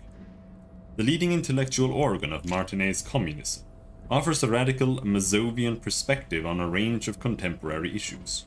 The cover features a stylized portrait of the late King Frizzle with a pair of white antlers growing out of his head. The front of this quarterly journal features a large satirical portrait of the late King Frizzle. From the sides of his head, a pair of white antlers spread to the corners of the cover. Why antlers? Because white antlers are one of the symbols of communism. They represent a society in accord with the natural world and at the same time above it. Why Frizzle? Because Frizzle was incompetent, foolish, and cruel. In short, the embodiment of everything the communards wished to overthrow. It's satire, you see. Flip through the pages, see what catches your eye. To your disappointment, there aren't any full-color pictures to direct your attention. Just column after column of closely set text, interrupted occasionally by little doodles in black and white. After rifling the pages with your thumb several times, you return to the table of contents. The magazine is divided into several sections: international developments, Kunst und Kultur, and local concerns. Just inside the cover, there's also an editor's note. Read the editor's Comrade, note. as you know, this journal takes its name from Mazov's immortal expression, Du cristal à la fumée. This was his way of describing the way the rigid, crystalline structures of capitalist ideology turn to smoke under communism. But, like the structures of capitalist ideology, we too are at risk of going à la fumée. Unlike many publications which are content to spoon-feed their readers reassuring drivel, La Fumée is committed to telling the radical truth, even when that truth may drive away potential subscribers. So please, if you value our radical Mazovian perspective on contemporary politics, culture, and international affairs, please consider subscribing today. Yours in struggle, the editors. Kim, I think this is a communist magazine. Play it cool, pretend everything's in order. You flick back to the front of the magazine. The table of contents unfolds before you. I want to catch up on international development. This section includes a long, tedious critique of the latest round of free trade negotiations between the EPIS nations and the Free State of Semenine. You also skip over an article about heavy fuel oil smuggling along the Messina border, something about bear wrestling in Samara, book riots in Yugograd. Face it, you really aren't interested in foreign affairs. You're not even sure where most of these countries are. You flip back to the front of the magazine. The table of contents unfolds before you. What is Kunst und Kultur? It takes a moment, but gradually it dawns on you that Kunst und Kultur must mean arts and culture. As you leaf through this section, you come across several reviews of recent radio plays, as well as a brief artist spotlight featuring a local artist identified only as CS. The main feature, though, is a long essay titled Tip-Top Tournay, a critical Mazovian perspective. Read the profile of CS. This so-called artist spotlight is really just a brief Q&A, made all the briefer by the subject's evident hostility to her interviewer. Just a moment, what is this Tip-Top Tournay? The actual article is surprisingly light on details, but after skimming a page or two, you gather that it has something to do with motor carriage racing. If you don't follow it, you only ever hear about the ludicrous sponsorships and obscene death toll. Alright, let's see what these communists have to say about Tip-Top. You think you're settling in for a relaxing recap of the most recent season, maybe sprinkled with some nice anecdotes about a few of the more colorful drivers. Instead, you find yourself skimming a 10,000-word feature about all the politically problematic aspects of Tip-Top Tournay. Wait, what's wrong with Tip-Top? Where to even start? For one, there's the crass commercialism of its sponsorships, and then there's the practically criminal emphasis on deadly motor crashes. Hang on, who wrote this stuff? Oddly enough, this article has 2 bylines: Nasteb Encolada Bernal and Exilus Buka. There's no way those are real names. Wait, why aren't they real names? Have you ever met anyone named Exilus? Come on, they're plainly pseudonyms. What's so bad about sponsorships? Under capitalism, the article says, every pursuit has its time is ticking, by the way. Every pleasure, even one as elemental as the joy of racing others around a track, is reduced to an advertising opportunity. Thus, the so-called tournay becomes a competition between increasingly meaningless brand signifiers. Your discount laundry detergent racing against a pack of Astra cigarettes, or even a Fritta. Alright, but then you get to see them crash. And that precisely is what's problematic about it. Were it not for the promise of random, spectacular violence, audiences would quickly lose interest. At the end of the day, it's the destruction of these 750,000 real races that you're really watching for. Wow, you're right. I really am just in it for the violence. You see, one cannot avoid the conclusion that Tip-Top Tournay is simply the apotheosis of spectacular entertainment under capitalism. Kim, did you know Tip-Top Tournay is actually an orgastic ritual of capitalistic destruction? I had no idea. Kim, this article says that no one really watches Tip-Top Tournay for the races. Oh, come on. Can this article read your mind? No, I guess not. Well, there you have it. No reason to get hung up on the pretentious ramblings of a few young men. If I had to wager, I'd say they've never even seen the inside of a motor, much less a motor race. I take whatever they write with a large grain of salt. You flip back to the front of the magazine. The table of contents unfolds before you. Put the magazine away. We don't have time for that shit. We have to keep going here. It's almost 4 o'clock.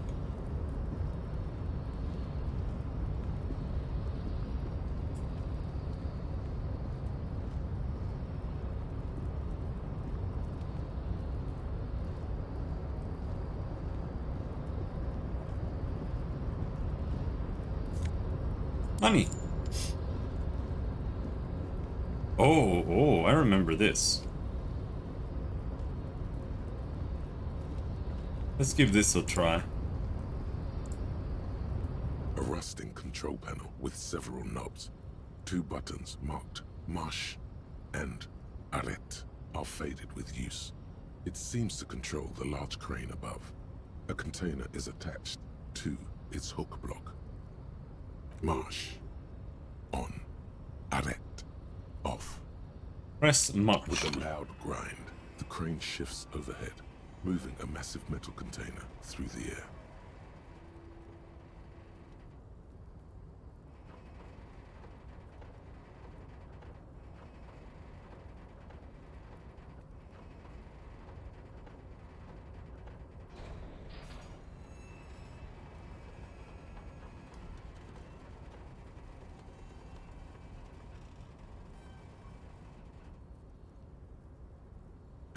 With a surprisingly quiet thunk, the crane places the container down. The harbor sleeps as the strike rages in the distance. The crane can rest again, now that its purpose has been fulfilled. Understood. Let's get back to the panel. The rusty control panel grows warm to the touch, then grows cold. It is finished. A faint smell of burning rubber reaches your nostrils. A short circuit. I can't see how that was worth the wreckers, except for seeing the crane in action, which I admit was satisfying. We'll see.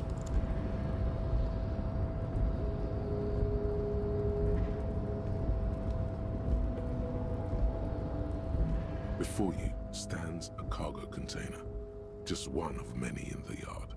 Lieutenant, I think there's something special about this container. You do? Because I don't. What? Why not? There are a million containers here. Why are you fixating on this one? It was hanging from the crane. You just picked one out because you wanted to interact with a cargo container. We are not here to interact with containers. We are here to get the body down from the tree. Open the door. You attempt to turn the handle, to no avail. The doors seem to be mechanically locked. To your left, the lieutenant considers your actions with some puzzlement. Knock on the door. No reply. The knock produces a hollow ring of metal. Doesn't sound like there's anything inside the container. Persuade the door to open. Very low. Come on, 66. Why are you even trying to open a door with rhetoric?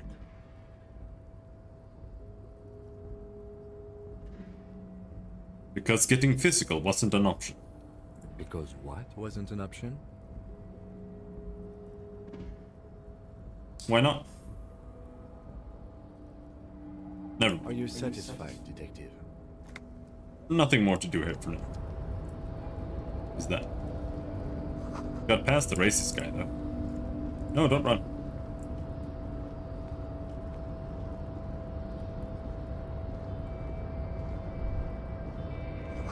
The shipyard ahead is oddly quiet. The great machines are sleeping.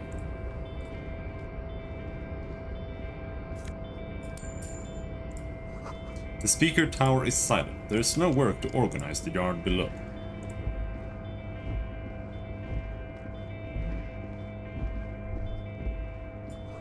The musk of oil and rust comes from the chasm in front of you. It smells like blood. Random locked chest.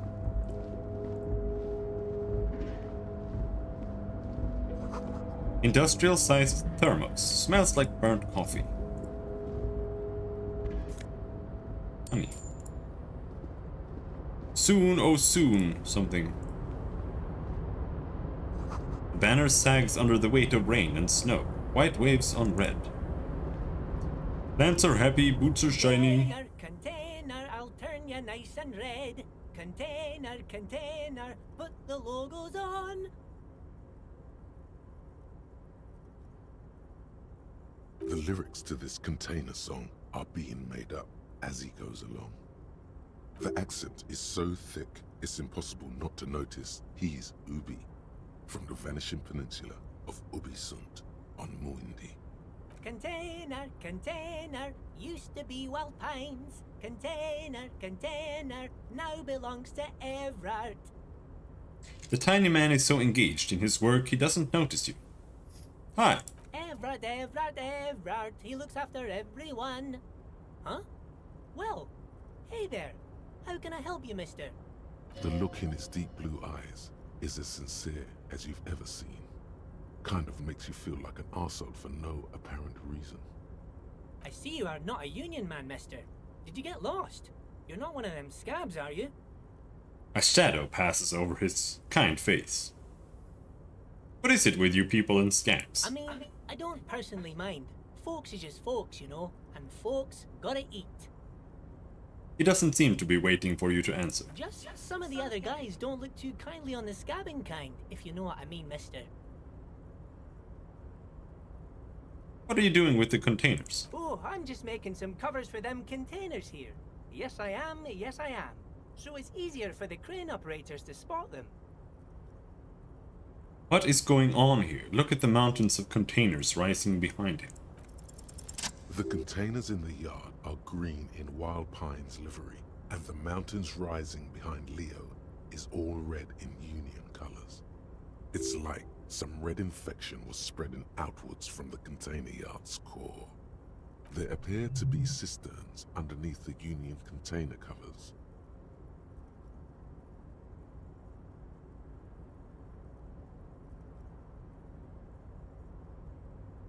What is underneath these red covers? Oh, I don't know, mister. They say it's some chemicals. Most of them have labels on them, I think. Leo, has anyone told you why you need to change the covers? No, not really. Mr. Everett doesn't tell me all the big things. Says I go and tell them to everyone. This looks like a massive redecorating operation, Kim. Yes, they are hiding it from the inside. All the red containers have the Debarders Union logo on them. Thanks, Leo. You've been very helpful. Oh, no trouble at all, mister. No trouble at all. The little guy affirms merrily. Where is everyone? The harbor is empty. Oh, most of the guys are down at the gates, keeping the scabs from coming in. He leans in with a confidential look. We're on a strike. The whole union is. You don't have to work when you're on strike. Ha! We haven't worked for 2 months now. So no one is working? Not everyone is down there, of course. Mr. Everard is in his office, where he always is. And Jean-Luc is guarding the gate. He pauses to think. But Titus and his boys got into some drunken trouble and Everard sent them on a nice vacation. For a week or so. What kind of trouble did this Titus and his friends get into? Oh, I'm not really supposed to talk about that. That's union business. He smiles and leans closer. Him and his boys stirred up something in town. Probably drank too much and got into a fight or something. I heard Mr. Everett telling them to take some time off. But what did they actually do? I guess the boys got a bit too rowdy and had to let out some steam. I don't really know the details. That's just how boys are, you know. I haven't been in a fight since I was in middle school.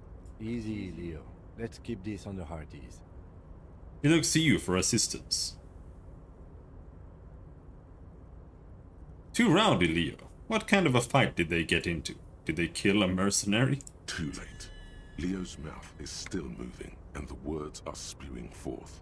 Words, words, and look, even more words. This guy could go on till the end of days. Now he's talking about some drunk sawmill owner who... No, he already switched to a prized fishing rod he apparently owned at some point. You know what? Just cut in there with your questions. Do you work here? Yes. Everybody needs a job, and this is mine. I'm Leonard, by the way. Leonard Bellick. But everyone calls me Leo. The little man raises his hand in a welcoming gesture. I'm like Mr. Everett's right-hand man when Mr. Edgar is out of town, and Mr. Edgar's right-hand man when Mr. Everett is away. Actually, Miss Beaufort is the right-hand man, but she's a lady. Who is this, Miss Beaufort? The lieutenant looks up at Leo. A real pretty lady with a skin like those Douai Sucre candy bars my missus likes so much. Them are real nice to suckle on once the dinner is done and me and the missus sit down beside the radio. But I can't listen to the radio all the time. There's so much to do around here and I'm always busy keeping things running here. Yes I am, yes I am. I think you're doing a great job around here, Leo. Yes, this place really seems to run like clockwork. Keep it up, Leo. The lieutenant smiles at the little man. Well, thanks a lot. Coming from you, it means a lot, really. You didn't think it was possible, but the smile becomes even wider. Sometimes I feel some of the guys don't really get how much I bust my ass for them here. But you guys are alright. The white rectangle on your clothes might not mean an awful lot in Martinez, but the recognition from an authority figure made Leo's day.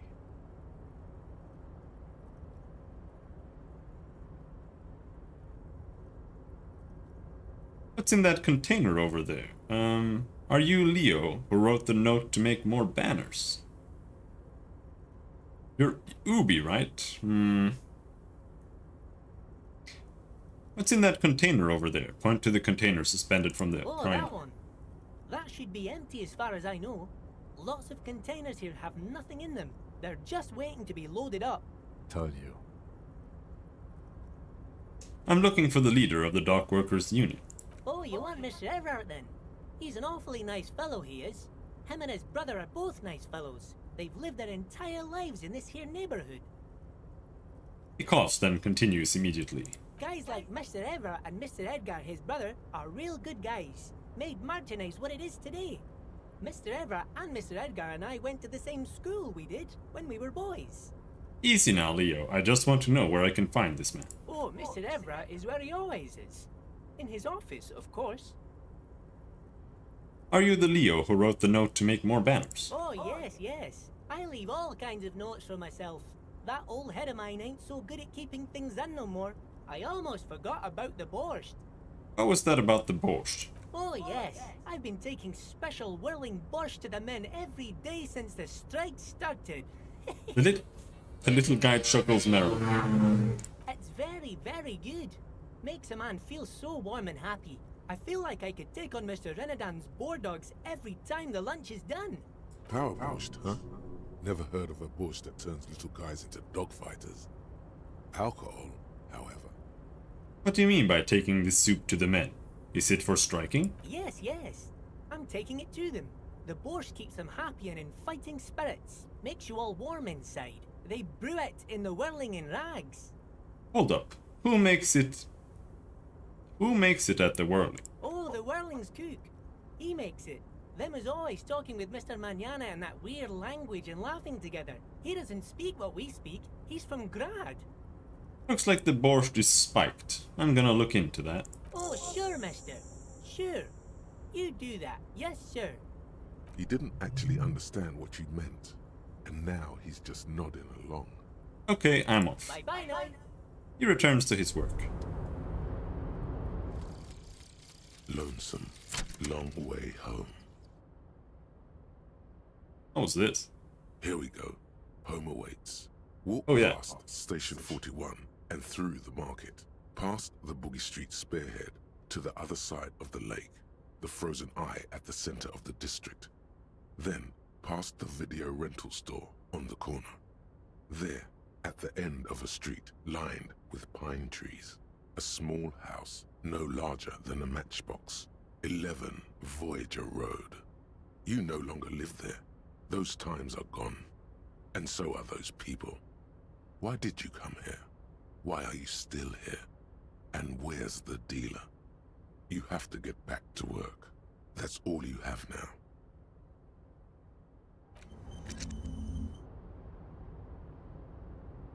Speed gives one psyche. Learning cap for perception raised. Okay.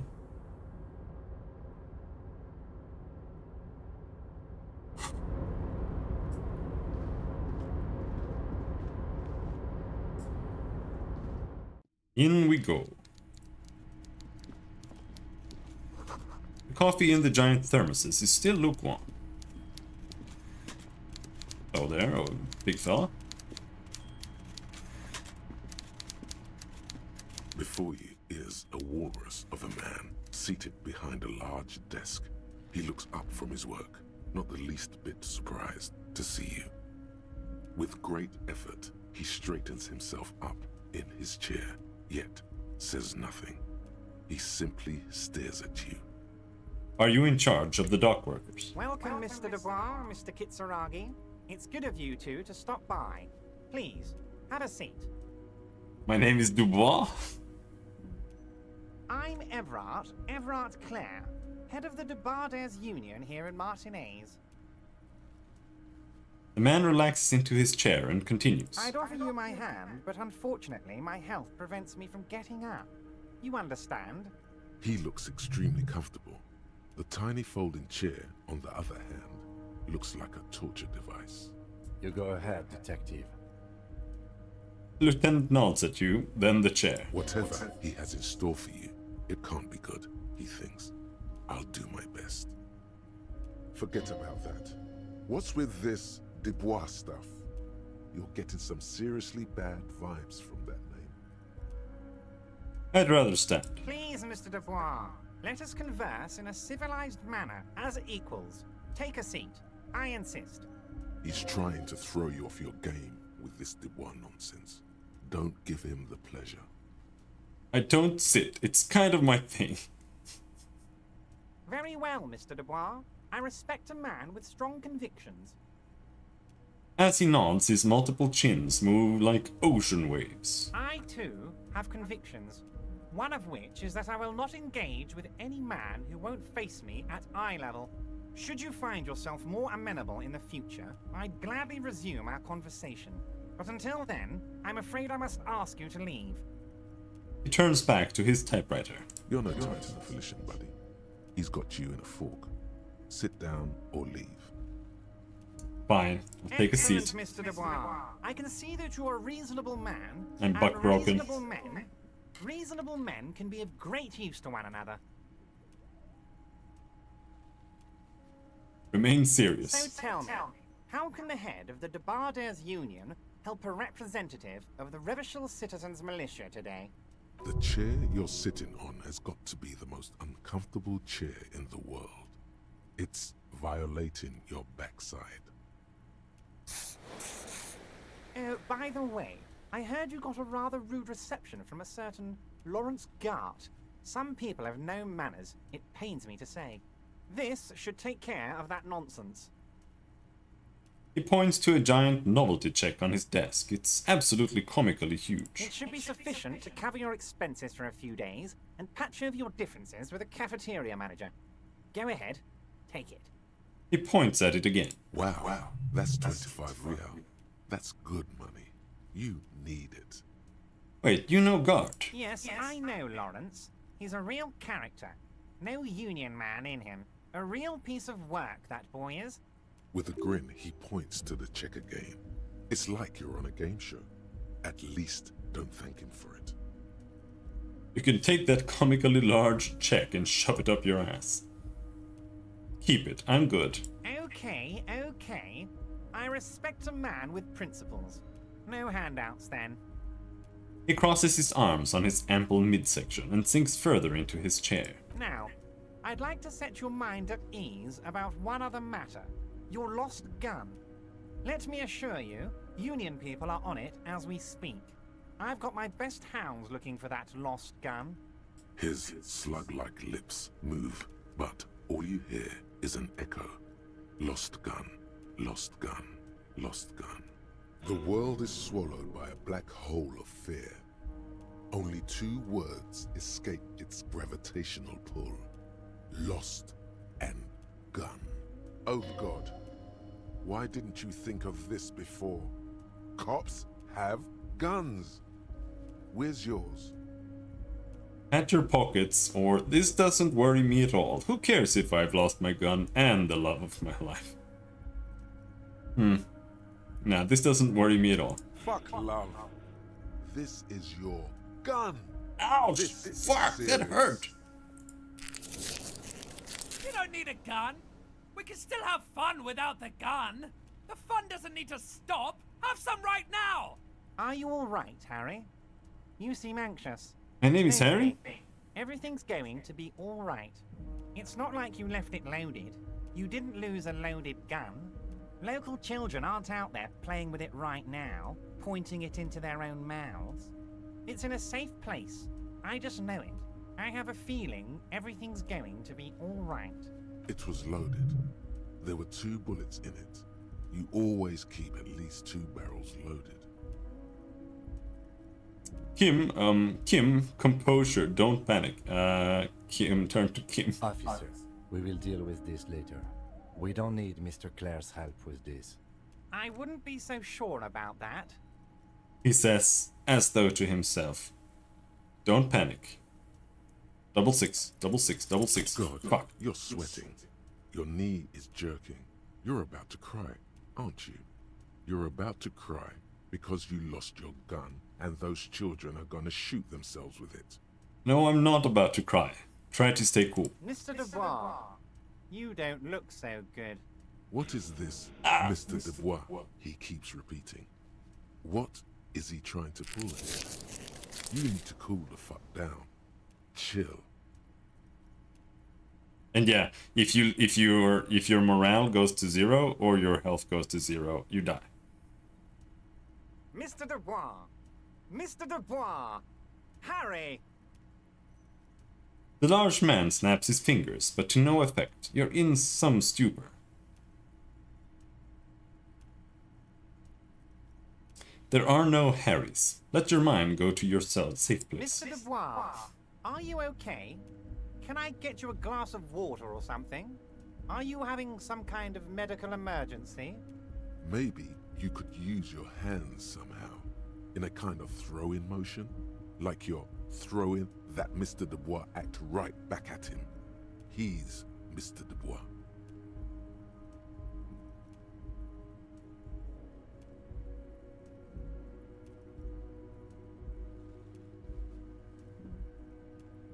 Actually, this chair is uncomfortable. I could use that glass of water. I'm melting. Sit upright. What an odd demonstration of... you got me, Harry. I don't even know what. As entertaining as it was, I'm afraid we're wasting our time. And I'm an extremely busy man, as I'm sure you are too. Okay, enough. We are here to ask you some questions pertaining to a murder investigation. Did you ever do Cultist Simulator? I did. I tried it, but it's not really my thing. Quick, here's your window. Get yourself together and ask him questions. Police officer questions. I felt like it was just too annoying to keep track of everything. What does what and all of that. What I put in what and etc, etc. It was just a lot to take in at the one time. It is about time to stop embarrassing yourself. Questions will help you regain some of your lost dignity. Could maybe be cool if I knew everything, more or less, but...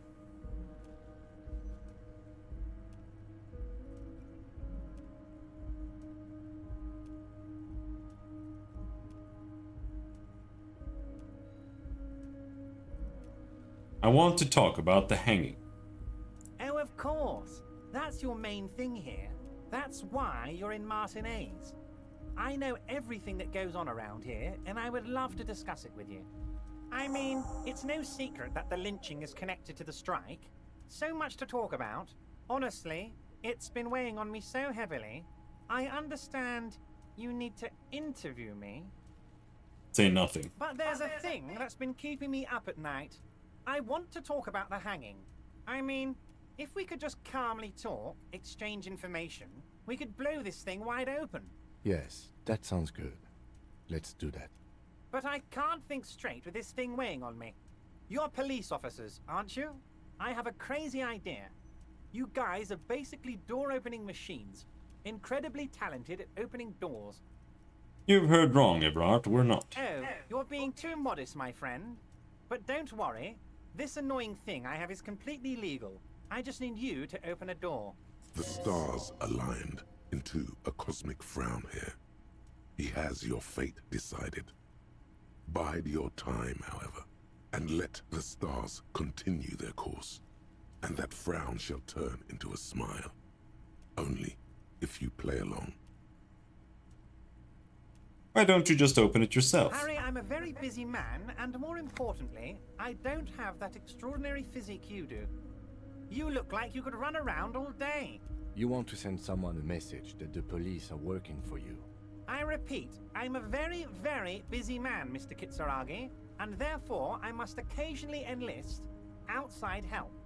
So what will it be, Harry? Whose door is it? Oh, no one's. It's just a weasel. A weasel lives there. Nothing for you to worry about. What do you mean by a weasel? A loud blabbering weasel. When weasels feel no one is watching, they start acting foolishly. He removes his glasses and rubs his nose. Just go there, unlock the door, and leave it open. It's been such a burden on me, Harry. I just want this to be over so I can discuss business with you. Puts his glasses back on. I bet you don't even know anything about the hanging. I can't accept this thing. Refuse the task for now.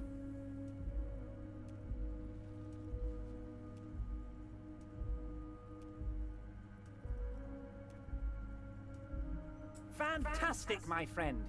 Just let me know when it's done and we can take our friendship to the next level. He flicks his fingers. You can get the key from Manana. He's down by the gates. Manana's like a free agent in the Union. Special operations. Hardened socialist. A real free thinker too. He'll tell you precisely where the door is. One last thing, Harry. Just open the door. You don't need to go in or anything. I just want that weasel to come home and see the unlocked door. Could you help me get a dead body down from a tree? You might have noticed there's one hanging on a tree behind the hostel cafeteria. Oh my. Don't take this question personally, but why would I get involved in this matter? Mr. Clare, the man was hanged with a cargo belt. A steel-reinforced cargo belt. It's safe to assume the Union had something to do with the murder. Besides, getting the body down would benefit all of us. It's a stain on the neighborhood. You're a community leader. Help your community out. I can certainly see how having him up there might start affecting some real estate values. He licks his fat lips and smiles. But of course, all joking aside, I am going to help you. He picks up the handset of a radiophone to his right, then clicks a button. Jean-Luc, my boy, I'm sending 2 police officers down. They have a dead body in a tree problem they need help with. Namely, they need it to be taken down. And, Jean, please take it easy with the race science. He's had enough of that. He hangs up and turns back to you. You can find Jean-Luc down at the gates, but you already knew that. Anyway, he's going to help you. What's the container that's outside your office? My dear Harry, there are literally millions of containers in this harbor. I couldn't possibly remember what's in all of them. Never mind the container. I rarely do, Harry. I have people for that. Now, you were saying? Everard, I'm going to leave now, but we might talk again later. Wait. You need this to get in and out through the gate. Great. Wouldn't want to get stuck in here. Here, you're one of us now. A real red and white Union man. Take care, Harry. Got a Union card. Got a fish. Taxidermy fish that tells time.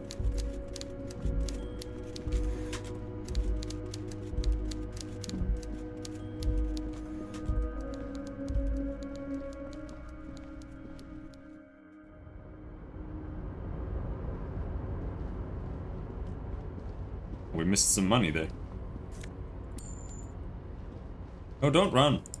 Why do you run randomly? I didn't even double click.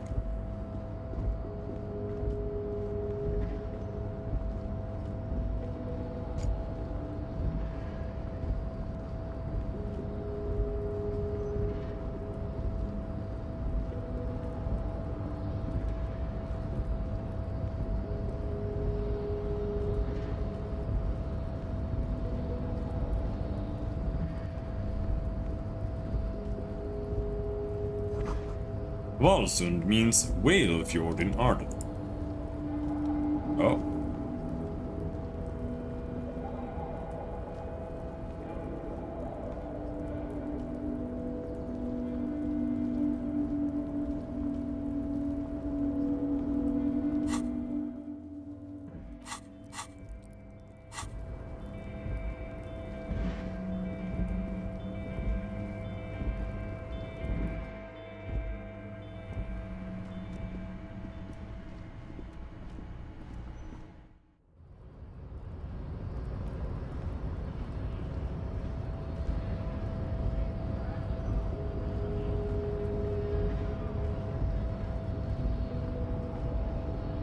The unpromising race pupil returns.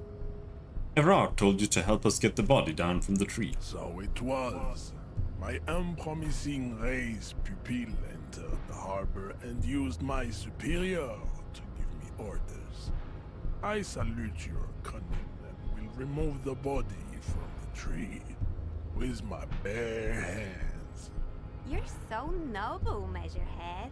But while I am gone, someone must stand guard on the bridge.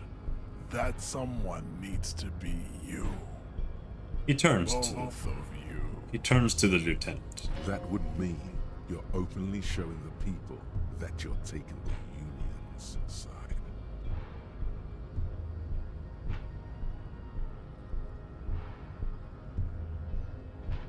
Lieutenant, what if we don't want to do that? This is the uncomfortable result of not taking it on ourselves. I can live with a compromise.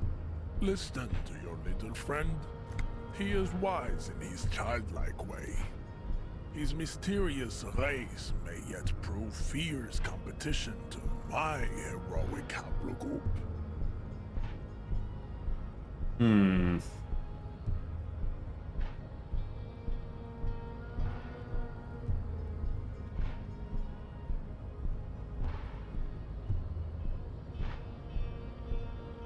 I want Jean-Luc to help me, but I don't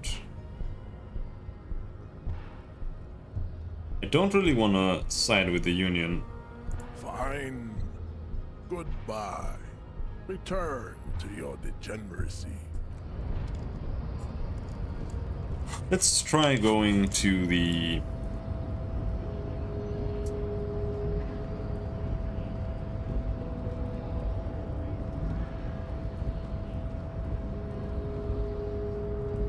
the pawn store again.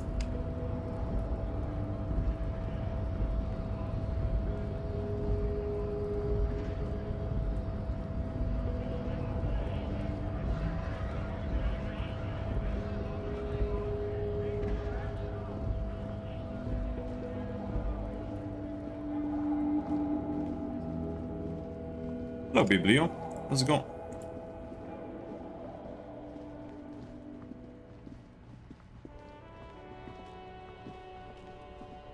Because he had an option for that. Maybe he just gives us a ladder.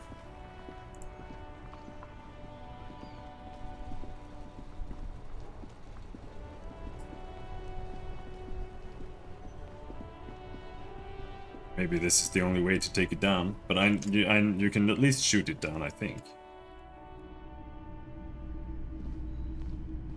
Hello, hello. Let me know if I can help you with anything. You might be able to aid our investigation. I doubt it, but I can try and I do my best to keep my... The pawnbroker's gaze is already fixed on the dancing colors. What? No, what happened to the option?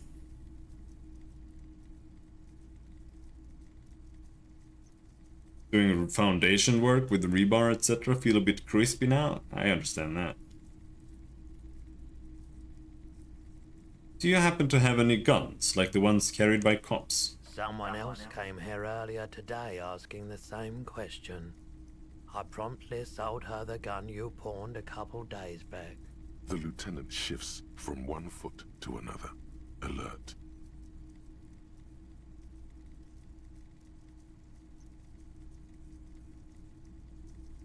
Was the buyer a policeman too? She didn't seem like a policeman, although she kept referring to herself as a pig, which was odd. I found her interest in the gun a bit obsessive, but I was just happy to get rid of it, and of her. Truth be told, she was terrifying. Right, so let me get this right. You sold your sidearm, issued by the citizens' militia, and now a civilian is running around the streets of Martinez with it? I got bored by it after a few hours. Well, I mean, it's just very heavy text. Miraculously, his face does not reveal what's happening inside.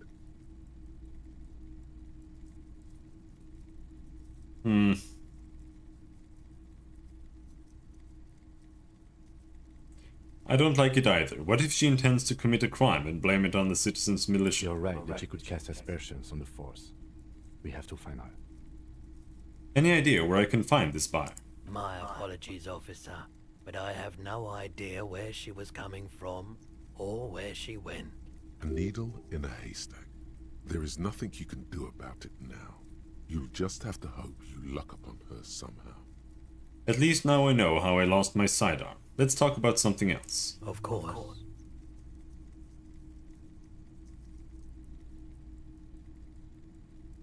I doubt it. The pawnbroker's gaze is already fixed on the dancing colors. Okay, so you could ask him once about help to take down the body, but now it's gone. It's a bit annoying.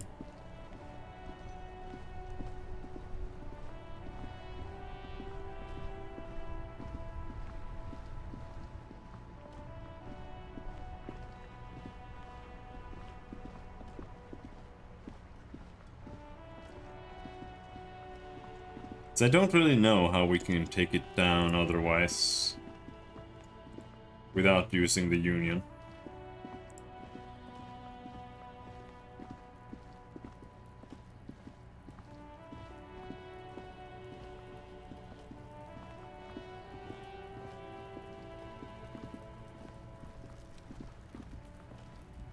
The man before you is naked, but for a pair of underpants and white boots. His skin is marbled. Oh no, we've already committed to that. I can't try anything else, that's why. On his chest, that's a fading. As you narrow your eye, this is a trick. Only the lower extremities are pink with a dash of blue. Oh wait, what's going on? His fatted hands, thighs, and his neck, just above the noose. I succeeded on something I failed before. Appears dark green in the cold spring air. As you narrow your eyes, the monster before you blurs into a violent mess of green and pink. This is a trick. You've done it before. Pink is where the blood settled in the first hours post-mortem. You can use it to see if the corpse has been tampered with. Does his position at the time of death match the discoloration? Only the lower extremities are pink with a dash of blue. His fatted hands, thighs, and his neck just above the noose. The rest of the corpse appears dark green in the cold spring air. His face and hands are pink. Thighs too. I see it. His neck too. The lividity goes right up his chin. We have good, well-pronounced discoloration here. Relax your eyes. The monster comes back into focus. An explosion of color, coursing with dark marbled veins. His stomach appears pregnant with something. Black liquid streams down his thigh and onto his boot. So, what do you think?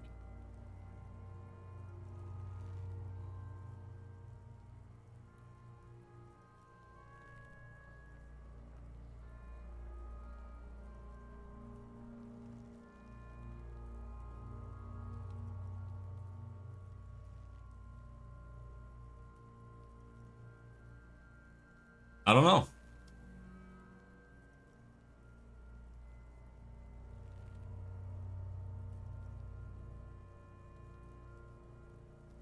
I think he was upright after death.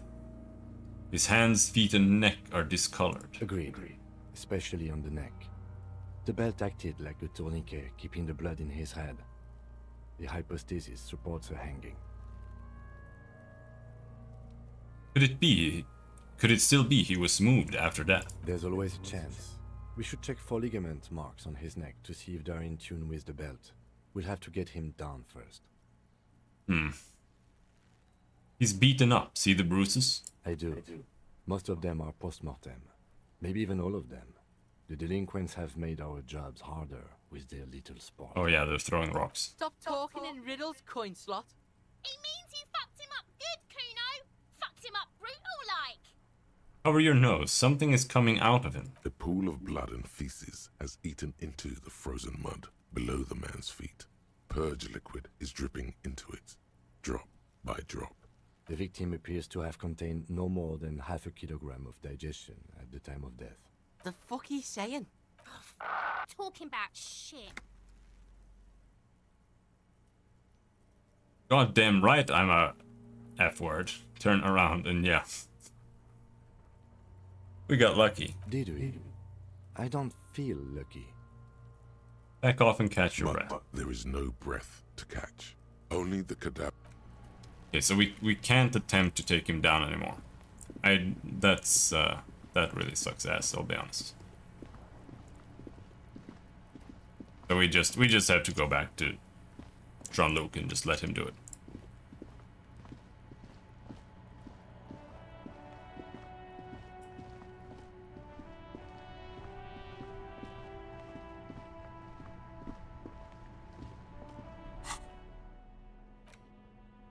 I assume.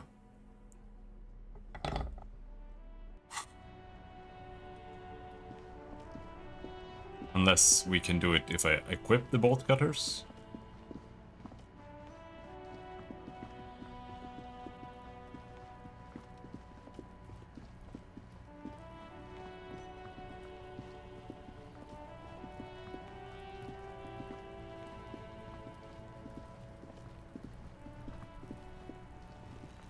The man before you is naked. Of course. You have questions, don't you? Can't get the damn... power of your imagination is at your service. Can't get the damn compartment in my ledger rope. The blue heart. Oh, that's good shit. You'll love it. Just press down and fuck it open like you always do. Fuck it hard. Copopo the clown. Enough. Come back later, Copo. Amuse yourself with my frank manners. Alright.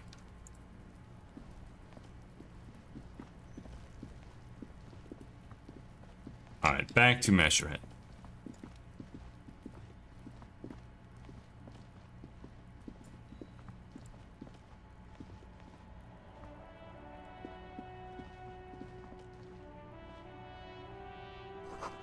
Rue de Sang, Ghislaine 8B.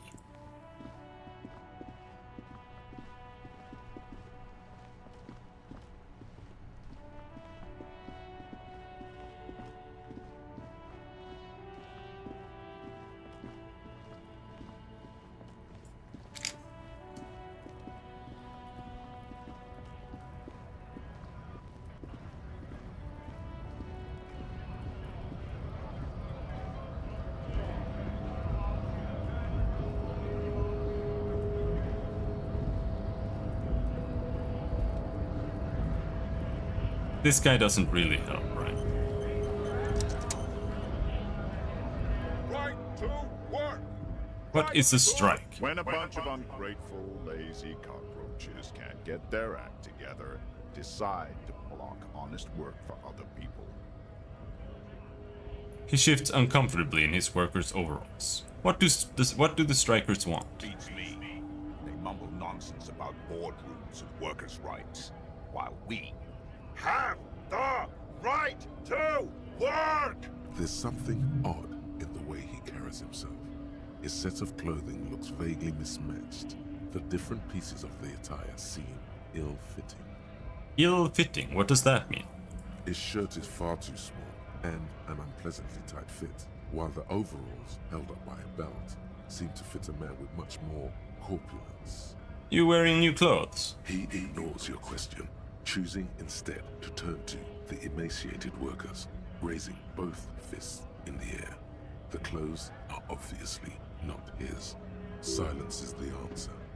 There's something off here, but he won't say what. You've been talking to him for quite a while now. Something is off with this guy. Ask him where he's from. Okay, I gotta ask, where exactly are you from? What's it to you? Deep-set suspicion drips from every syllable. Routine, part of the investigation. Am I a suspect? Done no crimes. I only fight for the rights of people. Already got that. I'm interested in your background. We're all workers, right? Workers stick together. Came from the eminent domain, in Jamrock. Backgrounds in odd jobs, heavy lifting, cargo hauling, bouncer work.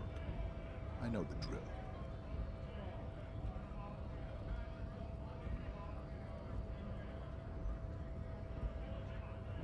A bouncer? Where? I frequent a lot of bars. Maybe it's one I know. Worked at Territorial. Ring a bell?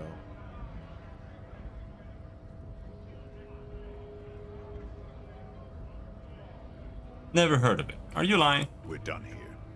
I have a strike to break. He squints at you. A little spark of violence gutters in his eyes. Then he blinks and turns to his men. Right to work! Right to work! Shame on you! I wasn't done asking questions. Things are busy enough. You're going to waste less of my time? Maybe. The hulking man oozes stark skepticism. What's it to you? Where are you from? Curiosity. Going to figure out this strike mess. Big mess, caused by union greed. But I only fight for the rights of people. We're all workers, right? Workers stick together. Came from the eminent domain, in Jamrock. Backgrounds in odd jobs, heavy lifting, cargo. I don't really like going through it like this. Whatever. Mission 1 in AC is kill the strikers. Oh.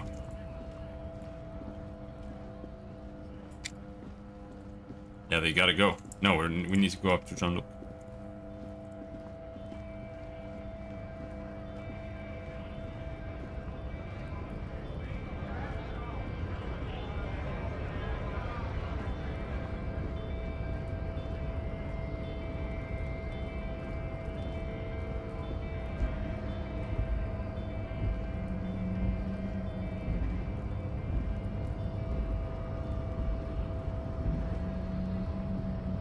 I can run, but I refuse.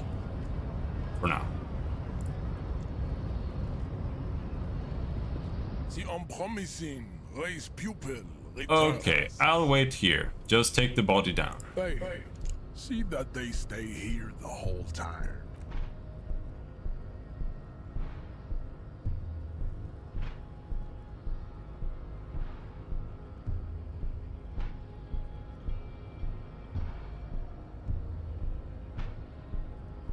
The woman's gaze follows Measurehead as he leaves. So, you guys are like cops or something? Yeah, we're the law around here. Cool. I like men with guns and power. I'm Katya, by the way. The woman twirls her hair. You hear that? That sound. He's breaking something. Yeah, Jean-Luc must be really tearing it up over there. I wish I could see it. I don't. I've seen enough of that dead body already. Look at you! RCM rent-a-cops! Guarding that bridge like Everott's lapdogs! Is this where it's at now? The RCM is for sale! And who are you? What is your business here? Why are your clothes 4 sizes too small for you? That's none of your business. A shrill laughter interrupts you, echoing across Martinez. Then, the man turns to look behind him at the behemoth appearing around the corner, approaching him, walking past him.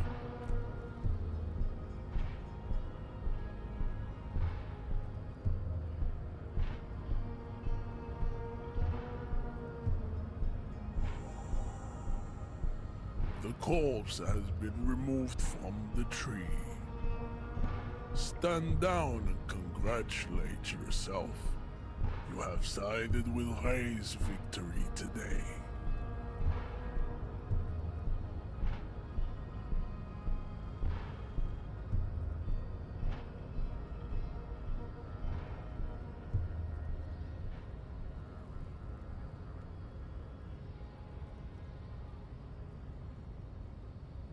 Thank you for your cooperation, Measurehead. Farewell, ham sandwich. You are a union man from now on. Don't want to be a union man.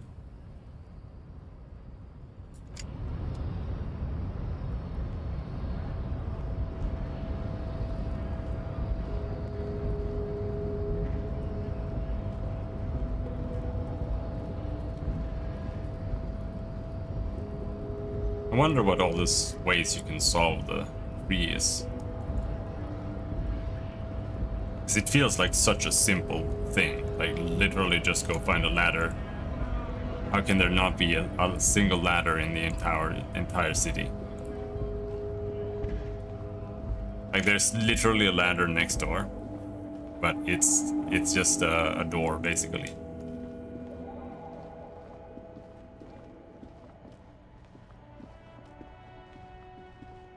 You can't use it.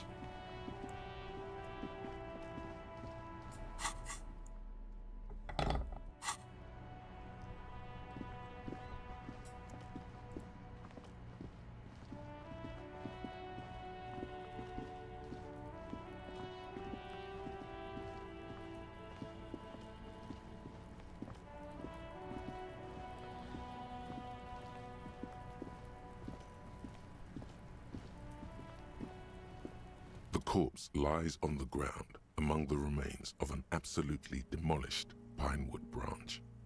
Great job, wise race mentor. Mr. Measurehead has done a good job. Nothing is too broken or compromised. The victim is ready for a field autopsy. A field autopsy? Yes. 1. Investigation of the scene. 2. Initial examination of the victim. 3. Field autopsy. 4. Transportation of the body to the morgue. We are on number 3.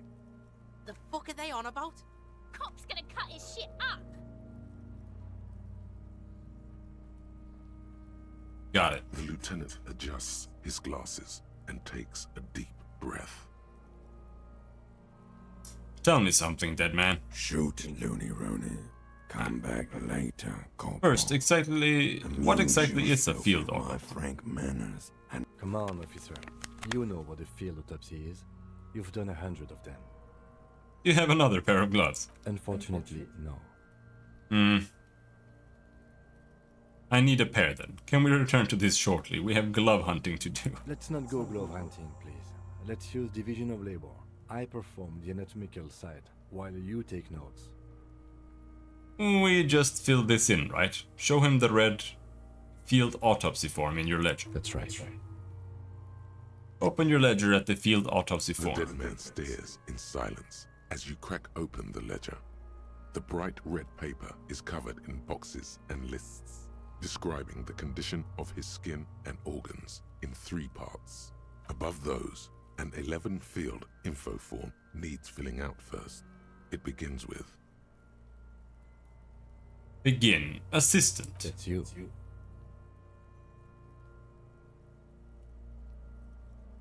No, I know.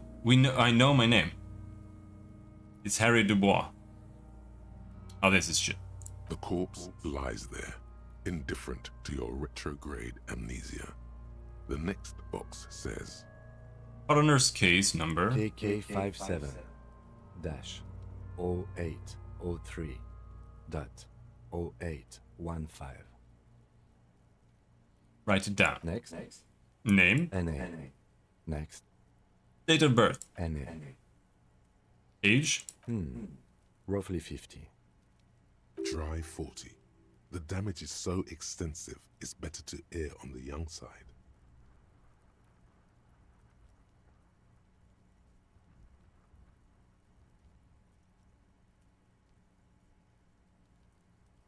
I'm gonna write 42. He nods. Race. Mondial.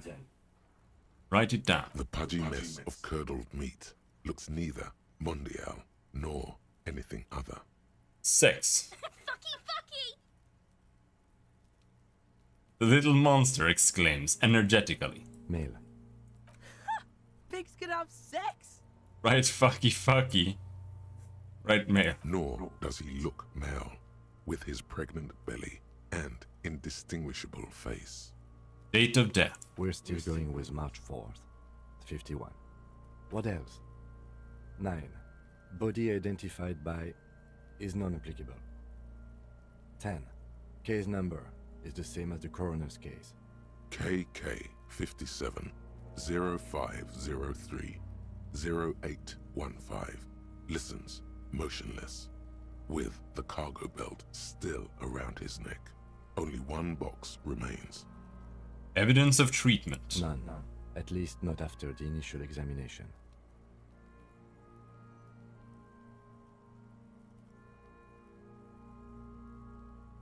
What exactly is treatment anyway? Interfering with the body's position or wounds post-mortem.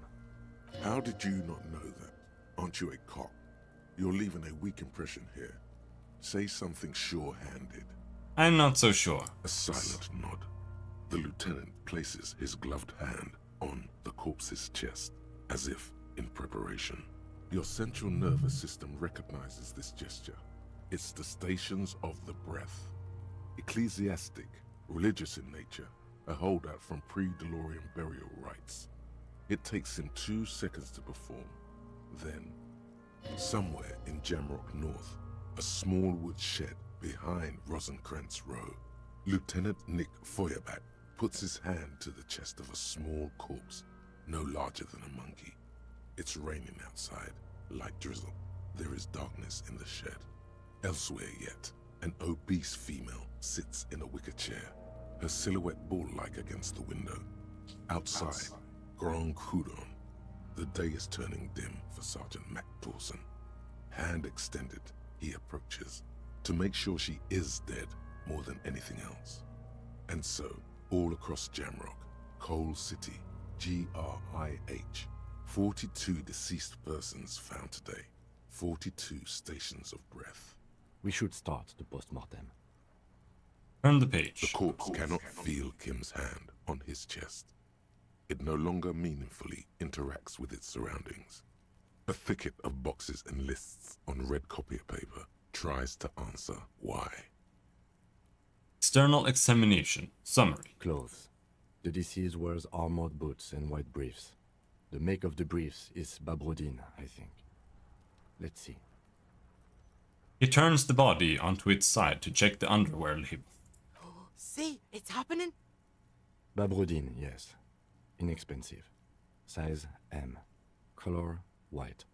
The disappointment is palpable. The red-haired thing was expecting something more lurid. The boots are ceramic, vitreous enamel. They are fused to his skin from blood flowing downward post-mortem. Removal of the boots is left for processing. The boot has a serial number. It's E50.100.100. The lines between the plates are in the shape of the alphanumerical. The number is purposefully concealed by the design. Tattoos. He stands up, feet planted on either side of the body. The upper torso is covered in a single, continuous tattoo resembling a microelectronical circuit board. It reaches from the right shoulder to the heart. The ink is blue and white.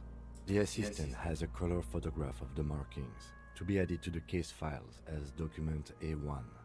The photo is taken on the scene using a Trigat Mini. The deceased has a belt for airlifting cargo around his neck, tied with a hangman's knot. Color yellow. Length 3 meters. There is a buckle on the other end. Well nourished, athletically built, measuring 1.8 meters. Generally consistent with age 42. Preservation is good. Ambient temperature below freezing. Body hair is light brown. Distribution is consistent with age. The deceased had male pattern baldness. Hair is combed back, short. Touch the corpse's hair? Why? Write it down. Short, light brown. Male pattern baldness. Norwood. Lividity is consistent with hanging. The head is congested. Contusions are present on the head, chest, and thighs. Consistent with stones thrown post-mortem. Low velocity. Fucking low velocity? You think Kuno doesn't know what you're talking about?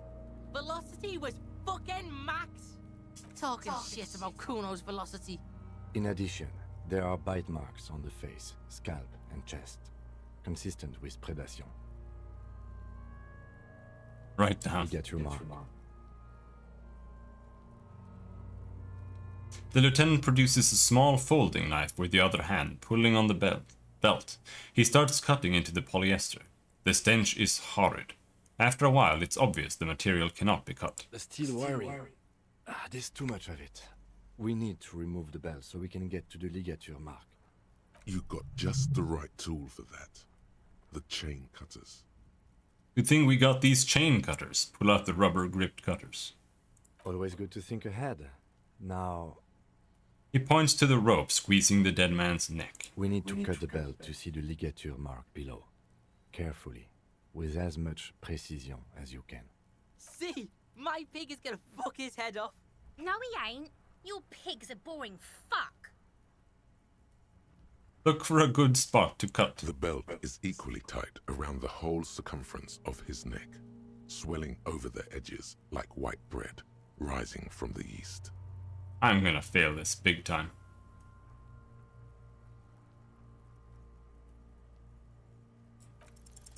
You jam the cutters right under the knot. That seems like a smart idea. Yeah, somewhere there. Already they're buried deep in the man's flesh. Then you rotate them to get a better hold. Then...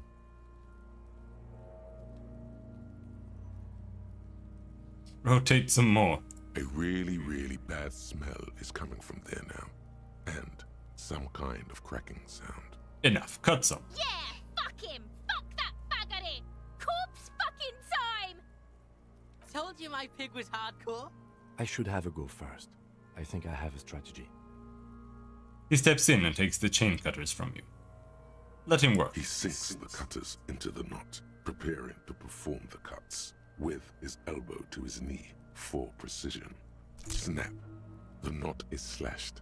Another cut and the belt falls apart like a flower bouquet, revealing the dead man's neck and the dark red ligature mark around it. Here. He hands you the chain cutters back and then kneels closer to the body, running his finger along the dark red groove until he comes to a gap. The rope rises to a point, leaving a gap in the ligature mark. The suspension point is in the back of the neck, on the nape. Hemorrhaging is observed on the skin, above and below the ligature mark. The mark is well pronounced, consistent with a drop from 1 or 1.5 meters. Chest is intact, normal contour. Abdomen is protuberant, pelvis intact, genitalia... He pulls down the man's underpants. No! Let's get up and see! I fucking knew it! This is clearly what they've been waiting for, ever since the autopsy began. The lieutenant is trying to make it as boring as possible. Genitalia is male and unremarkable. No evidence of injury. Write it down and move on. Back is symmetrical and intact. Upper and lower extremities are intact, but asymmetrical.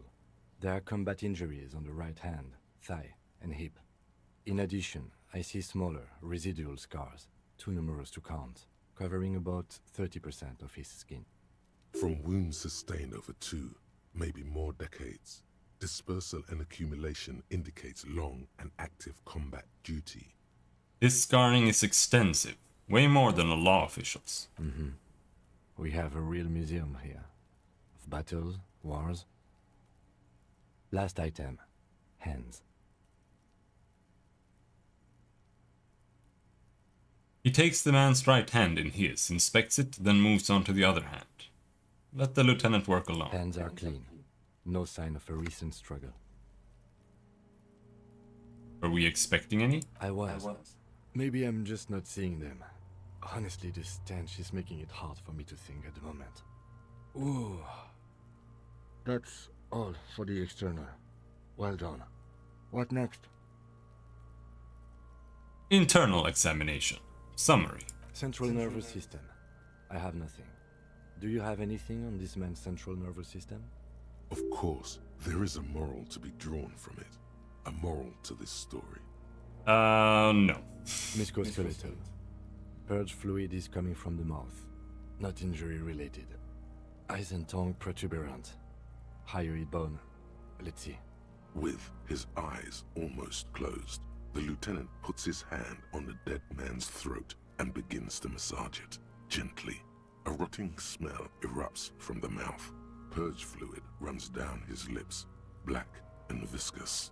You hear cracks as the lieutenant moves his sharp fingers inside the flesh, like the creaking of an old house at night. Yeah, jack that fucker off! The hyoid bone is fractured. The rest of the musculoskeletal system is intact. Unremarkable. Respiratory system. We're taking one of them naps to make it be supper time? It can be supper time right now. Isn't it supper time?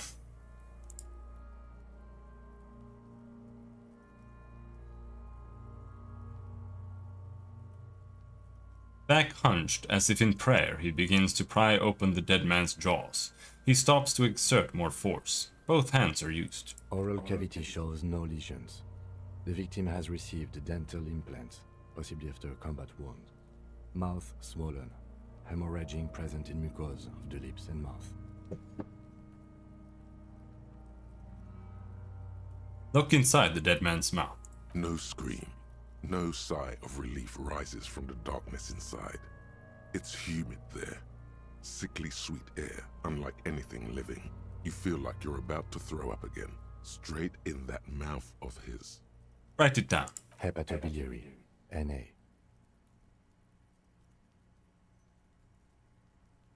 Write NA. Same for toxicology and serology, NA. NA. Cardiovascular. The body exhibits heavy lividity.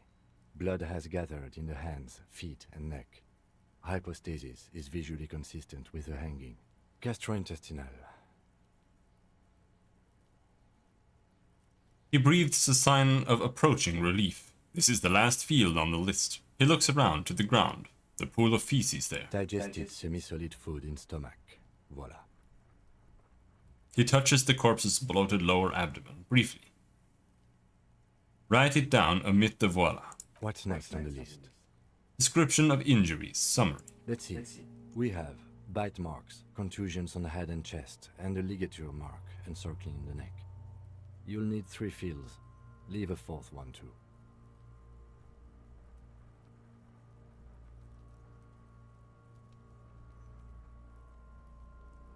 Bite marks. Head, chest, and scalp bite mark injuries. Predation by birds has caused damage to the body. Odontologist does not need to be consulted. And your opinion, officer?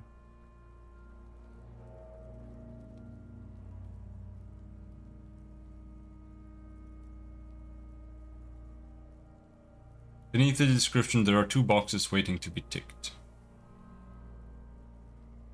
Non-fatal, post-mortem. Agreed. Next injury? What about the injuries we have inflicted? Oh, so we inflicted them? Okay, I have inflicted. Okay, so there's an incision on the thorax from a chain cutter. I wouldn't mention it. Better not to muddy the waters. So, back to injuries. Injuries. Contusions. So, the scalp bleeds from a post-mortem head injury, a stone. The injury does not have the rim of an early inflammatory response. The perpetrator on the scene has confessed to causing it post-mortem. At maximum velocity, fucko! Has confessed to causing it at maximum velocity. Damn. Coagulated blood sticks to his scalp and chest, where the countless stones have hit the dead man. Beneath, the description of injury. 2 boxes.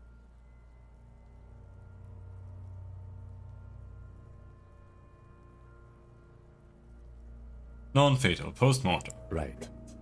Next. What's the 4th injury field for? Nothing. Just in case. Ligature mark. A dark red abraded ligature mark encircling the neck, with a gap on the nape measuring, let's say, 7 centimeters. The hyoid bone is fractured, the cervical column intact. I see hemorrhaging on the skin, above and below the ligature mark. Depth of the mark, 1 centimeter. No signs of clawing on the neck. Below the note, 2 customary boxes wait to be ticked. The man's head jerks to the side. The ring around his neck is visible.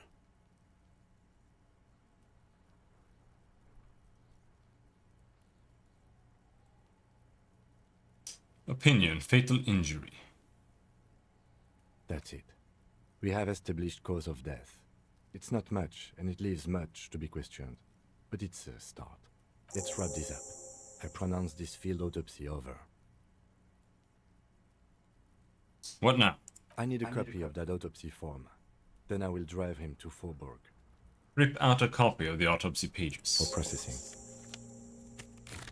He looks at the dead man one more time, then at the slip of red paper in his hand, then at the corpse again. He's thinking, did I miss something?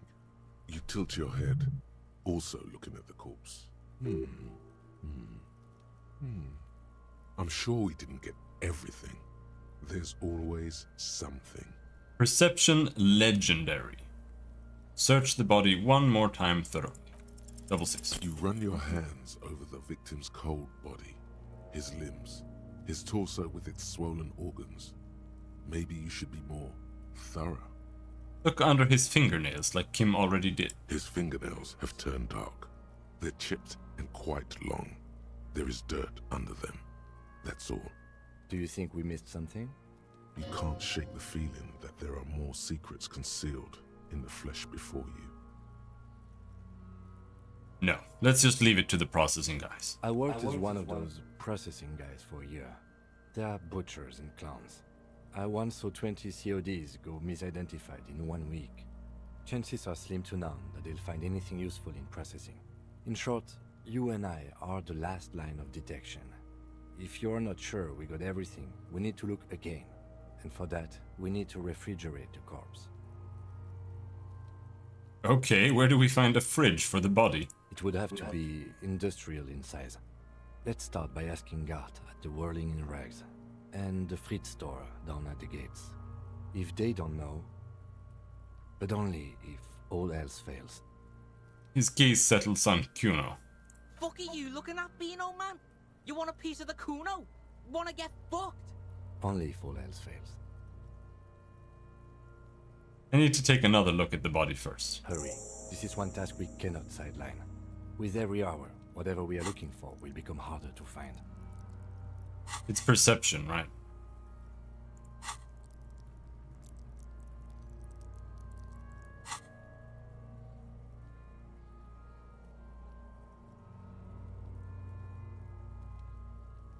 Shoot, Looney Run. Come back later. Call.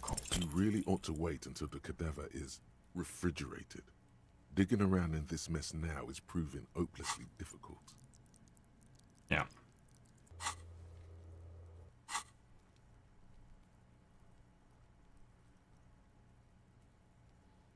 Let's bag him, take him away. Let the lieutenant take the body away without further examination.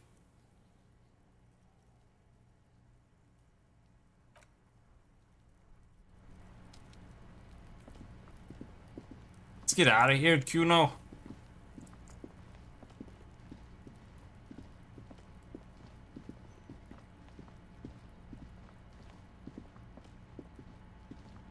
Love my hobo gloves.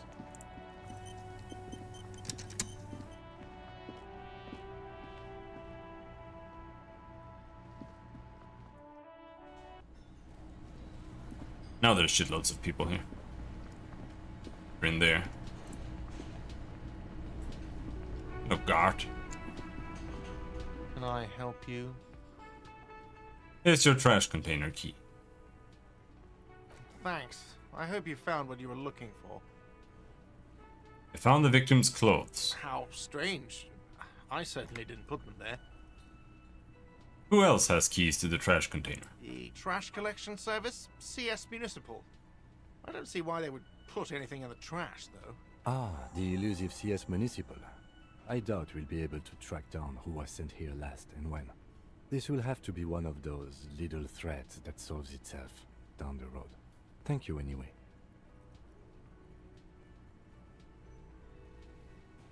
Thanks. Let's talk about something else. Yes? I seem to be in need of a fridge. Yes. For the dead body. You want to put a dead corpse into my fridge, right? Correct him. Yes, that's the gist of it. Well, I have a fridge, and you're not putting it here. Why? Because this is a culinary establishment, not a morgue. I can't believe you even asked me. It would only be for... Lieutenant, you too? You're asking too? No. The answer is no. I will not turn this place into some kind of macabre circus. Wow. Turned the lieutenant off like he was a busted old radio. He really is the lord of his realm. Let's go talk to the freight clerk. Yeah, she's a little girl. We can just barrel right through her. Hey, little girl, you mind if I put a corpse in your employer's freezer over here? You don't mind, right?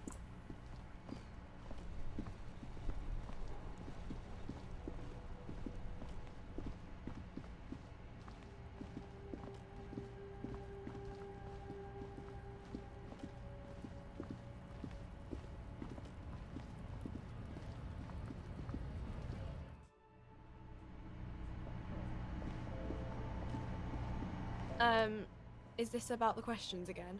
Because I don't really know anything. Do you have a fridge? Right behind you. I need to store a corpse there. You're joking, right?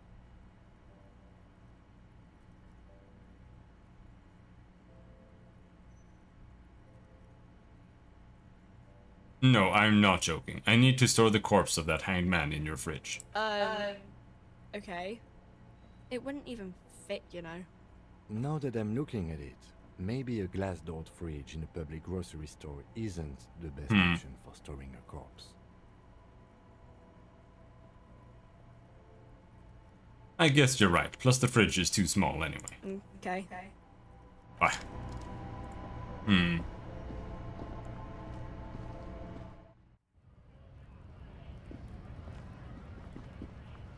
You've got... Looking for something? Do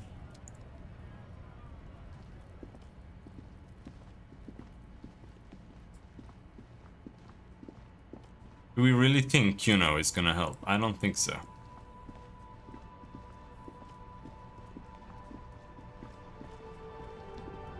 Hello again, my man. What's on your mind?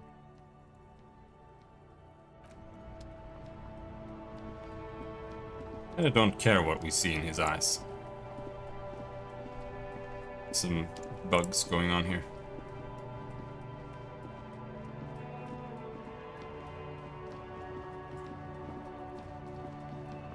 All comes back to Kuno.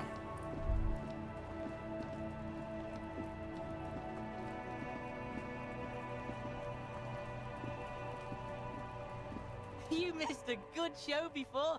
A kid came by and completely fucked the tree to pieces. He fucked the tree up! Fucked it good! It was porno!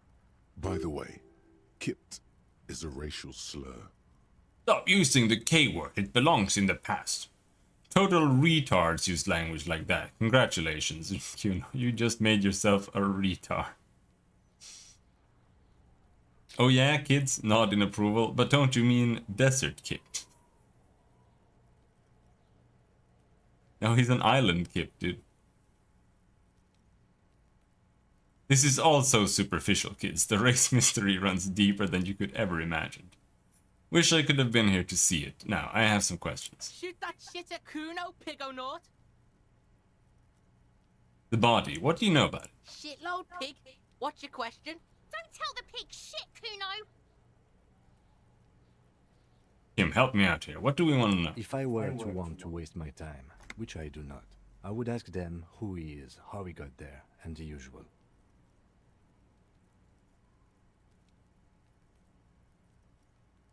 You know who he was? Kuno's fuck imp. Kuno uses the fuck imp for target practice. You know how it got up there? Probably climbed. Kuno was busy down the road when that shit went down. So you didn't see it happening? You heard Kuno. Kuno wasn't even in Martinez. Kuno wasn't in Revachol. Kuno wasn't regional. Okay, where did you go then? I don't know. Some fucking... Hello, Zero. How's it going? Mesco, or I don't know, some other place. Night City.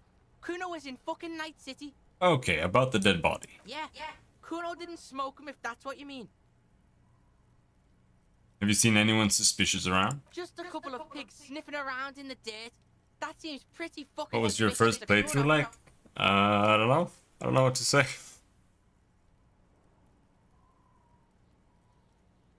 I think I maxed out Physique then, and I was like, I put points into Half-Light or something. I think I was kind of disappointed with how little it did. Yeah, you tell the faggoty, Kuno!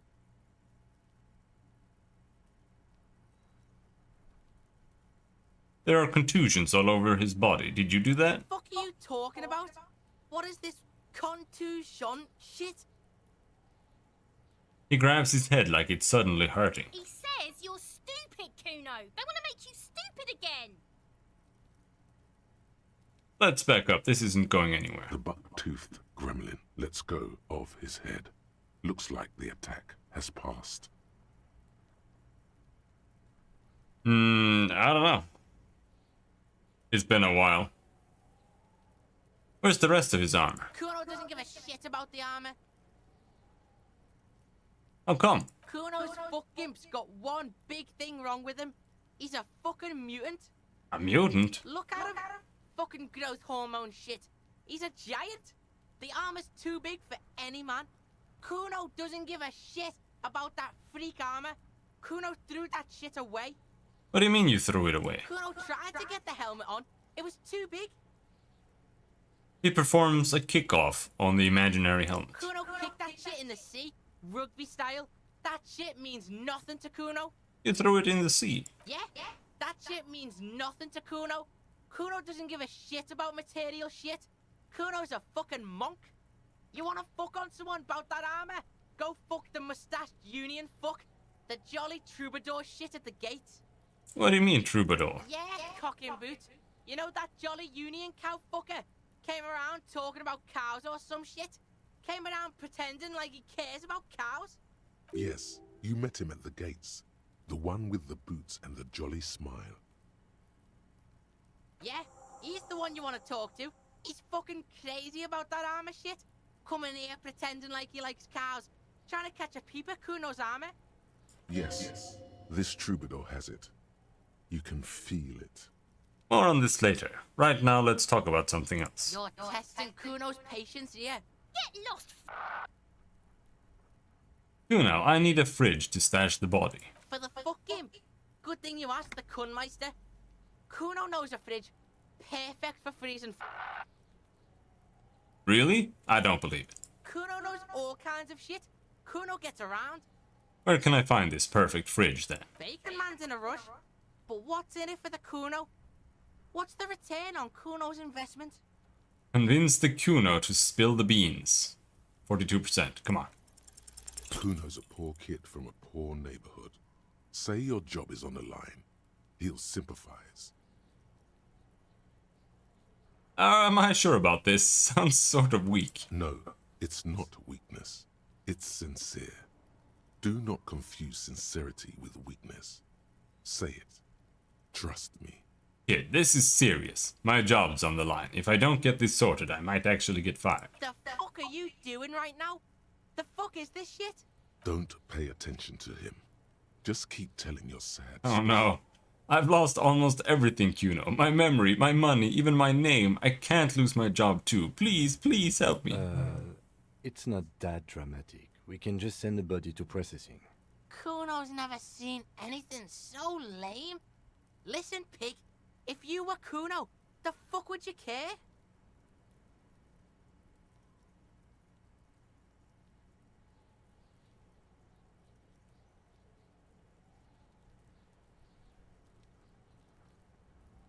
You're right, Kuno. If I were Kuno, I probably wouldn't care. See sad shit?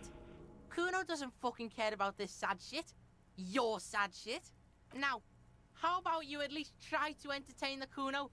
Or get the fuck off his crime scene? Why don't we go pester some other kids now? He says impatiently.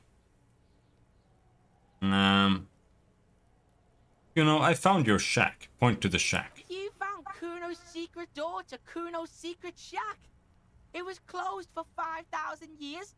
How the fuck did you get in? I pushed the panels aside, Kuno. And then what? You fucking there.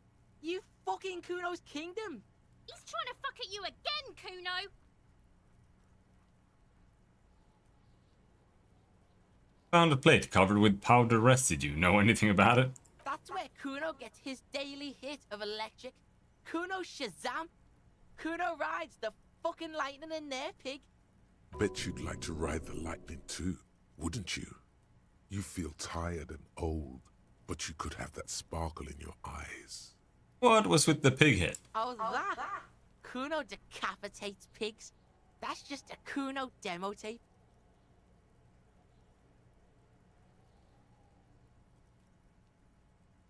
Forget it, I'm not saying those things. Too brutal for you, huh? Kuno fuck your tongue off. No, I just want to get back to the shack. Of course you want back in there. Everyone wants back in there. What's with the tube of Magnesolum, Kuno? It's a vitamin, pig. Don't you know anything? It looks at you like you just pointed at the sun and asked what it was. You could use some. Okay, whatever. Okay, whatever. You fucking need that shit to stay on top of your game. Kuno goes through like a tube a day, and you look like you could use a bottle. Oh, don't teach him, Kuno! He's gonna use it against you, Kuno! I know all about magnesium. I rock it all the time. You're not getting this, pig. It completely takes away the hangover. It's like you didn't do anything. Like you stayed home playing with your choo-choo. He looks at you, eyes bulging. Fuck you, pig! Don't do mag! You're gonna OD and you're gonna fucking die! I've heard enough of Good it. call, Pigmeister. Don't come and talk to Kuno about his kingdom. Okay, Kuno whatever. doesn't- We'll just have to send it back. I don't know what to do with it. The man is decomposing visibly. The lieutenant adjusts his glasses and takes a deep breath. Let's bag him, take him away. Let the lieutenant take the body away without further examination. If you think so, officer, I'm not going to object. I need a little help for carrying him to the holding pen of my kinema. I'll take it from there. Then what? It's too late to take him into processing today. I'll take him first thing tomorrow. Bag the corpse and drag it to the motor carriage.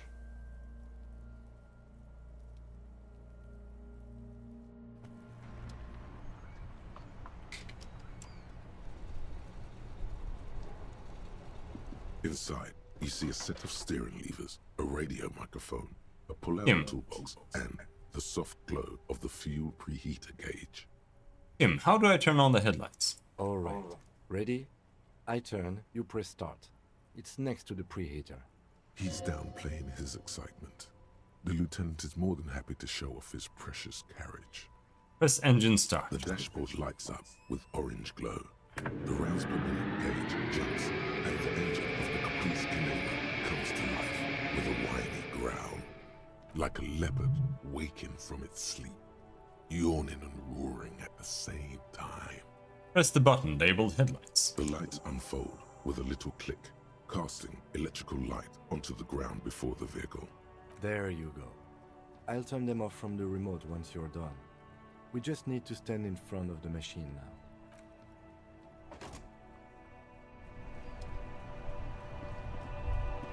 As you hold your ledger's clip under the headlamp, an iridescent hologram appears. A street grid and the veins of a great river. A familiar sensation washes over you. There she is. Revachol West.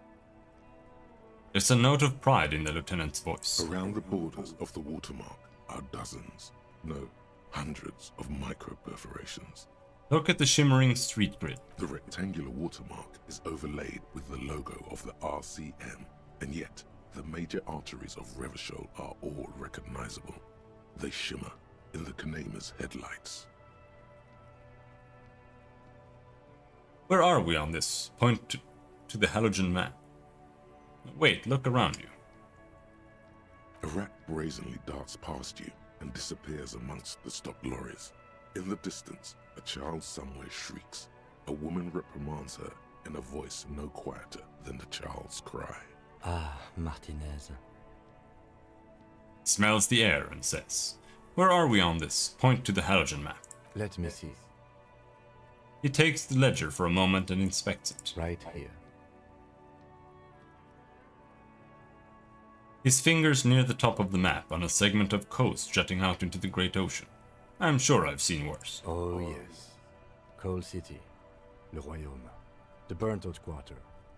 Look at the perforations. There are many of them, and they are divided into 3 separate rows. Tally up the different rows. The first row has 18 dots. Not bad. Not bad for what? You don't even know what it means yet. How about the next one? The next is the longest. It runs all the way around the border, and then some. Count them individually. There are so many, it's hard to count. More than 150, at least. Maybe even 200. What about the last row? The last row has 3 perforations. 3, that's it? That's it. Hey Kim, what do all these holes mean? Point to the dots on the watermark. Those are perforations. They represent your record as an officer of the RCM. They are your statistics, as it were. I should have guessed you'd keep a record. Officers often do. Let's take a look. The first row represents your years of service. 18 years. Okay, not bad at all. What did you do before you volunteered?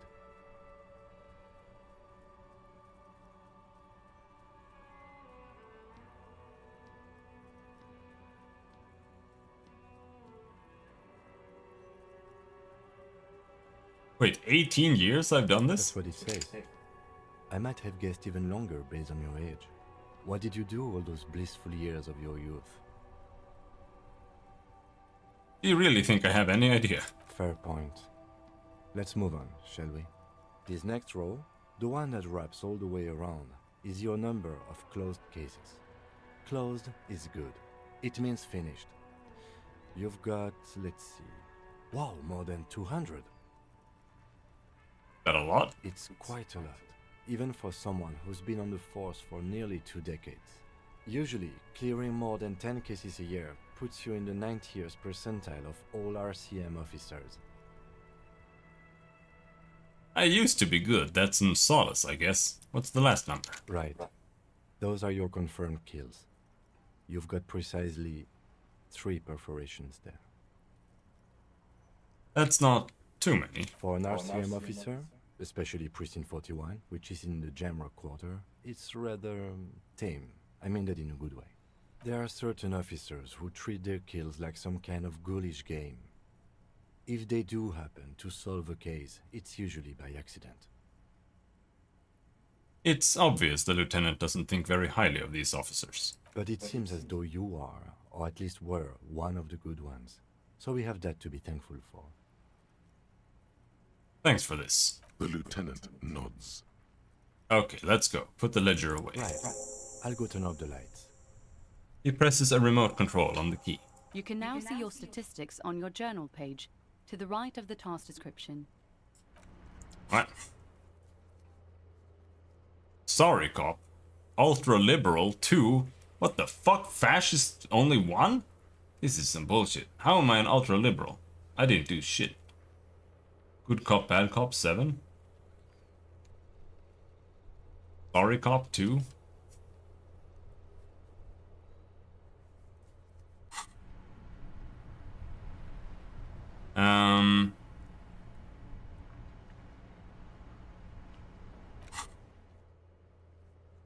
Acquire a copy of the city map.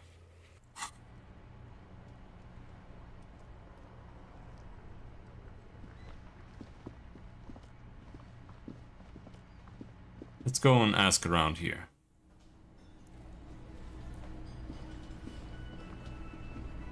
Hello again, sweetie. No, we're not gonna beg her for money. A sign reads, Mess Hall reserved for Union members. Doors open 1600 hours. This guy's still down? Fuck, dude. The worker is in a deep slumber. Perhaps he's on his way to where you just came from, into the primordial darkness. On the counter, rolled out of his open hand, you see a blister pack of headache medicine. Wake him up. You gently shake his shoulder, but nothing happens. This man could probably sleep soundly in a ship's engine room.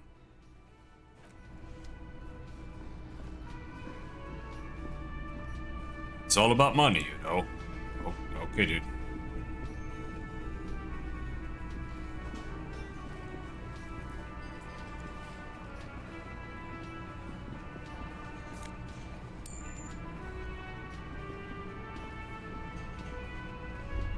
A thin man is smoking below an exhaust hood, occasionally sipping from his mug. This must be the Whirling's cook.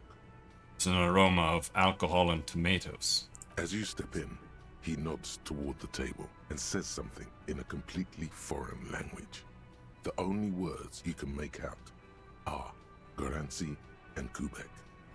It must be his name. Garancy. Garancy Kubek. Sounds representative.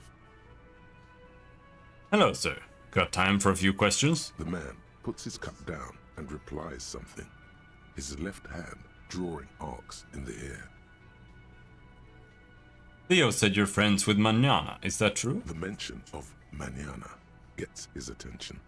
He smiles and delivers a whole slew of unfamiliar words and lively gestures. Then he falls silent again. They're friends? What's in that borscht you're making there? Point to the large pot. The man says a couple of sentences in that strange language of his, and then seems to wait for you to speak. Sorry, I don't understand you. Just one word. Sounds quizzical. Then he awaits your answer, with his brow arched. Yes, not. Borscht need more vodka? He picks up a bottle from the shelf. Okay, so it's vodka that keeps the men happy and in good spirits. Clever move by the Union. Vodka Borscht! I love it, Bratan! Turn it the fuck up and then ask for some yourself. Turning it up seems like a dangerous idea. Honestly, the place is a powder keg.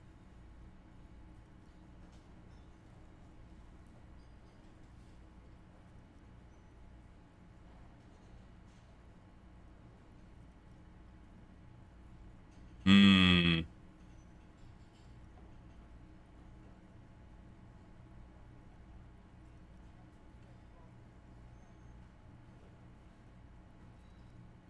Cut it. The cook gives you a long, disappointed look, then turns the stove off and seems to wait for you to speak. You've got some impressive pots there. He smiles and bangs his ladle against each of his pots in turn. It's almost like music, especially with the sounds of assorted dishes boiling and simmering on the stove. I don't think I need anything else. Stay masculine. What? Dishes are drying. They smell of chemicals and pine trees. Can I help you? I saw another thing at the World. Another thing. Great. I love those. I saw a sign that the mess hall is reserved for the Union. Yes, not the whole damn Union, thank God. Just the nastiest and loudest faction. He tosses his head in disdain. They come here in the evenings. Dumb, unruly types. Think they're big shit. But they're good customers. They place big orders and always pay on time. He hates the Union, but grudgingly recognizes its power over him. So he's directing his frustration at you instead. Retaliate.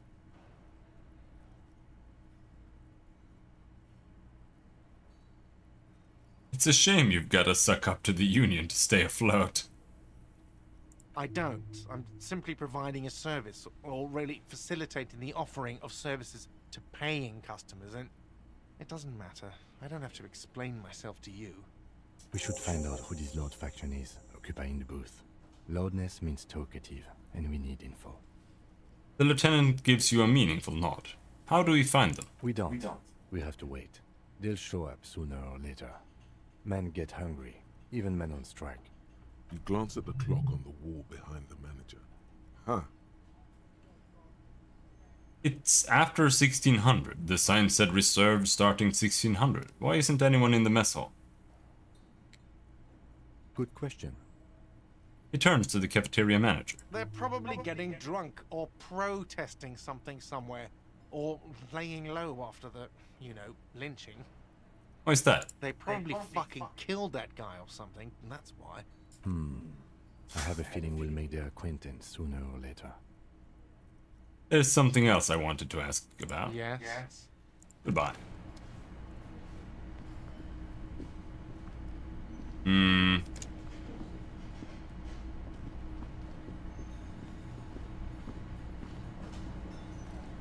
Oh, what's this?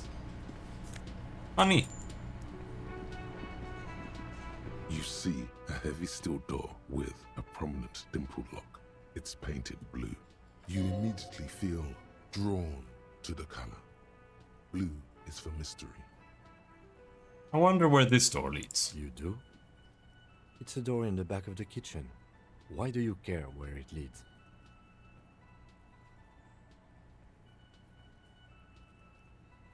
Out of duty. We might find something pertinent to the investigation. Yes. I suppose it's worth seeing if we can get in. Just to be thorough. As a side investigation. It's hardly a side investigation. You already have a name for it.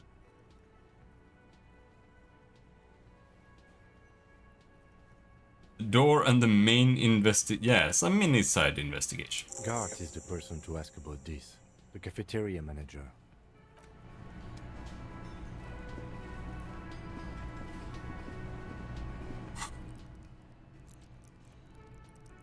I don't know if I want to do anything with this right now. It's good to save a point. Sometimes you want to retry something right away. It's another thing at the Another world. thing. Great. I love those. There's a mysterious blue steel door in the back of the kitchen. Oh, yes, that door, sure. There's nothing mysterious about it. It's just a door. Do you know what's behind it? Do you have... No, I don't have a key. I don't know how to get there. And I don't care either. It's not like I've been wondering about it for 10 years. It's just a frick warehouse, probably. Or some boring storage space with a bunch of old junk and dust. Junk and dust. He runs his finger across the counter to check for dirt. He's attempting to maintain an air of indifference. It's absolutely not convincing. I think you'd like to know what's back there. Fine, okay, a little. But my job doesn't leave me time for wondering about one locked door in one of the cafeterias I manage. So I haven't opened it. I have cleaned the whole place 100 times over, though, after the animals. And I haven't found a key, so good luck with that. Yes? Okay.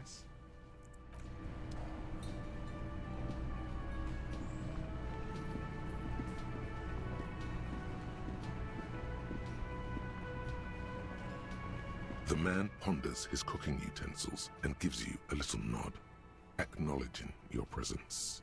Do you know what's behind that door? Point to the blue door. He looks up at you, then looks away quickly, shrugging and muttering something to himself. Shrugging is an international sign for, no, I don't know what's behind that door. True, dude. You see a heavy steel door with a prominent dimple lock. It's painted blue. Try to push on the door. The door does not budge. Touch the door. Cobalt blue surface feels rough to touch. The stainless steel door is flush with its frame on every side. Oh, we're not getting in there.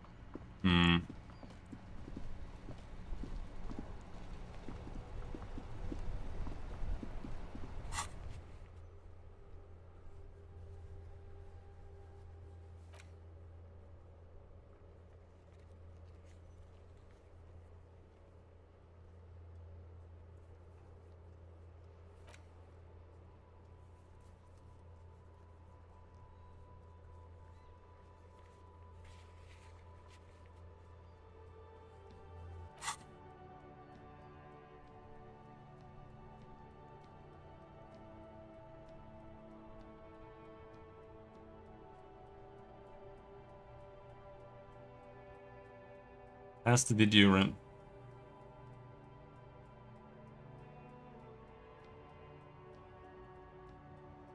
This didn't feel like it helped for what I wanted.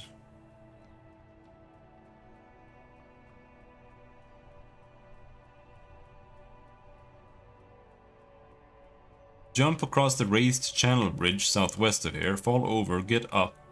Get off the asphalt in 20 minutes, shuffle your feet through the courtyards, scattering little children, go under the great raised motor track, the 8x81, until you reach Le Domaine Eminent in North Jamrock. The streets are frozen this time of year, caked with ice. Walk down to Maine, to Perdition. There's a side alley there and your footprints in the mud.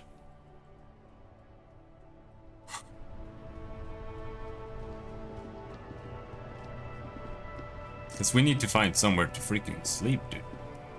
I can't afford to stay there.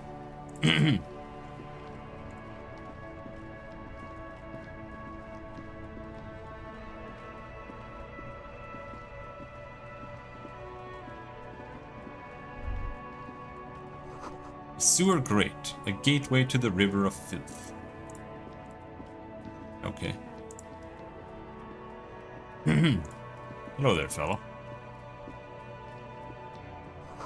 Water lock out of order until Wednesday, 7:15 a.m. Barry, can you hear me, buddy? A burly man hangs out by the waterlock, carving up a generous serving of salami with an old hunter's knife. His eyes are fixed on a man stranded on the other side of the waterlock and on an enormous billboard that has fallen down into the canal between them. Did you know what caused this wreckage? Point at the smashed billboard in the canal. I wasn't here to witness it, but those look like tire tracks on that sign. Weird, huh? Then again, plenty of daredevil drivers in Revachol. The words Daredevil Driver sound ominous to you. Too bad it also takes a year and a day to repair anything around here. Especially a waterlock. The rest of the coast is closed off till then. Do you know what's further down the road? Further down the coast? Well, there's the fishing village, an abandoned fish market, a bizarro church. Not much use to the congregation, though. There always seems to be something wrong with it. He thinks for a moment. Yeah, not really much else. Just bombed out ruins. Can I have some of that salami? Nah. A couple of indicator lights are missing from this control panel. Loose wires dangle from the now vacant holes. In the middle is a lever. Beneath it, a small metal plaque. This panel usually closes the waterlock, turning it into a bridge that lets you cross the canal. But there's a crashed salmon and butter sign in the way. Pulling the lever probably won't do anything. Pull the lever up. You pull the lever all the way up until the metal clicks against the contact pins. You hear a soft clunk. Then, nothing happens. Release the lever. A spring brings the lever back to its original position. You still need to close the waterlock to get across the canal. Some other way. Wasn't there a sign over there saying functionality will be restored on Wednesday morning? Yep.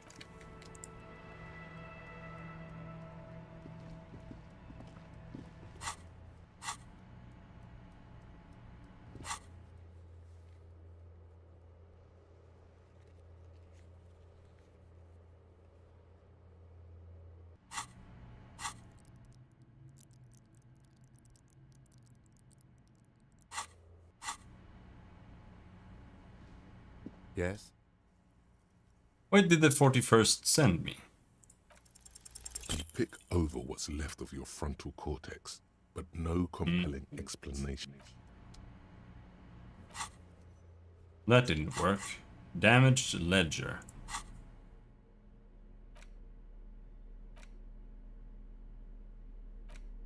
It's the ledger you found in the trash. A cabbage of papers hanging from the board, with the permeables drawer inside.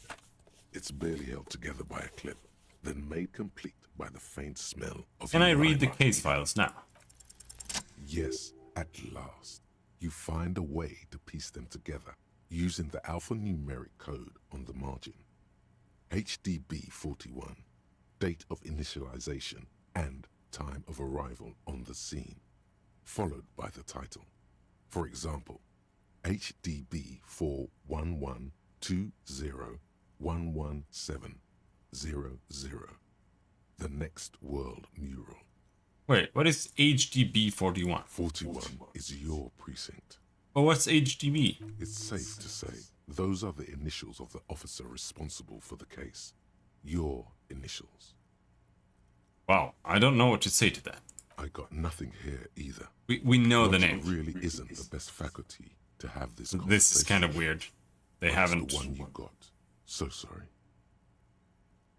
Yeah, we're staying out of this business for now. HDB is bad news from yesteryear. It's shit, honcho. How long does it take to read a case? It takes about half an hour to piece one together, using the system you've devised. Where do you want to start? Half an hour, dude?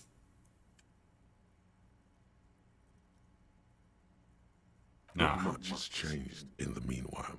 A bunch of sodden papers still sags from the clipboard. Open the hidden compartment in the clipboard. Just relax. The two sides of the board are slightly misaligned, like a drawer that's come off the slides. All you need to do is bend the plastic on your knee, slowly. The slides snap back into place. It should be possible to just, you know. Somehow I don't want to. Slide the drawer open. Without resistance or sound, the two panels move against each other. The compartment is now open. What's inside? 2 ticket stubs and a handmade postcard. Pick up the ticket stubs. Fucking kill yourself, you asshole. Pick up the ticket stubs. Octopuses are smiling, reaching their tentacles toward each other in the colored pencil drawings. The tickets permit access to the zoo in Revachol East. The aquarium costs extra. These let you go there too. Pick up the card. Proceed. Thin wax paper has been glued to a piece of cardboard. Sounds like leaves rustling when you pick it up. You see violet flowers, floral patterns, patches of glue. Smell it first. It smells of chewing gum. Apricot flavored. A touch of cinnamon. The end of summer. You think the label says Tutti Frutti. Love Tutti Frutti. You are so fucking winner. Thank you. Open it. Familiar handwriting lines the inside of the card. Looped, round letters in a woman's hand. A young woman in her 20s. There is care, effort, and a smile, you think. Although that is not something you can read from someone's handwriting. Harry, it begins. You're already reading. I wanted to write you a letter so you can read it when you wake up. Maybe it will make you happy. Throw it away, please. Keep reading. Your hand shakes, holding the card. Every morning when I step out and you're asleep behind me, it says, I find a little piece of sadness in me. I carry it in my chest, down Voyager Road. Every step I take, it grows. By the time I reach the fuel station, it has filled me entirely. I step onto the light rail and look back. Sparks fall from the bow collector. I know it will be like this until late afternoon, when I get off the 42 and walk back to you. Keep reading. You. Every step I take will get lighter. It almost makes me run. Sometimes I do. I can't believe I met you. I can't believe the happiness I feel with you. You have a vast, vast soul, and I will always, always, always come back to it. Kisses, kisses, kisses. You feel the air sucked out of your lungs and the blood sucked out of your head. Everything around you gets dark. Small white dots appear. Sparks fall like snow from the bow collector. A streetcar distancing. You feel the ledger slip from your hand. No. Hold on. Hold on. To what? There's nothing. Detective, is everything all right? All sideways.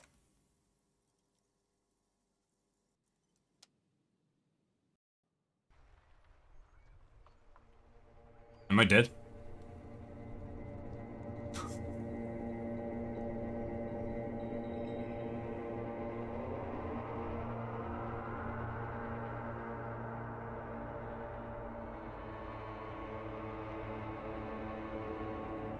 Did I actually die? There is nothing. That kills you? Again. No. No, this is just another. Just lie there, passed out. Well, almost nothing. There is the ground below you. That's still there. And the small light that's on, fluttering, somewhere in the basal ganglia. Who's that? That's me. Blue eyes, that's me. Yeah, this is different. Nice and quiet. Is it? The world is gone. You are no longer reacting to outward stimuli, yet still.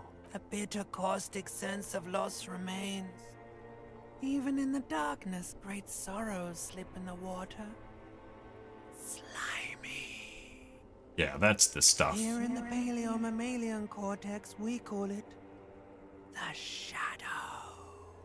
Because it's always there. Tell him. Ah, yes. In the olfactory system, they call it the apricot chewing gum scented one.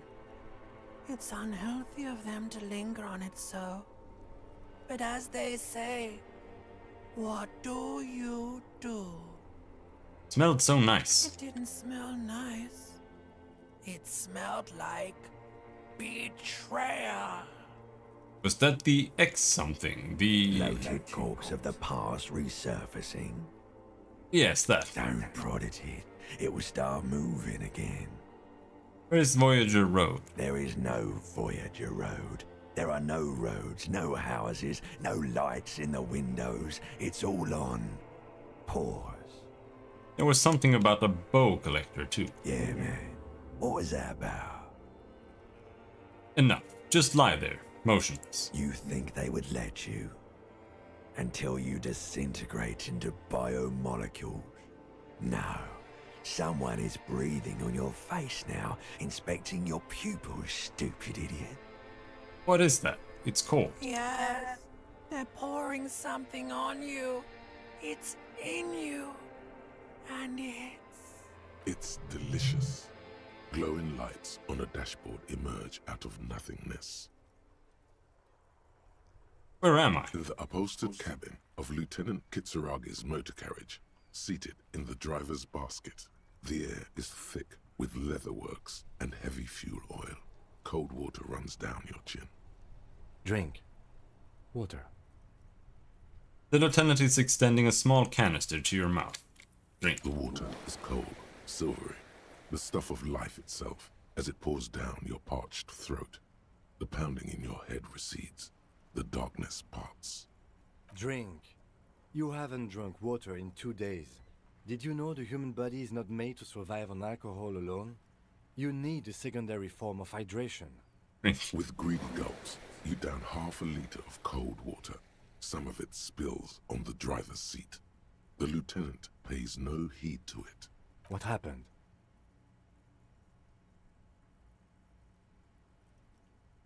I should ask you the same. You were reading your paperwork. Then you passed out. I carried you to my kinema to take you to a hospital. Then you came to. How long was I out? 10 minutes, maybe.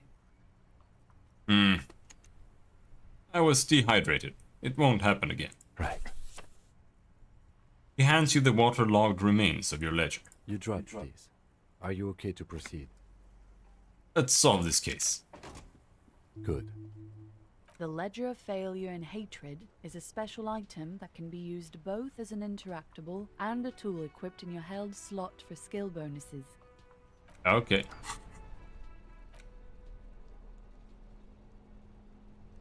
+1 Inland Empire, +1 Empathy, -2 Authority. I don't want that.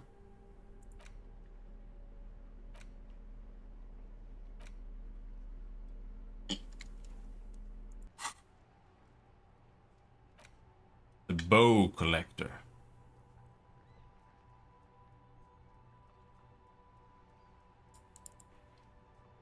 White Morning. -1 Authority. Little guy gets further and further away. See yourself from above. You're passed out on the blue tiles of the hostel room floor. Even from this distance, you can see your eyelids flutter at the mention of what? A great white object letting out its sweet smell like a lily of the valley. The little man's forgotten its name, but he still remembers the feeling. And look, he moves. The feeling animates him. He instinctively reaches out for the feeling's best friend, a bottle of Commodore Red. He puts on his disco clothes and gets smaller and smaller.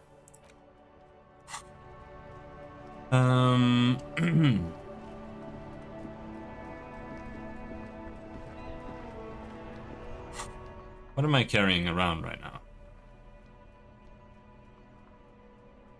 Nothing that's worth any money. So the only way I can think of... Inside, you see a set of steering levers, a radio microphone, a pull-out toolbox.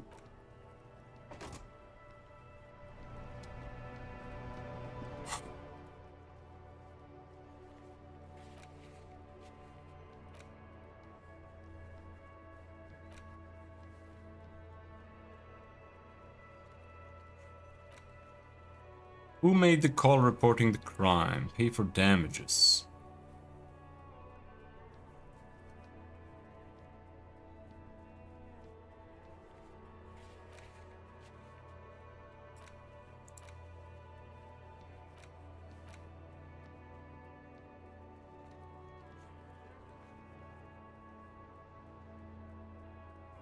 Get the key to the weasel's door from Manana.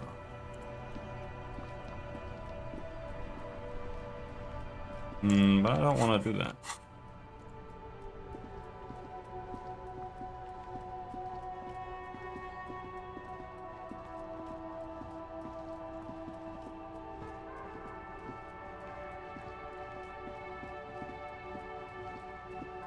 Hello, hobo.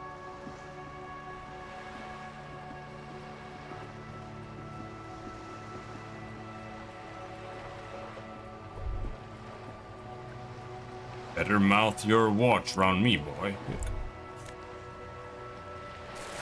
Break the bag. You hear the distant squall of seabirds.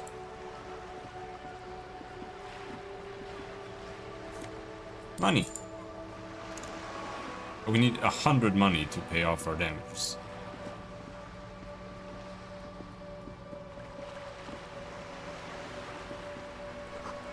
Ad reads broken window. Tibbs has windows.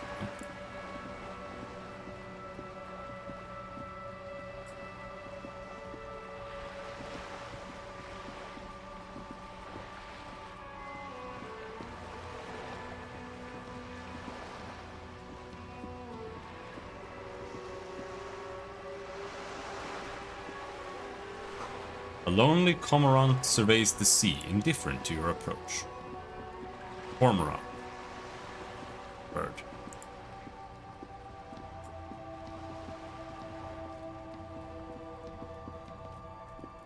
This is a wall on the side of an apartment building. Why am I looking at this wall? You have no clue. It's just a wall. So many walls all over Martinez. Weather-worn, cracked, their paint peeling. Oh. Oh, don't run.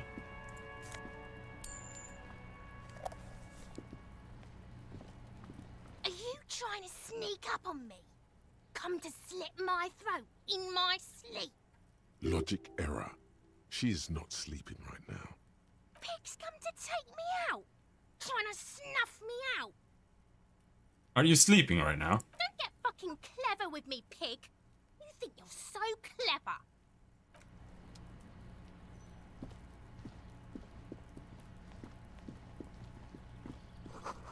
A garden hose. This won't be of use until the snow melts. Chairs and tables eaten by rain and rot.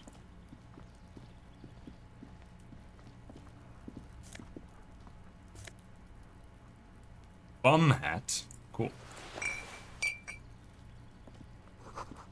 Just a closed door, but you look at it suspiciously.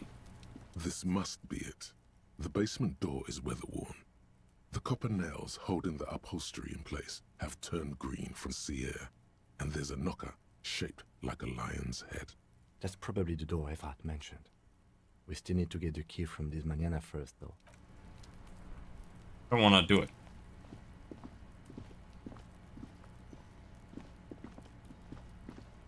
There must be another way to the building.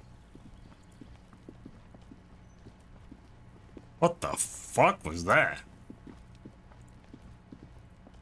Holy shit.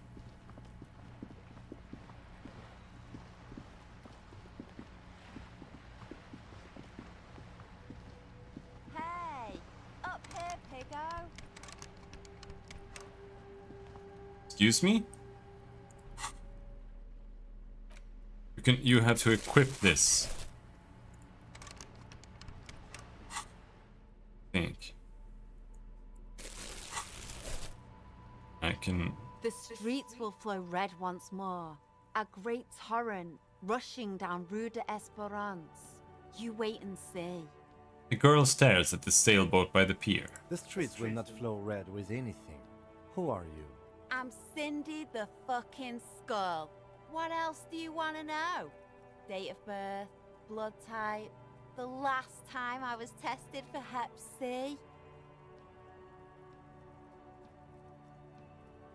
Just answer some questions, okay? Ask away, pigman. But I don't promise to answer.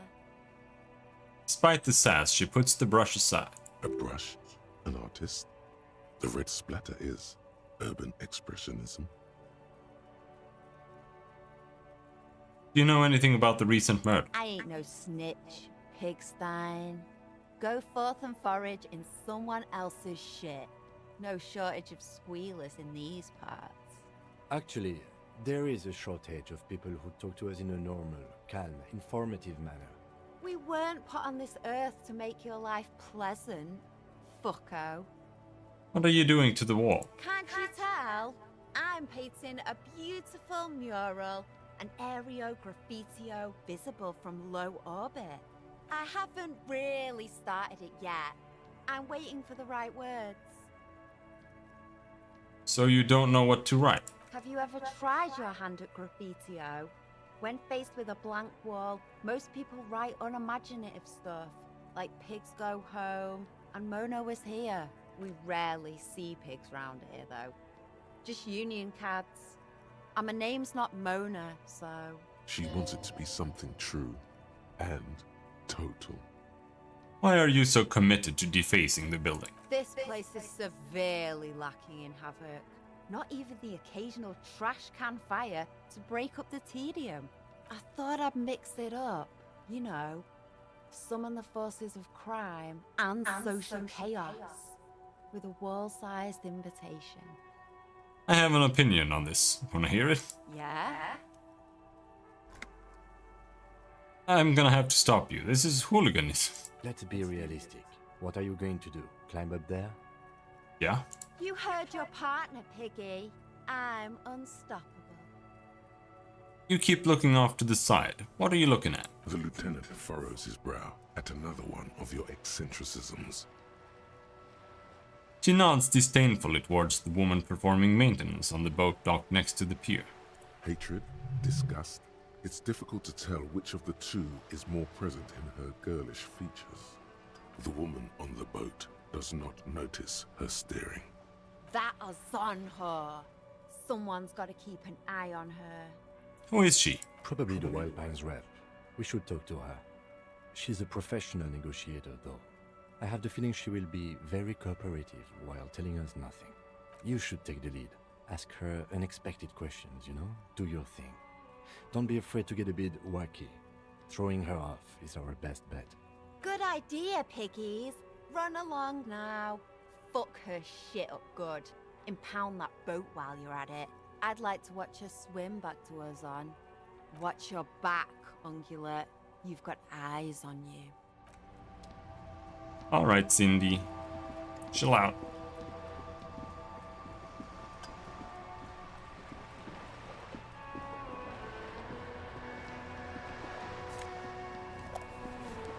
Random magnesium in random boxes and shit. A striking woman leans against the cabin top of her sailing boat, smiling as you approach. Her green raincoat glistens with droplets. A silk scarf is tied around her throat. Good evening, officers. I'm Joyce. She extends her hand in greeting. Joyce L. Messier. I represent the board of Wild Pines, the owners of the harbour. You gentlemen must be from the RCM. Shake her hand. I'm glad to see you here. Her grip is tight and cold. I was dispatched to handle a strike, not a lynching. Anything I can do to assist the RCM in this matter, I will, gladly. That is good to hear, madame. My colleague will take the lead on this interview. I should let you know that he is recovering from an unusual medical episode. Very unusual. But I can assure you of his ultimate competency. How interesting. I wish you a swift recovery. In the meanwhile, you have my full cooperation, and the full cooperation of the Wild Pines group. Tell me about the Wild Pines. What do you do? What we do? I'm afraid I don't speak for Wild Pines as a whole. It's a giant undertaking. So what do they do? The Pines' core competency is logistics. Container shipping, freight, that sort of thing. See those airships there, blinking? Those are the shipping side of things. And that is the terminal. Another subdivision deals with energy, oil and gas exploration, offshore platforms. How much money does Wild Pines have? I'm not at liberty to discuss the company balance sheet, but I can tell you that last year The company booked more than 20 billion real in revenue. A billion?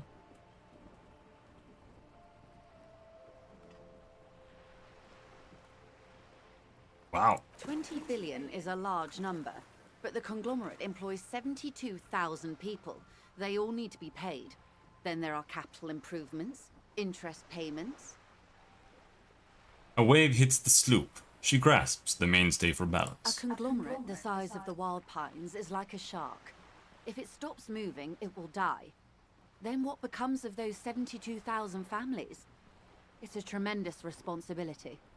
Where does Wild Pines get all these billions? They started as an exploration and cargo fleet conducting trade between the Samaran and Insulindian Isolas 250 years ago, when pine ships explored the South Seminese and charted Lomantang on behalf of the suzerain. Centuries of care, deliberation, and madness have gone into this endeavor. Vessels pass through the Great Unrest to re-emerge with apricots in tow. The logic of the system is totalizing. It's taken everything from its employees to build it. What does such a huge system want with a place like this? You mean aside from being the terminal's legal owners, who are responsible for moving 8% of the world's cargo?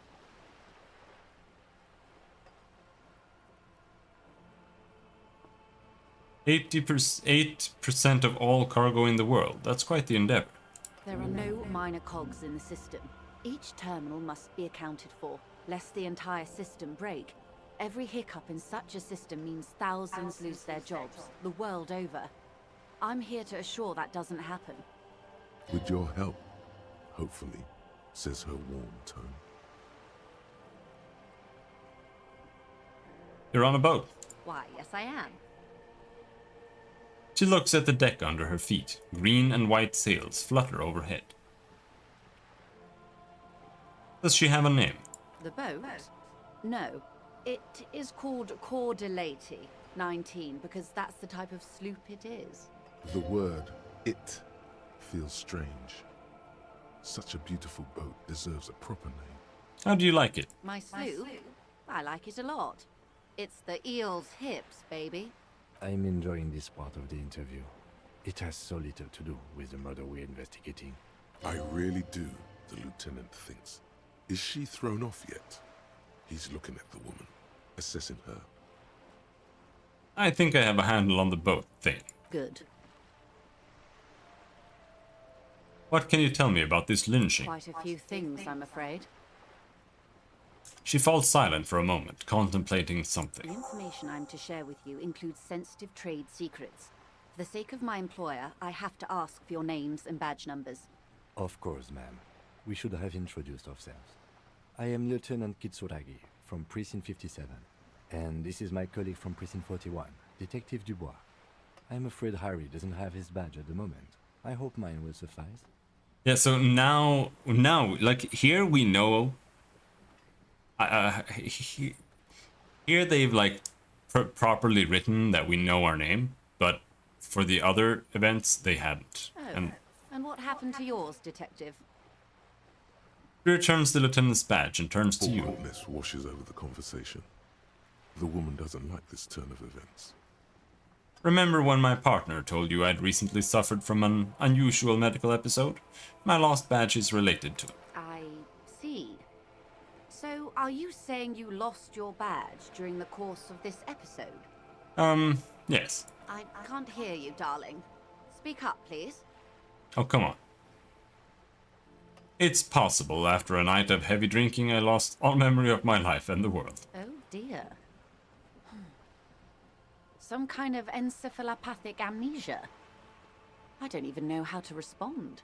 I do believe you, naive as that may sound. I simply can't imagine what you gain by faking such a condition. As I said, ma'am, his technique may be very unconventional, but he is an officer of the RCM. Of course, I sympathize, but I'm afraid I simply can't share anything more until I've seen that badge. Hang on. She's a professional negotiator. She should be open to some sort of mutually beneficial arrangement. How do I negotiate my way out of this? She's a negotiator. Just float a favor at her. Insinuates. Surely there's some other way to demonstrate our law enforcement credentials. I will be frank with you. If I'm going to break protocol, I need to be able to justify it to my superiors. They're going to want to see something very tangible. You're in, but expect her to drive a hard bargain.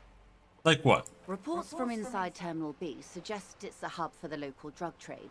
This is an open secret in Martinez. The Union controls the terminal, so it goes to reason. They're profiting from this trade. The company has tried looking into this matter before, to no avail. Perhaps someone with your authority and resources might turn over the right stones. Or you can recover your badge. Though if I may be blunt with you, it sounds like that may be a lost cause. Detective, a word in private before we continue.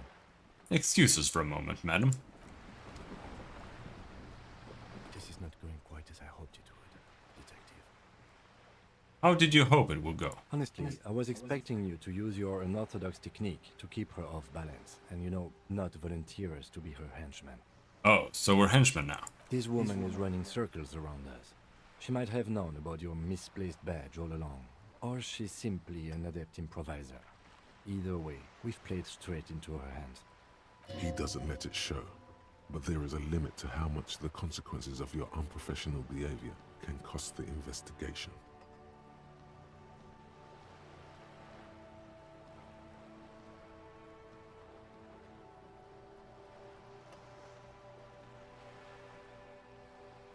What do you propose? That we don't investigate the drug trafficking? No.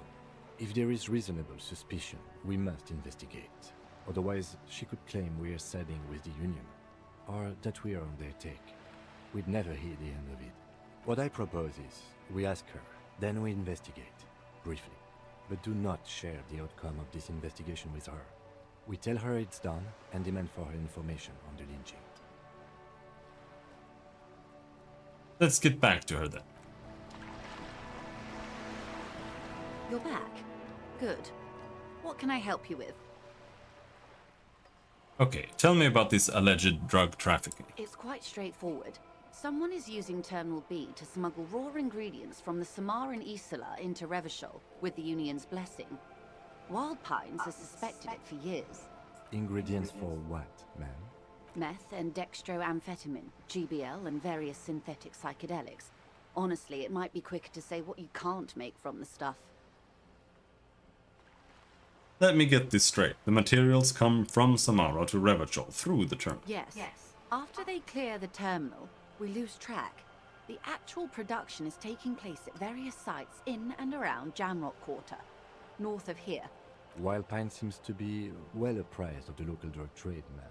Do you mean to say the Union also produces the product? Sells drugs, I mean? We're in logistics. It's our business to know. And no. As far as the company knows, the Union does not produce it. They transport the ingredients for a cut. And you want us to investigate? Yes, but you won't get anything out of Evrat and the Dock Workers Union. Still, every chain has its weak link. She raises her bony finger. The handoff. The motor lorries at the roundabout.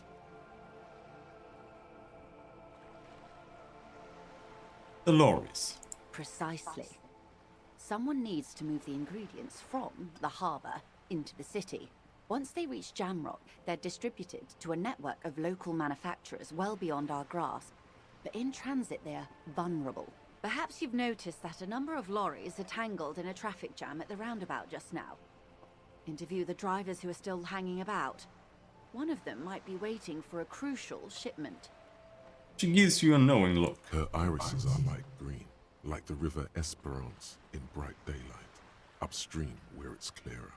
I'll be explicit. If you find this driver, I will share company secrets with you. You'll be indebted to her, in a way, but one step ahead of the Union in another.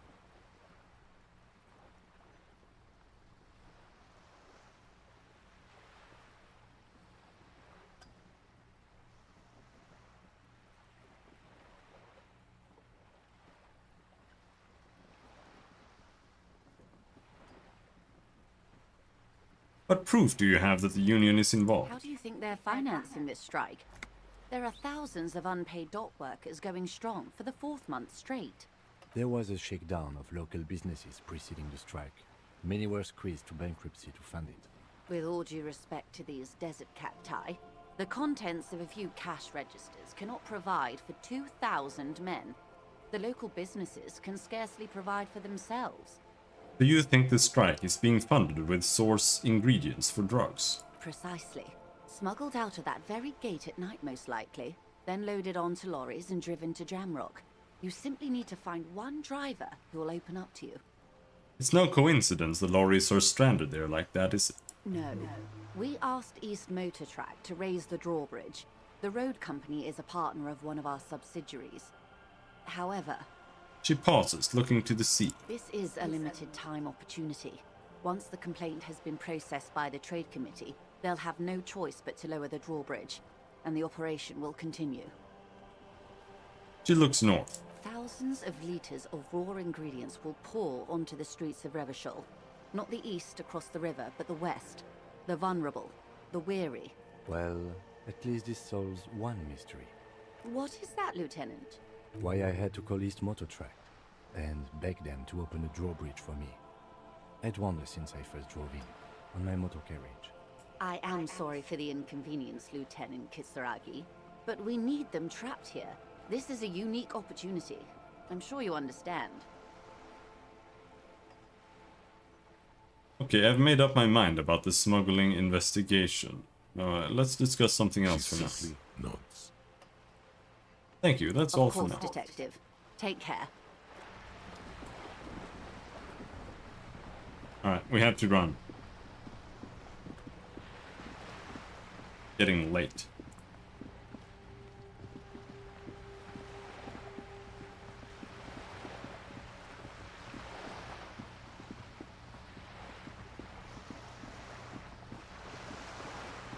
So I think that's really the other choice to go with here,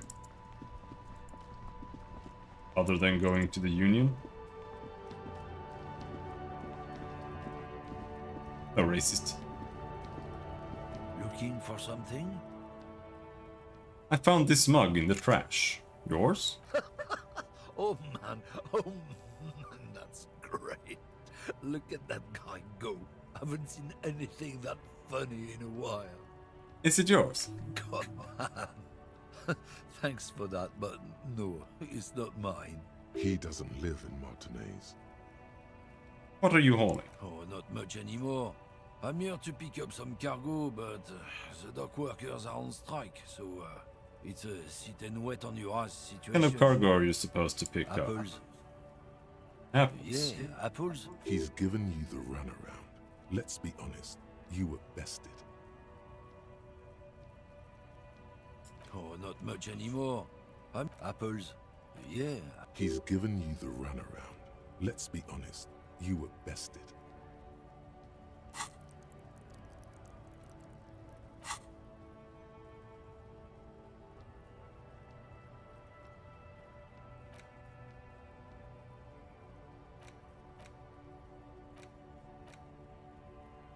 Hell on Earth.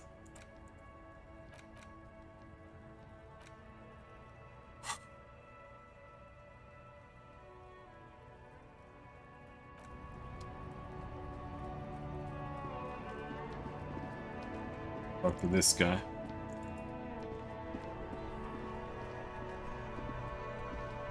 Hello again, my man. What's on your mind?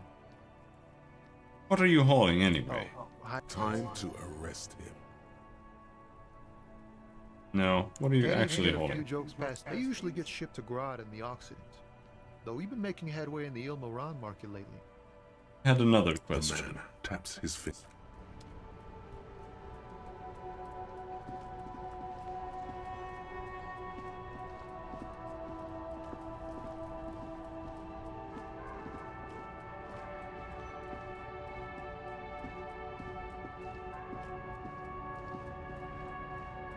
But I should stop.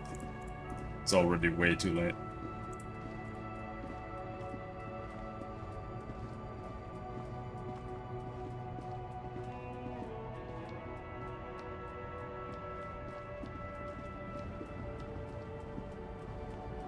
She's still...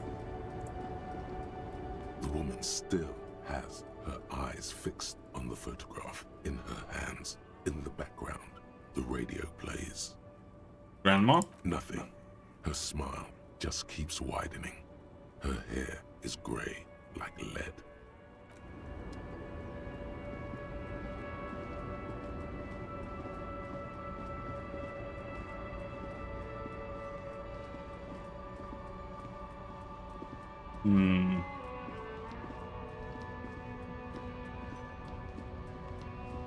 A lorry stuck in the windows are fumes of heavy fuel oil waft over you, making your eyes sting. The odor mixes with cigarette residue. You think this lorry belongs to our tough guy? Likely, yes. This guy's proud of who he is. Drapes it all over his machine.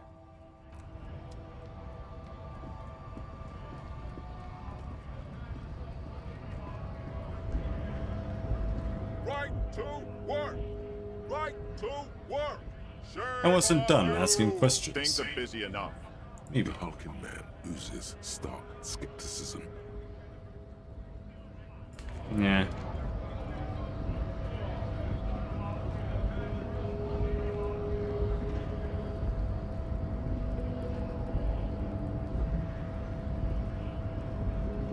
So, how'd you like our harbor? Was nice enough. It's but a rest area on the path leading across open plains. He notes solemnly, then turns to you, a wide smile adorning his face. Right. You talk to the boss, eye to eye, like men of the plain. If you have any more questions, I'm set to talk. Any idea who killed the hangman? The mercenary, eh? Who could have killed him? That's indeed the question. Why even do such a thing? The merc was hanged with a very specific type of cargo belt, one often used in heavy transport areas, for example harbors. What a thought! Why would noble workers resort to such a thing? Unless they were pushed, of course. Pushed how? Your dead guy was an enemy combatant. Hold up, what does that mean? He was an agent of the opposition, attempting to undermine our honorable efforts. Did you kill him? I ain't the murdering type, but that's just me. Large organizations like our union have all sorts of men, with all sorts of skills. Understood. This has been of limited use. Still, thank you. No problem. I wish the best to you in your search. Sure, I'm glad it's not my search. Everard said you have a key to a door. A key, huh? What door is this key supposed to open? He said it belonged to a weasel. Oh, say no more. I got you. He taps the side of his nose with a little wink. I got that key right here. And let me tell you, it's mighty good of you to help us out during the strike. Working class solidarity, as they say.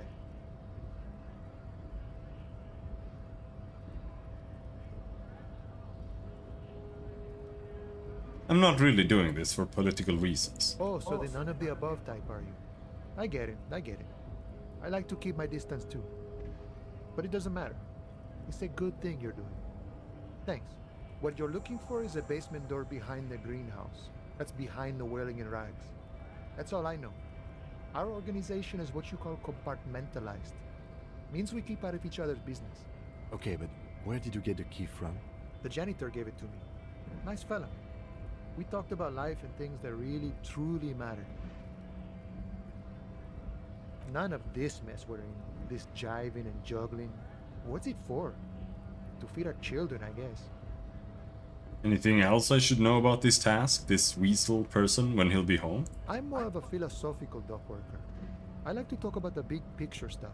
Who I am, who you are, what we are fighting for. The man takes a big sip from his flask. Who he is and what they're fighting for?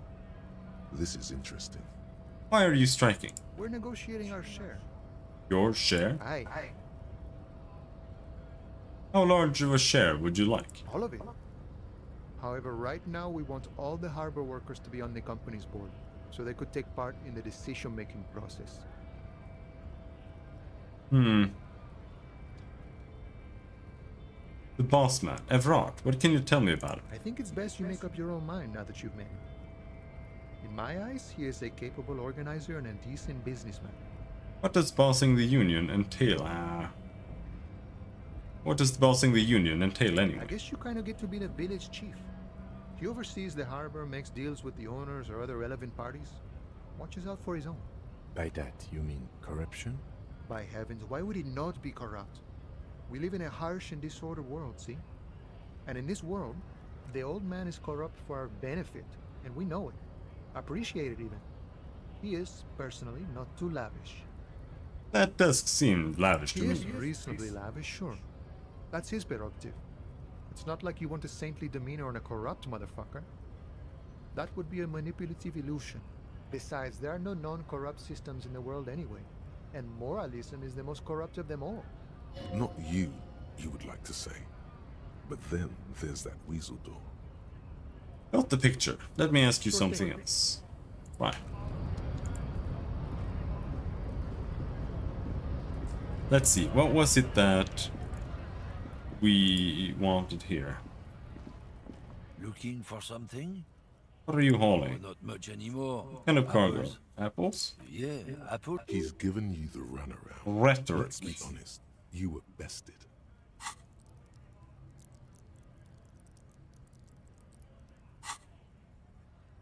What are you Oh, hauling? not much anymore. Apples. Apples is exactly the kind of thing you'd say if you had something to hide. Sounds like a cover story to me. Look, as detective. I come from a long line of lorrymen. We got ancient rights and privileges. He loses his patience for explaining it. Oh, I'm here to pick up a load of fucking apples, man. Just regular, Koiko picked apples. Damn, you're not gonna get more out of him on this. He's put up the wall of racism. You said something about the rights and privileges of lorrymen. Oh yeah, they're a big deal. My great-grandfather was a carter, had a royal license and everything. We've tried to hold on to our privileges. Hold on, what's a carter? Someone with a cart. What did you think it was? That's how deep into history our thing reaches. Before machines. And that's a privilege? Sure fucking is. We have a guild and everything, huh? Very ancient. Very prestigious. You're in a carter's guild. Goddamn right. They've been trying to fuck us out of our heritage in the name of profit. But when they try to replace us, they'll regret it. Trusting street thugs with their goods is going to fuck them right up the ass. Mark my words. Generations of practice and no laughing matter. Oh yeah, they're a big deal. My great-grandfather, someone with a cat. Oh, he was a garbage man? Not at all. We're part of a guild and everything, huh? It's very ancient, very prestigious. So it's kind of a kind of union? Hell no. It's a guild. Invitation only. Unions work for the rich fucks. They're basically the same. Been trying to fuck us out of our heritage in the name of profit, but you can't replace experience. Trusting street. Alright. Well, that was a wasted point. Did they tell us anything at all?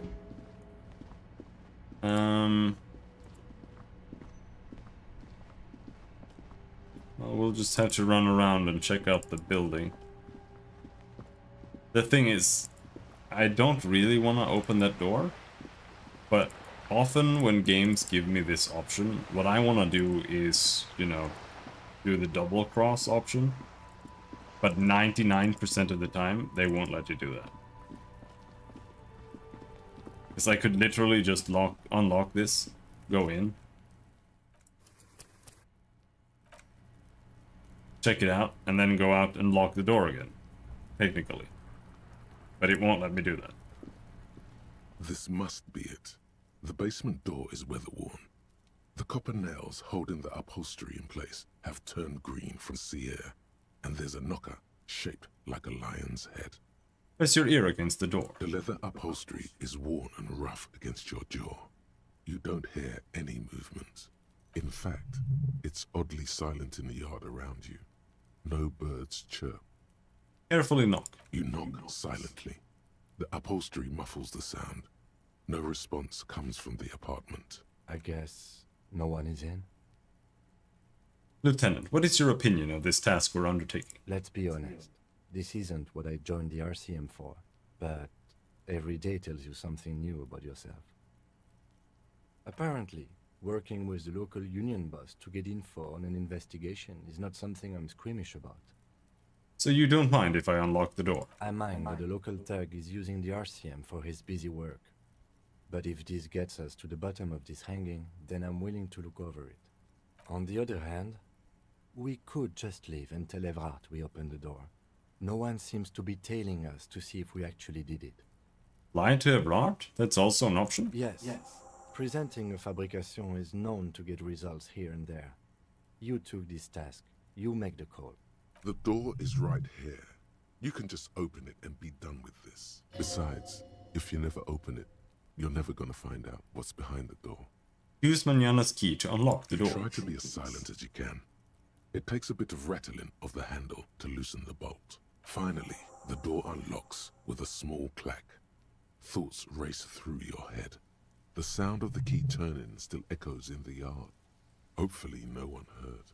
Only curiosity could account for stepping over that threshold. Maybe there's treasure in there. A white alligator. A fountain of quicksilver.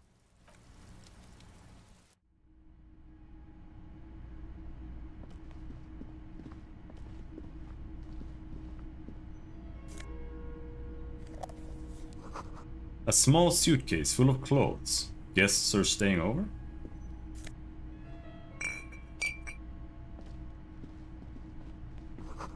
A book titled The Hidden World of Walking Sticks lies open. You can almost feel the warmth of the red sun on the flag. This is the flag of Revachol, the suzerainty. What's with the sun? This isn't just one sun, but there are little suns dancing around the big sun. This is the sevenfold sun miracle. What's the sevenfold sun miracle? It's an optical atmospheric anomaly the first settlers saw. Happens in cold weather. 6 small suns around the big one. This complex halo phenomena is how old Revachol got its flag. Lieutenant, the old flag of the suzerain. The tenant is an old-fashioned guy. By old-fashioned, he means very right-wing. Bow down before the flag. Okay. The lieutenant does not bow to the flag. It accepts your salute with quiet dignity. It is not my flag, he thinks. My flag is the signal blue of the zone of control.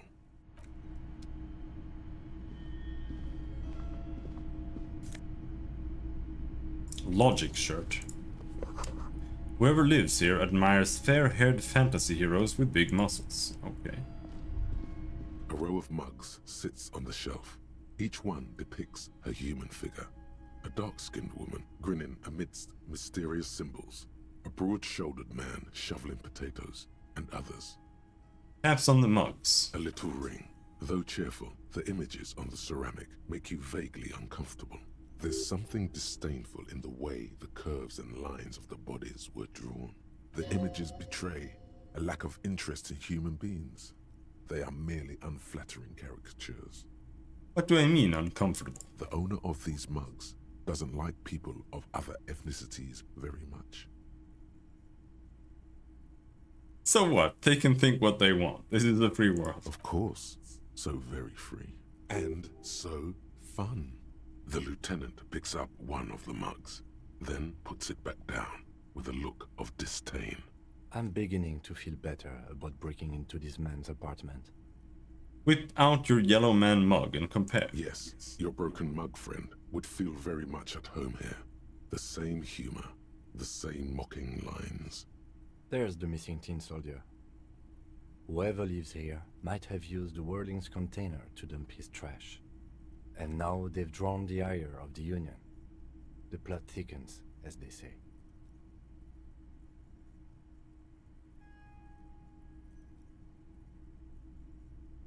An interesting little clue. Let's see where this goes. Clues have a way of magically connecting to other clues. Hello, CC. Down the road. Perhaps you should break into apartments more often. Do you really think it's the same person who put the dead man's clothes in the trash? Who knows? I'm not expecting too much from this clothes in the trash lead either way. It might turn out to be some random local matter, but still, a nice coincidence. You could ask Everard who this person is once you're done here. Move on from the mugs. Smell of disinfectant in the room. Smells like chemicals. A row of mugs.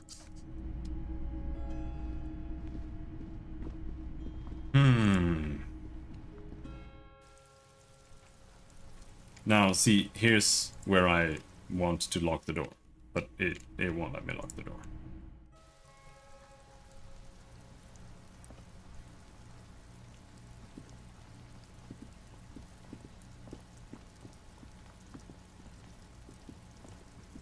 There must be a way into the building.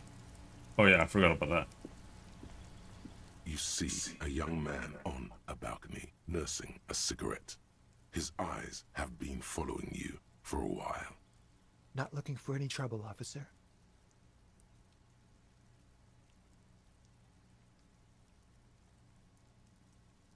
No trouble for me, I just want to know what's going on here. I don't want to be seen talking to the gendarmerie if that's okay. I just want to finish my cigarette. Don't let him go. This could be your witness. The balcony has a great view of the whole thing. Actually, the gendarmerie really needs to talk to you. Is it really that important? He asks you, adjusting his shirt. Like a nervous cat, he keeps stealing looks at the neighboring windows. All right, but make it quick. Once I finish this cigarette, I have to run. Can you tell me your name? My name? My name is Martin Martinez. That's definitely not his real name. You're not actually called Martin Martinez, are you? No, of course not. Could you please lower your voice? He scans the courtyard. It's silent like the bottom of a well. Every sound captured and reflected back. Ask him again. Listen, I really need your name. And I really need to finish this cigarette. He replies with a subtle smile. But he hasn't left yet. Looks like you've got a good view of the Whirling's backyard. Can you tell me anything about the hanging? I can tell that you finally got him down. Thank you. It was quite a disturbing sight, even by Martinez standards. What were you doing last Sunday? Oh. You already asked me that, didn't you? Wait, is someone else investigating the lynching? Pretty sure I didn't. No, not you. Some more muscular type. And when did you speak to this more muscular gentleman? The lieutenant takes out his little blue notebook and writes something down. Last week? I don't know. Look. He looks around the courtyard again. Rain patters on the windowsills and dead houseplants too. Too late to do them any good. It will take more than rain to bring this place back to life. You didn't answer the question. What were you doing last Sunday?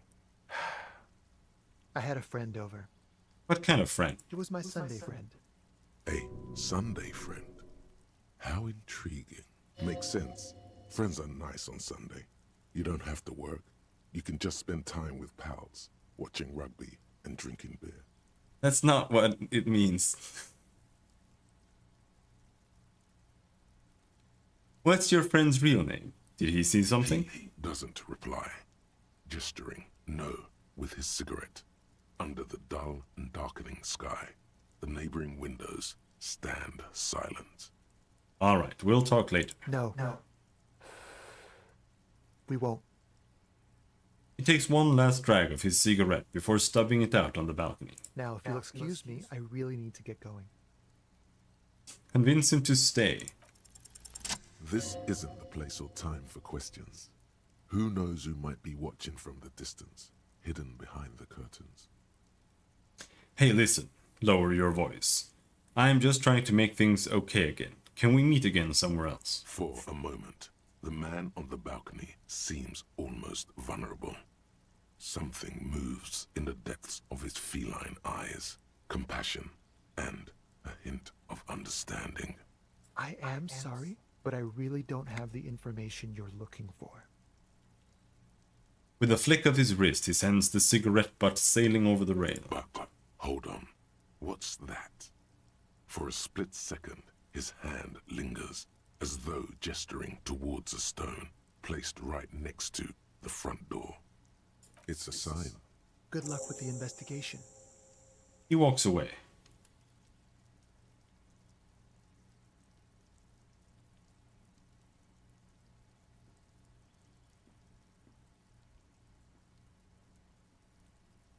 He's gone.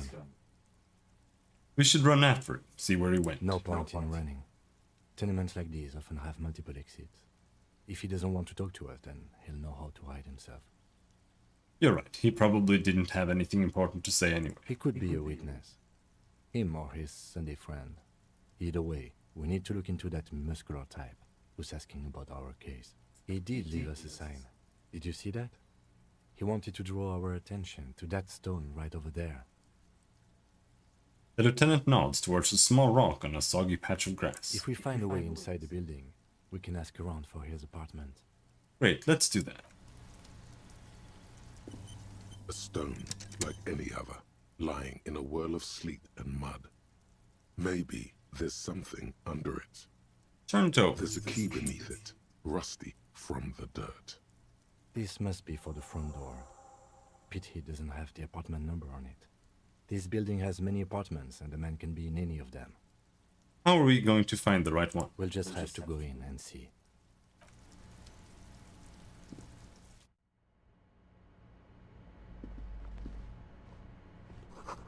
Eviction notices and missing pets are plastered on top of each other.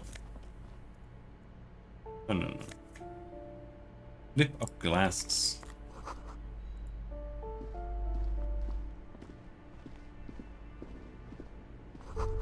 An old shoe rack, boots, sneakers, and old slippers. These shoes come in 3 different sizes.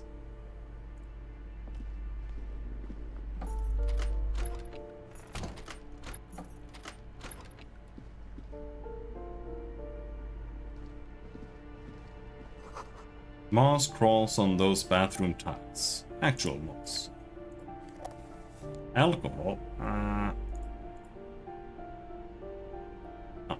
Let's not pick up the alcohol.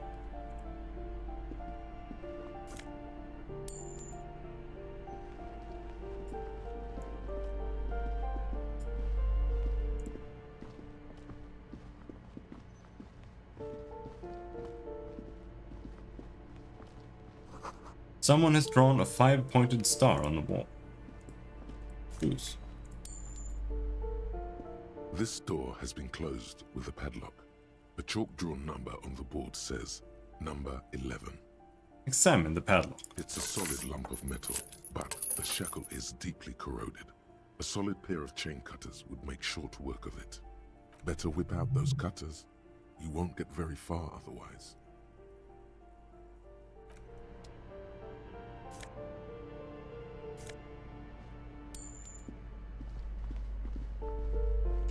You hear someone walking around inside, rearranging the furniture. The number on the panel says 10. Knock. The walking stops abruptly, but no one comes to the door. You can feel tension on the other side. Sounded like a woman. A woman's shoes. Knock again. A poor communard, from the looks of it. The room is barely bigger than a closet. This time the steps come closer. Who is it? Demands a female voice, very intense. This is the police. Open up. Do I have to open the door? You hear the clacking of heels again, as the other side walks right up to the door. Her tone is now getting a defensive edge. Do you have a warrant? I'm not obligated to open the door if you don't have a warrant. Let's go. We don't have a reason to get inside that apartment. It's generally easier to do things if you have literally any reason. Who did? What is this?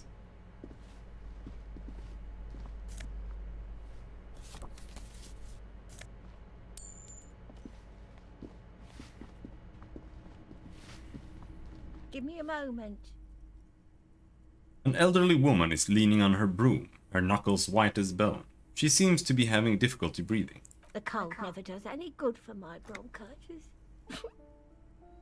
Are you alright? Should I call a doctor? I'm fine.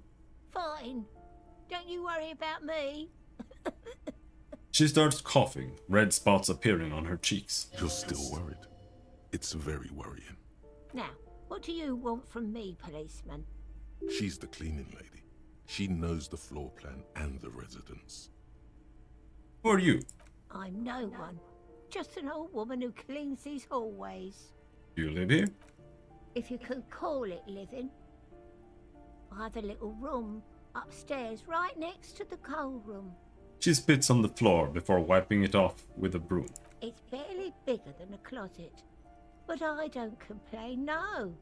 I have my bed and my aching bones to keep me company.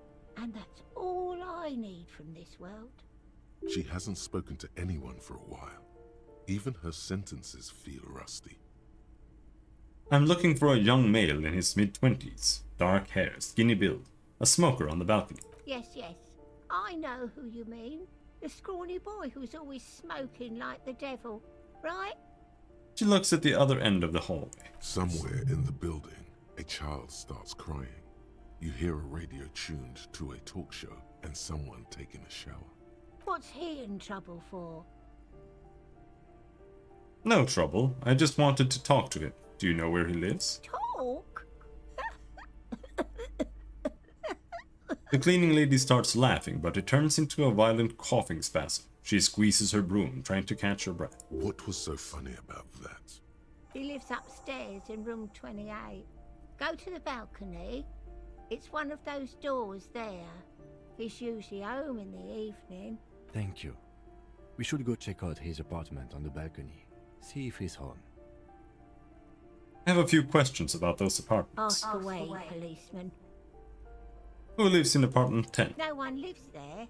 It's been empty for months. But I talked to someone through the door. Impossible. I would know if someone had moved in there. Maybe it's those countercultural people again. Breaking into a house like it's a public space. You're a policeman. Be good and take a look, will you? Sure, I'll go see what I can find. Great. Young people. They're worse than rats. You know, always littering the hallways with trinkets and empty beer cans. Who lives behind the padlocked door? Oh, that one is a scientist. A future scholar. Suddenly the old lady's face is I beaming. think he studies astrology at the community college. Education's good. I always tell them to study. Astrology? Something to do with all those stars around his door. He asked me to leave his drawings up on the wall. Are you sure you don't mean astronomy? That's what I said. Astrology. The lieutenant shakes his head, as though to say, let it go. Come on, people. Try to keep up any standards here. It's not about stars. It's... forget it. That's all, She thanks. mumbles some kind of a response, then hacks something into her handkerchief. Where does this lead? This leads out the front.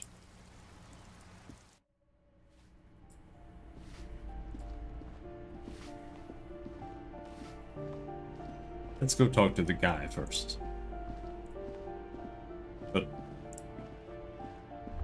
can you get up there from here? That isn't just a five-pointed star. It's an inverted white pentagram cradled in a wreath of antlers. The iconography of communism, in other words. Look out, Kim. There are communists around here. Inspect the symbol closer. The star and antlers was developed in the 6th decade of the last century and quickly adopted by Mezov and the communards during the revolution. Even today, half a century after, the star and antlers retains the ability to evoke hope, disappointment, and fear in equal measure.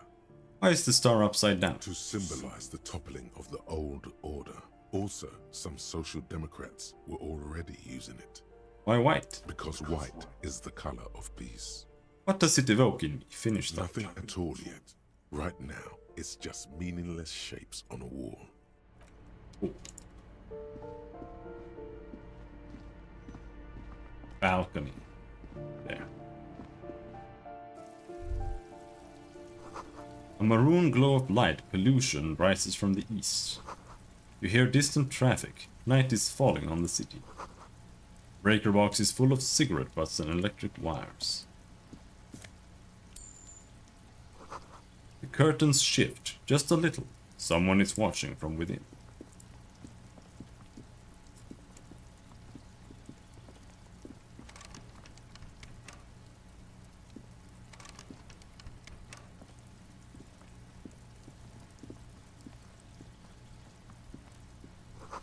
Someone's growing rosemary, thyme, and a cactus. This door is made of metal and appears to be reinforced. Someone here really values their security. Number 28. This is where the cleaning lady said the smoker on the balcony lives. Let's see if anyone's home. Knock on the door. No one answers. Looks like the young man we are looking for isn't home. I think our best chance to catch him is in the evening. He looks around, taking in the cold spring air. We should return tomorrow after we have finished with our day's work. How about 9 p.m.? Sound good? It is 9 p.m. What do you mean? The smoker on the balcony. This is why we're here, right? He might know something about the murder. So tomorrow 9 p.m.? Suddenly, he's a little worried about your memory. Sounds good. Tomorrow, 9 p.m. Tomorrow, 9 p.m., right here. Apartment number 28. Good, let's go. Damn. Turns out it's quite tricky finding someone in a big apartment building. Don't worry. You'll get him. Remember, tomorrow. He's probably gone for today. Alright, alright, alright. If you're gonna be a jerk about it, let's go kill this woman in number 10. I don't have my gun.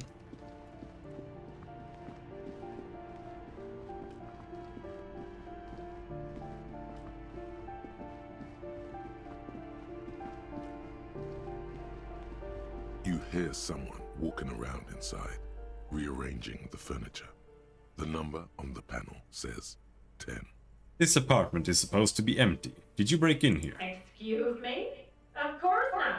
You have plenty of reason to enter.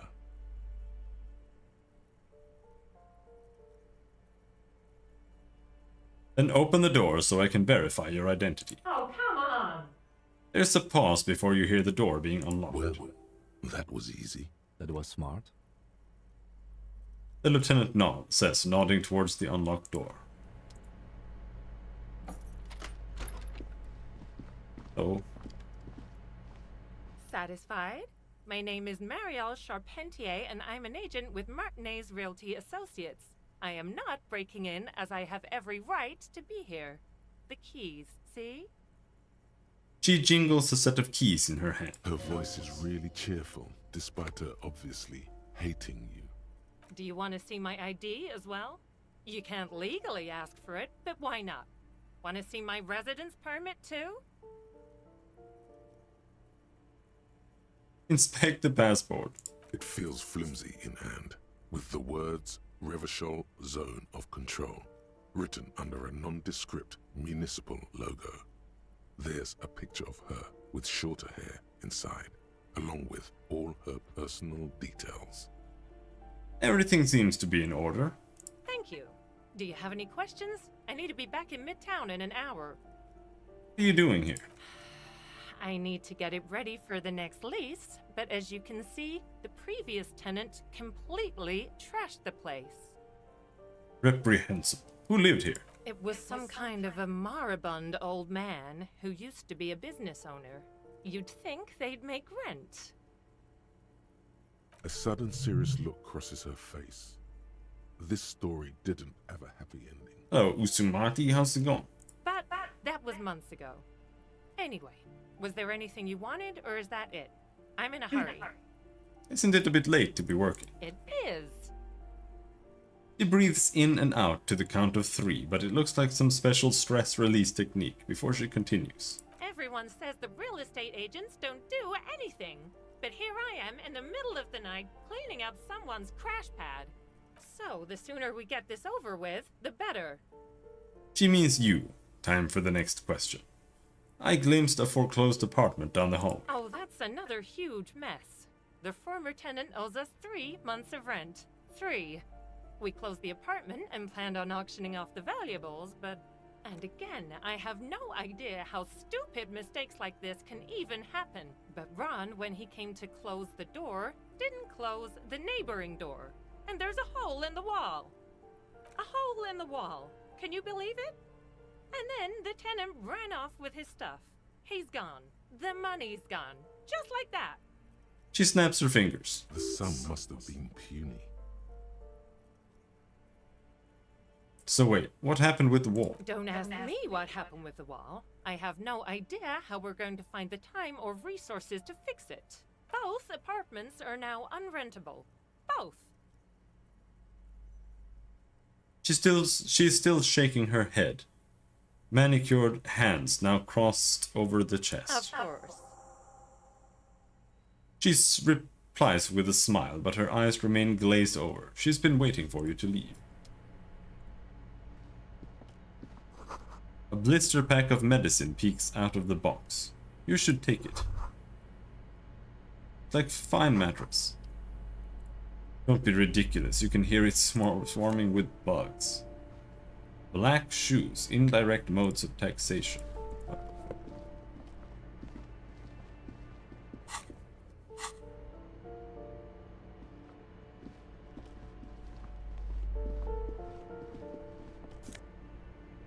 She doesn't need that hypnogamma.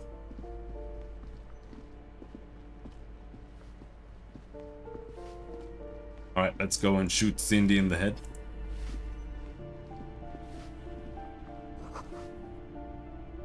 What's going on here?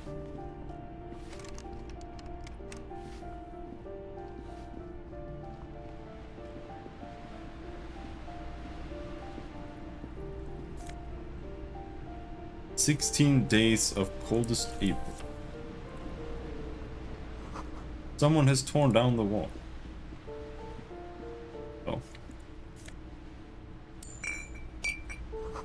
An old grocery list on the table and checks.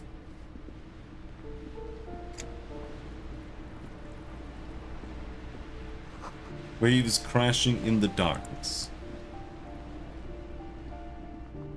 Remember, Cindy, I'm gonna blow your brains out. You're under arrest. Ooh, the piggies have learned how to saunter up staircases. I didn't think you could do that with hooves. But here you are. That's right, we've evolved. Yeah, I can see that. Cool mutations. She crosses her arms. That smell coming from her paint bucket. It's not paint. It's heavy fuel oil. Is that heavy fuel oil? Red dyed heavy fuel oil, intended for exclusive use in government vehicles, to be precise. He says, studying the contents of Cindy's bucket. What did you think I was using? Aquarels? Sucked it out of a cop's fuel tank myself. Back in Jamrock. She really did it.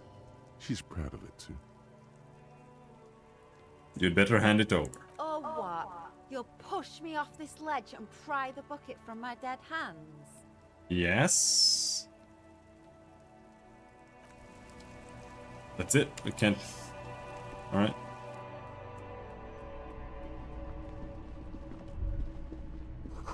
"100 tiny feet scurrying beneath the grate, the rats of the city. Poor Lahon laborer jeans." Okay, someone put jeans in there. "Enough coal to last for several winters. Smells of chemicals." That is absolutely not enough coals. Someone's been sleeping here recently. Cindy, question mark? I don't think so. It's the old lady's room.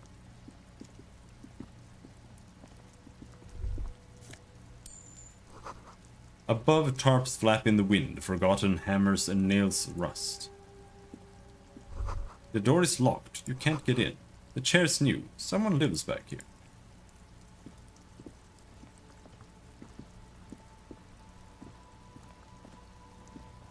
Well, Cindy is useless. Ruination has come. The broken arches betray the once grand history of this building. It towered over the harbor until it happened. Form a guess about what happened. A great force from the northeast fired into the city. Heavy artillery shelled the coastline. Fired from the water. A straight shot into Revachol. The tenement acted as a defensive wall against the worst of the shelling until it was destroyed, and they had a direct firing line. Take in the ocean. The waves of the Martinez Inlet roll over the fallen remains of the building. The dark waters obscured the better part of the remains. What didn't fall into the ocean was used as scrap. What wasn't used as scrap was thrown into the ocean. Look at the ruins in the water. Those arches acted as support for something greater than what you see now. Only 3 stories stand where 9 to 12 once did. Restoration has failed. What the shelling took out was never rebuilt. Who did this damage? A fleet, the combined armies of Occident and Grad, with Mesk volunteers, a 5-nation army, hundreds of vessels. They massed airships further down in the Bay of Revachol. The artillery was so powerful. The ships not only required gyroscopic stabilization, they were anchored into the ocean floor as well. Many are still there to this day. If you squint, you can just barely see the shadow on the water, far in the northeast. Cannons still ready to placate Revachol. Hey Kim, do you know who shelled our city? The Coalition. But that was a long time ago. I think we should move on. It's chilly up here. He does not like talking politics of this kind. Time to go.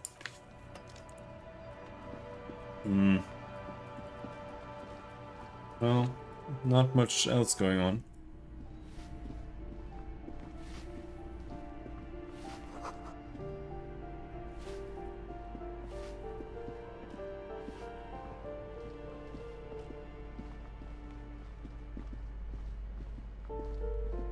This door has been closed with a padlock. No reply. Knock.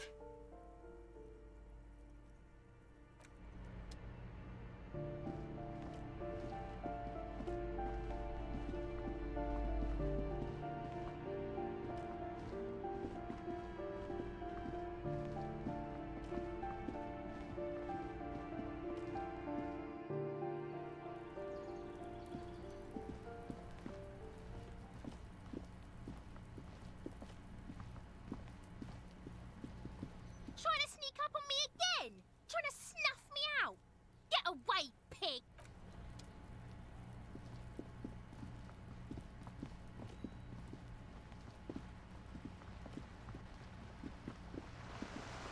Well, there's not much else to do. I don't know when the day ends for Kim.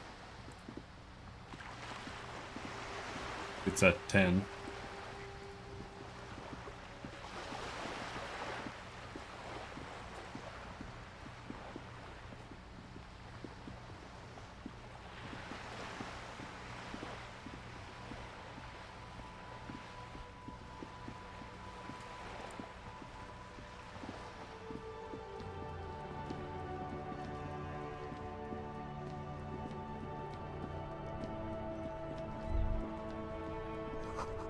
Damage looks like it could have been caused by an earthquake.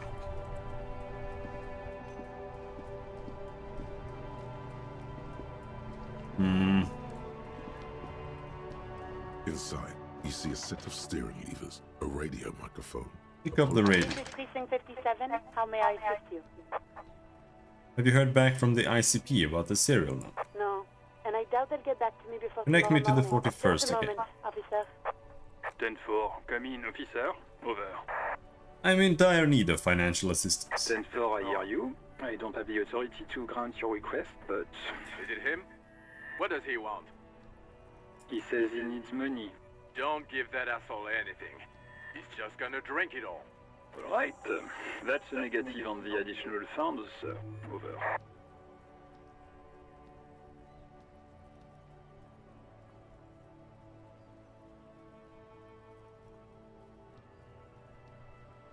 It's paramount to the investigation that you grant me more money. He says it's important to the case.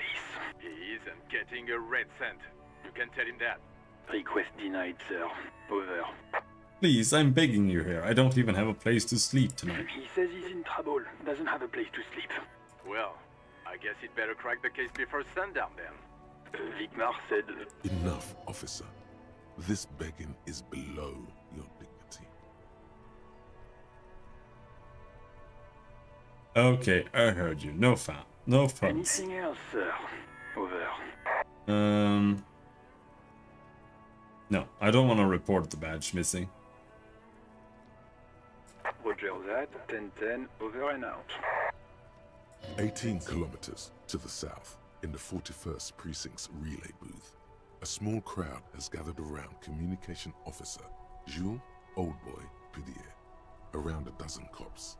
The small room is filled with cigarette smoke, a buzz with laughter, when Officer Judith Minot enters. Her left arm is in bandages, and her hair trimmed short. What is going on here? Did something happen? She asks, startled.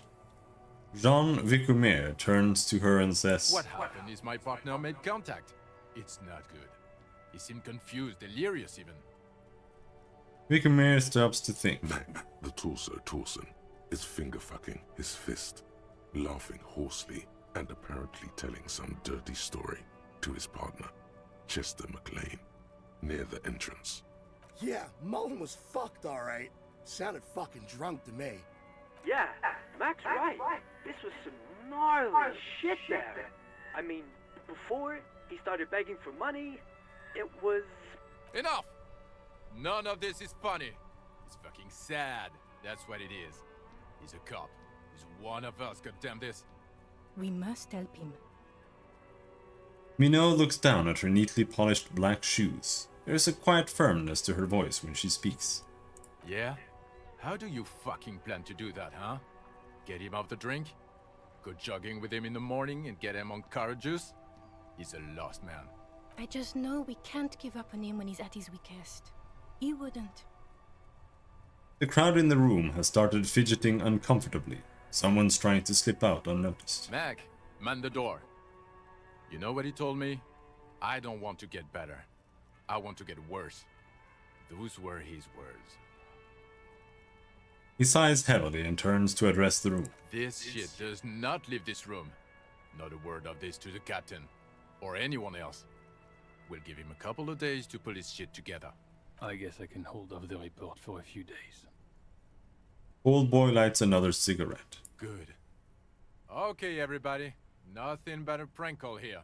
We all got our laughs. Now get back to work.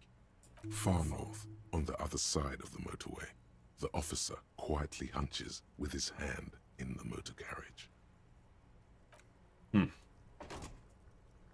Kind of weird that we...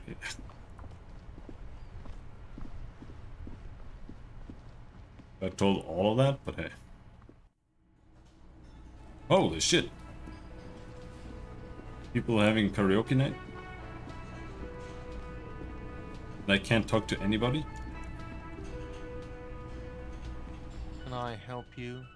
So about the money I owe. Yes. Have you got it? How much do I owe you again? A lot. For the room and broken window, 100 real. Actually, let's talk about something Like else. what? I was rarely enjoying talking about the money you owe me. Goodbye.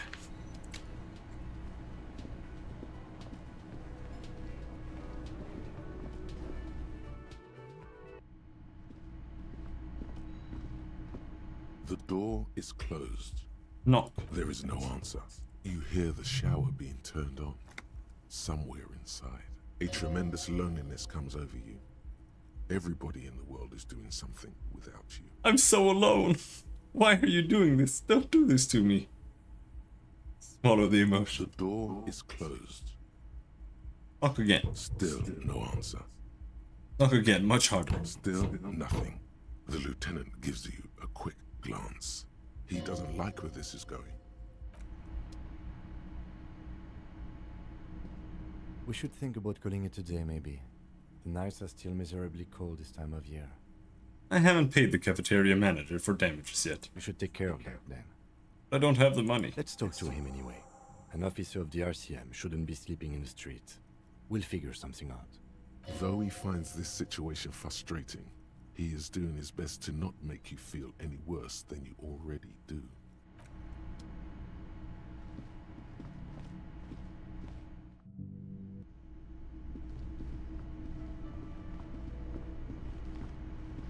can I help you? About that money. Yes, have you got it? I was wondering if we could come to some sort of arrangement for tonight. Does that arrangement include you paying me what we already agreed you owe me? Kim is about to say something. Let him. I understand your predicament as the manager.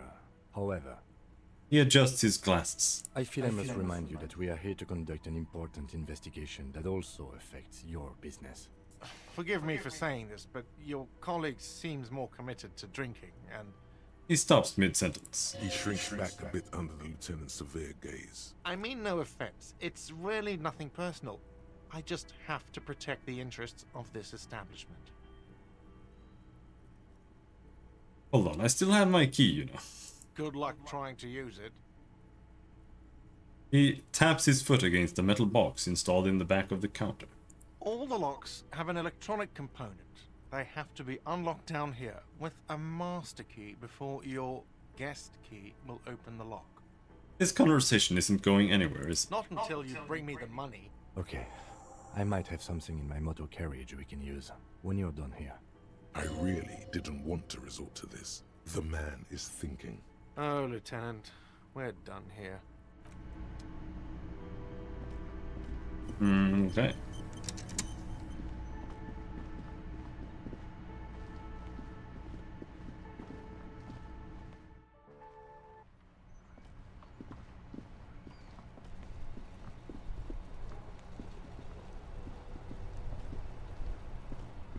Inside, you see a set of steering levers, a radio microphone, a pull-out toolbox, and... I have something here we could sell. Look in the back, in the suspect transport enclosure. Transport enclosure? Regular people just call it the cage. Look in the suspect transport enclosure. The cage at the back of the motor carriage looks rather uncomfortable. 4 shiny hubcaps are stacked against the seat. Their silver edges sparkle in the dark. I confiscated these 4 a little while back. We can take them to the pawn shop down by the Martinez Canal. What do you mean you confiscated them? A couple of weeks ago, I stopped a young man for going slower than the speed of traffic. Turns out he was some coalition official's son and high. So you took his spinners? Mm-hmm. I took them and arrested him for driving under the influence. I get it. I would have confiscated them too. They're mesmerized. That they are. I was going to take them into evidence, but they weren't necessary for conviction. He never asked for them back.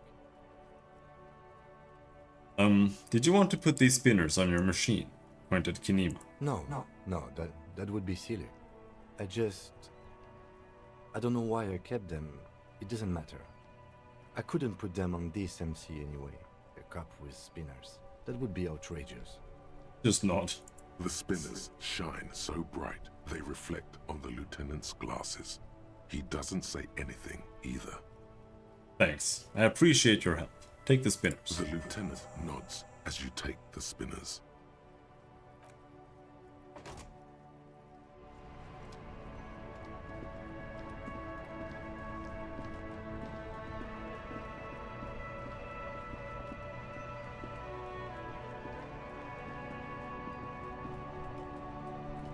Pawn shop is still open.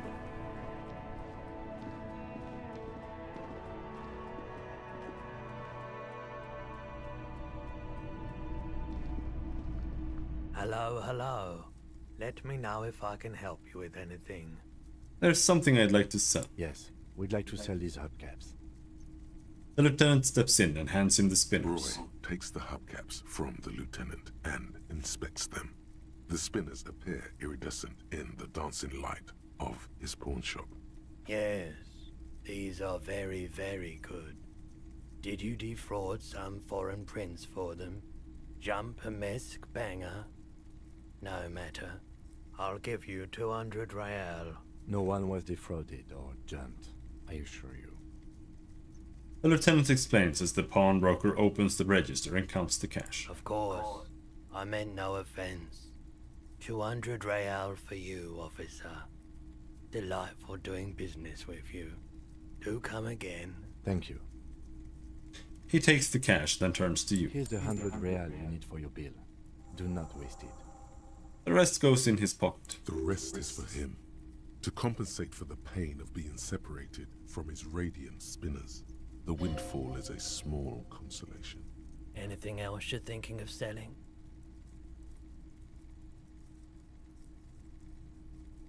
I'd like to sell my clothes. I'm not purchasing any more clothing at the moment. He looks you up and down quickly. And especially that tie. It swallows photons around it. I have no need for necrotic objects. Your mother is a necrotic object! I'm fun! Look at me sparkle in the light of the projector! I don't have anything else to sell at the moment. Another time, perhaps.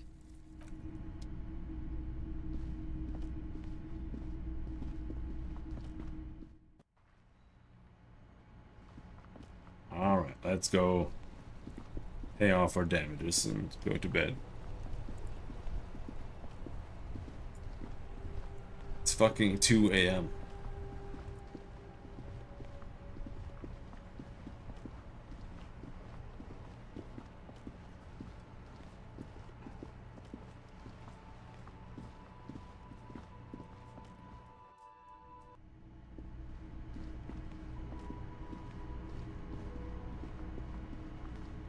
I don't know why you can talk to that guy. Can I help you? Yes. Have you got it? I have your money. Well? Here it is. Sorry for the trouble. No, here's 100 reals. Great. Thank you, officer. That's all I wanted. Payment for services rendered. If you continue to stay here, I just ask that you please pay your nightly bill in advance starting tomorrow. The electronic lock to your room has been disabled till 9 p.m. tomorrow. Please pay for each night in advance starting tomorrow. 20 real per night. I'll take a room here too. He opens his wallet. Of course. Always happy to have officers from the RCM as guests. Anything else I can do for you? Goodbye.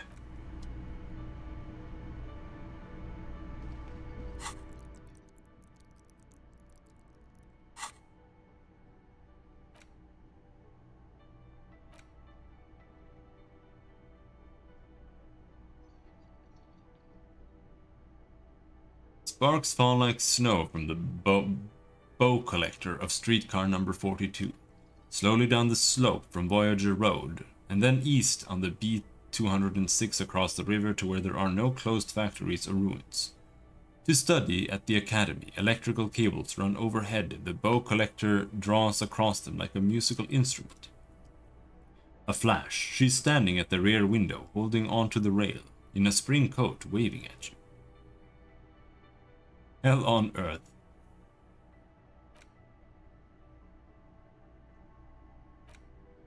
Unlock more of these. These are more fun, anyway. Internalize the bow collector.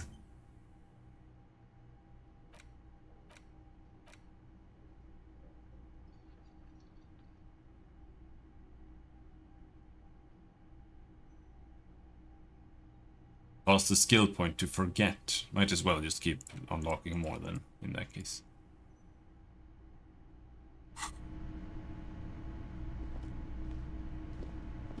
Yes?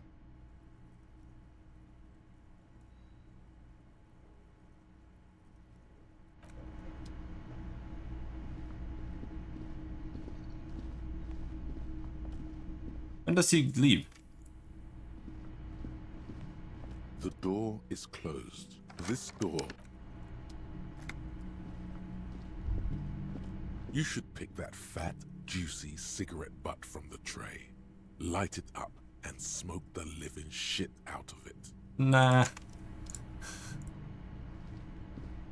Maybe if you'd said something earlier. Indirect modes of taxation. What the fuck is that? Affluent moneymaker man.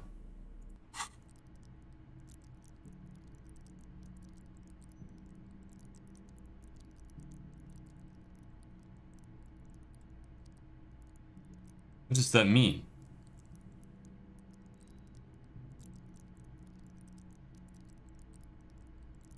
Oh, you get minus to volition. Your morale is lower. Okay.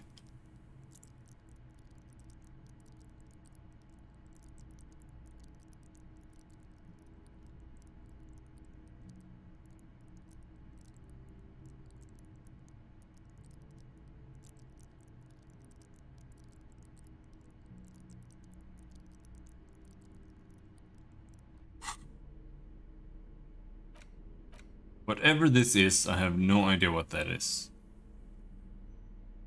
+1 logic. Hat. I don't want to wear that hat.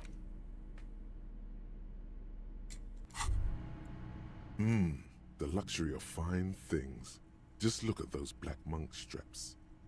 After spending an entire day hustling, who's to say that you didn't deserve a pair of ridiculously expensive shoes on your tired feet? You're right. Beautiful things do make people happy. Beautiful things give you a rush. It's power. Crafting your style, draping your flesh in silk and leather, deciding how to present yourself to the world. Remember, when they come to take it away from you, you worked for those shoes. Whether you like it or not, wearing these shoes has made you more liberal. Ultra liberal. They're either a gateway drug or a booster pack to get you deeper into free market ideology. You're making me what?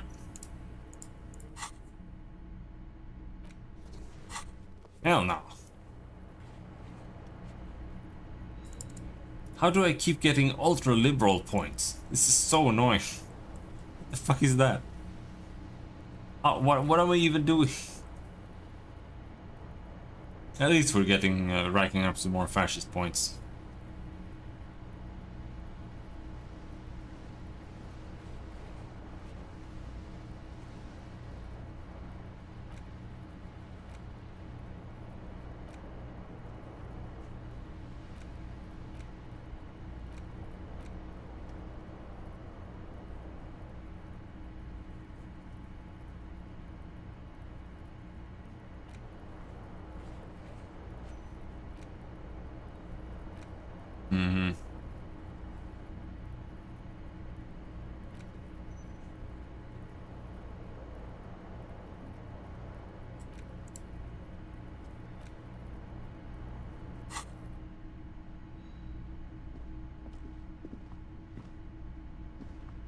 This is the door to the room you redecorated. Good night, Lieutenant. Just a moment. We should talk about our progress on the investigation. Let's go out to the balcony. Alright, let's go. Not like it's 2:20 a.m. or anything. The air outside is brisk. The lieutenant is silent for a moment. He listens to the traffic hum. Then... Now then, we should talk about the investigation. But I also feel you're a bit hazy on the RCM. Our role here, our rights, our jurisdiction, basically.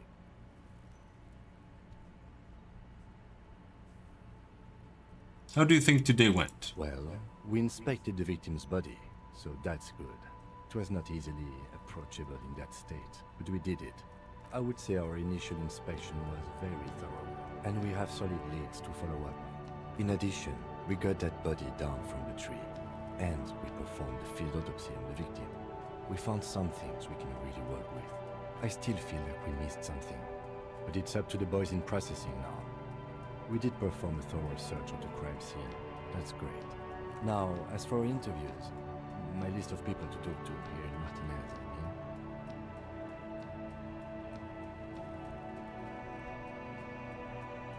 The initial interviews? Yes, well, we talked to some people. Including Everard Clare, a daunting adversary, if there ever was one. He wasn't particularly forthcoming with useful information, however.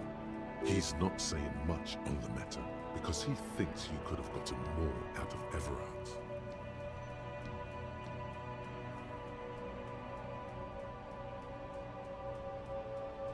He's a tough cookie, that one. We talked to Joyce, monsieur, but didn't get any information from her.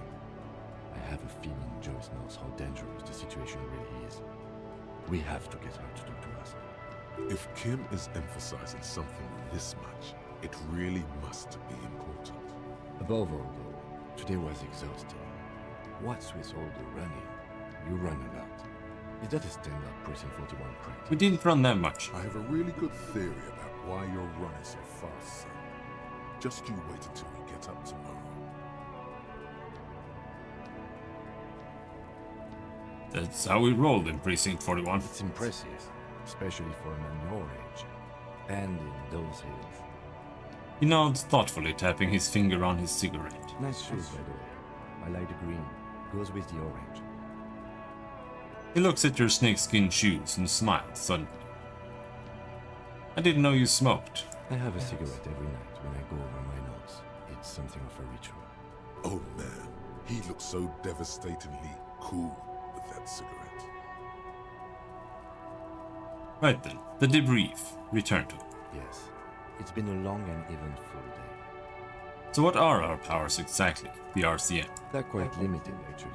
The power officers of the Rebashol Citizens Militia exercise most frequently is imposing fines of up to 1,000 real for offenses, in accordance with an interdepartmental schedule. 1,000? Why not more? The RCM's primary role is to ensure safety. We are not really supposed to play any part in the economic structure of Rebashol. Okay, what else? We can arrest people, of course, but rather than bringing someone in directly, it's preferable to serve a station call slip. It prevents confusion and overcrowding. Wait, how can you be sure the arrestee will show up? You can't. Those who don't show up become fugitives, though, and have fewer legal rights when they are eventually caught. It's about power projection. Thus far, they seem to mostly show up. When power calls you, you come. But power itself is a fragile trick of perception. I see. And if someone resists? As you may have gathered from the fact that we are expected to carry a record of our kills, like the one in your watermarks, we are permitted to use whatever force is necessary, and strongly admonished not to abuse that power.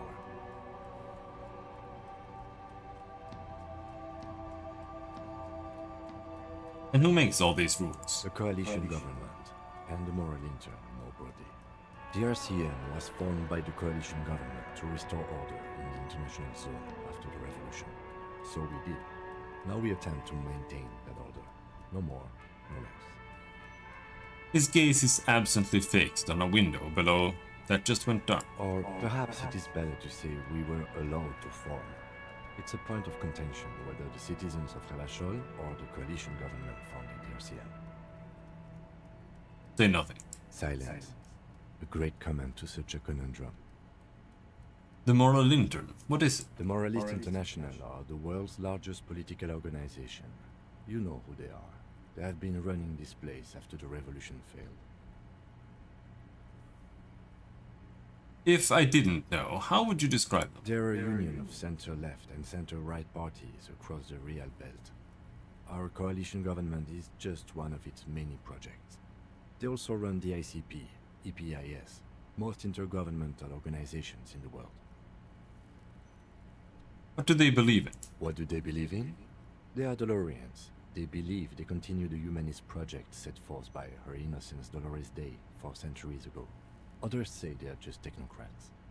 Those others say they continue the humanist project set forth by Dolores Day. Who was Dolores Day? A historic figure? The author of the modern age? You will have to look elsewhere for opinions. The subject of humanism is too abstract for me. What do you think of them? The moral intern are a fact. I try not to have opinions on facts until they change. And it doesn't look like that's about to happen. It is more than that. There's some kind of affection in him. Better not to ask. The lieutenant breathes out a chestnut-scented cloud of cigarette smoke and looks at the city he's sworn to guard. I have an opinion on the Moral Intern. Do you?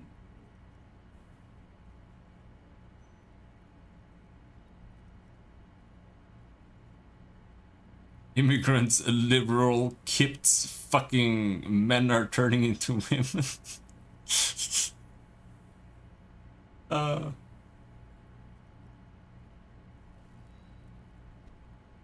They're stooges of the world's biggest bourgeois organization, protecting bourgeois rights. They've done an awful job here. Have you seen the place? This isn't humanism. Things are bad out there. Point to the city. We need them here, giving us the right to police Revachol. I guess I'll go with that one. In fact, we would need them even if you didn't think that way. We are in what is called the twilight of international law. The laws we claim to enforce come from the MI. Without them, we are simply vigilantes. Maybe we should make our own law. Spoken like a revolutionary, not a cop. But hypothetical aside, in Martinez we already are vigilantes. At least the Union thinks so. I expect our job here to prove quite challenging. He looks at the roundabout. Say nothing, just look into the night. The dying lights of the city shimmer below. Slowly, like luminous clouds, they pass on his lenses. The lieutenant looks at his slim cigarette, contemplating the next drag. This soldier is the highlight of the day for me, he thinks. This little stick right here. They really don't like us here. And the mouth on that kid, Kuno. It's different inland, in Jamrock and the GRIH. He pulls on the cigarette. Why are they like this? It's our fault for leaving this place to the dogs, to the Union, to the company, not daring to come here more often. It's like I told you, this place is an orphan, fallen between the cracks. And in Jamrock and the GRH? We run this city. West of the river is RCM land. He looks at the dark silhouette of the equestrian monument cutting into the night sky. It's incredibly hard. Human beings are... But we are in control, and it's worth it. The organization works, our systems work. If they didn't, the city would disintegrate. I hope our investigation will help improve the situation here. At least do some good. Me too. But I wouldn't count on any drastic changes in our lifetimes. He is very tired, but the dark circles under his eyes make him look younger, not older. Thank you for this. Yeah, it's getting very cold now. Let's go. He puts out the stub of his cigarette and looks to the door.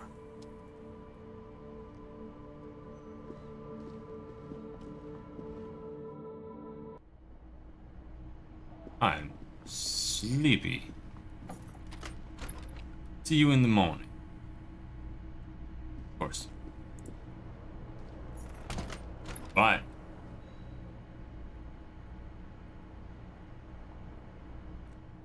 Alright. Let's save there. And then we'll stop. About 2 hours and 30 minutes too late. I'll probably stream some more tomorrow at some point. Anyway, that'll be that. Until next time, thanks for hanging. Have a good night. Bye bye.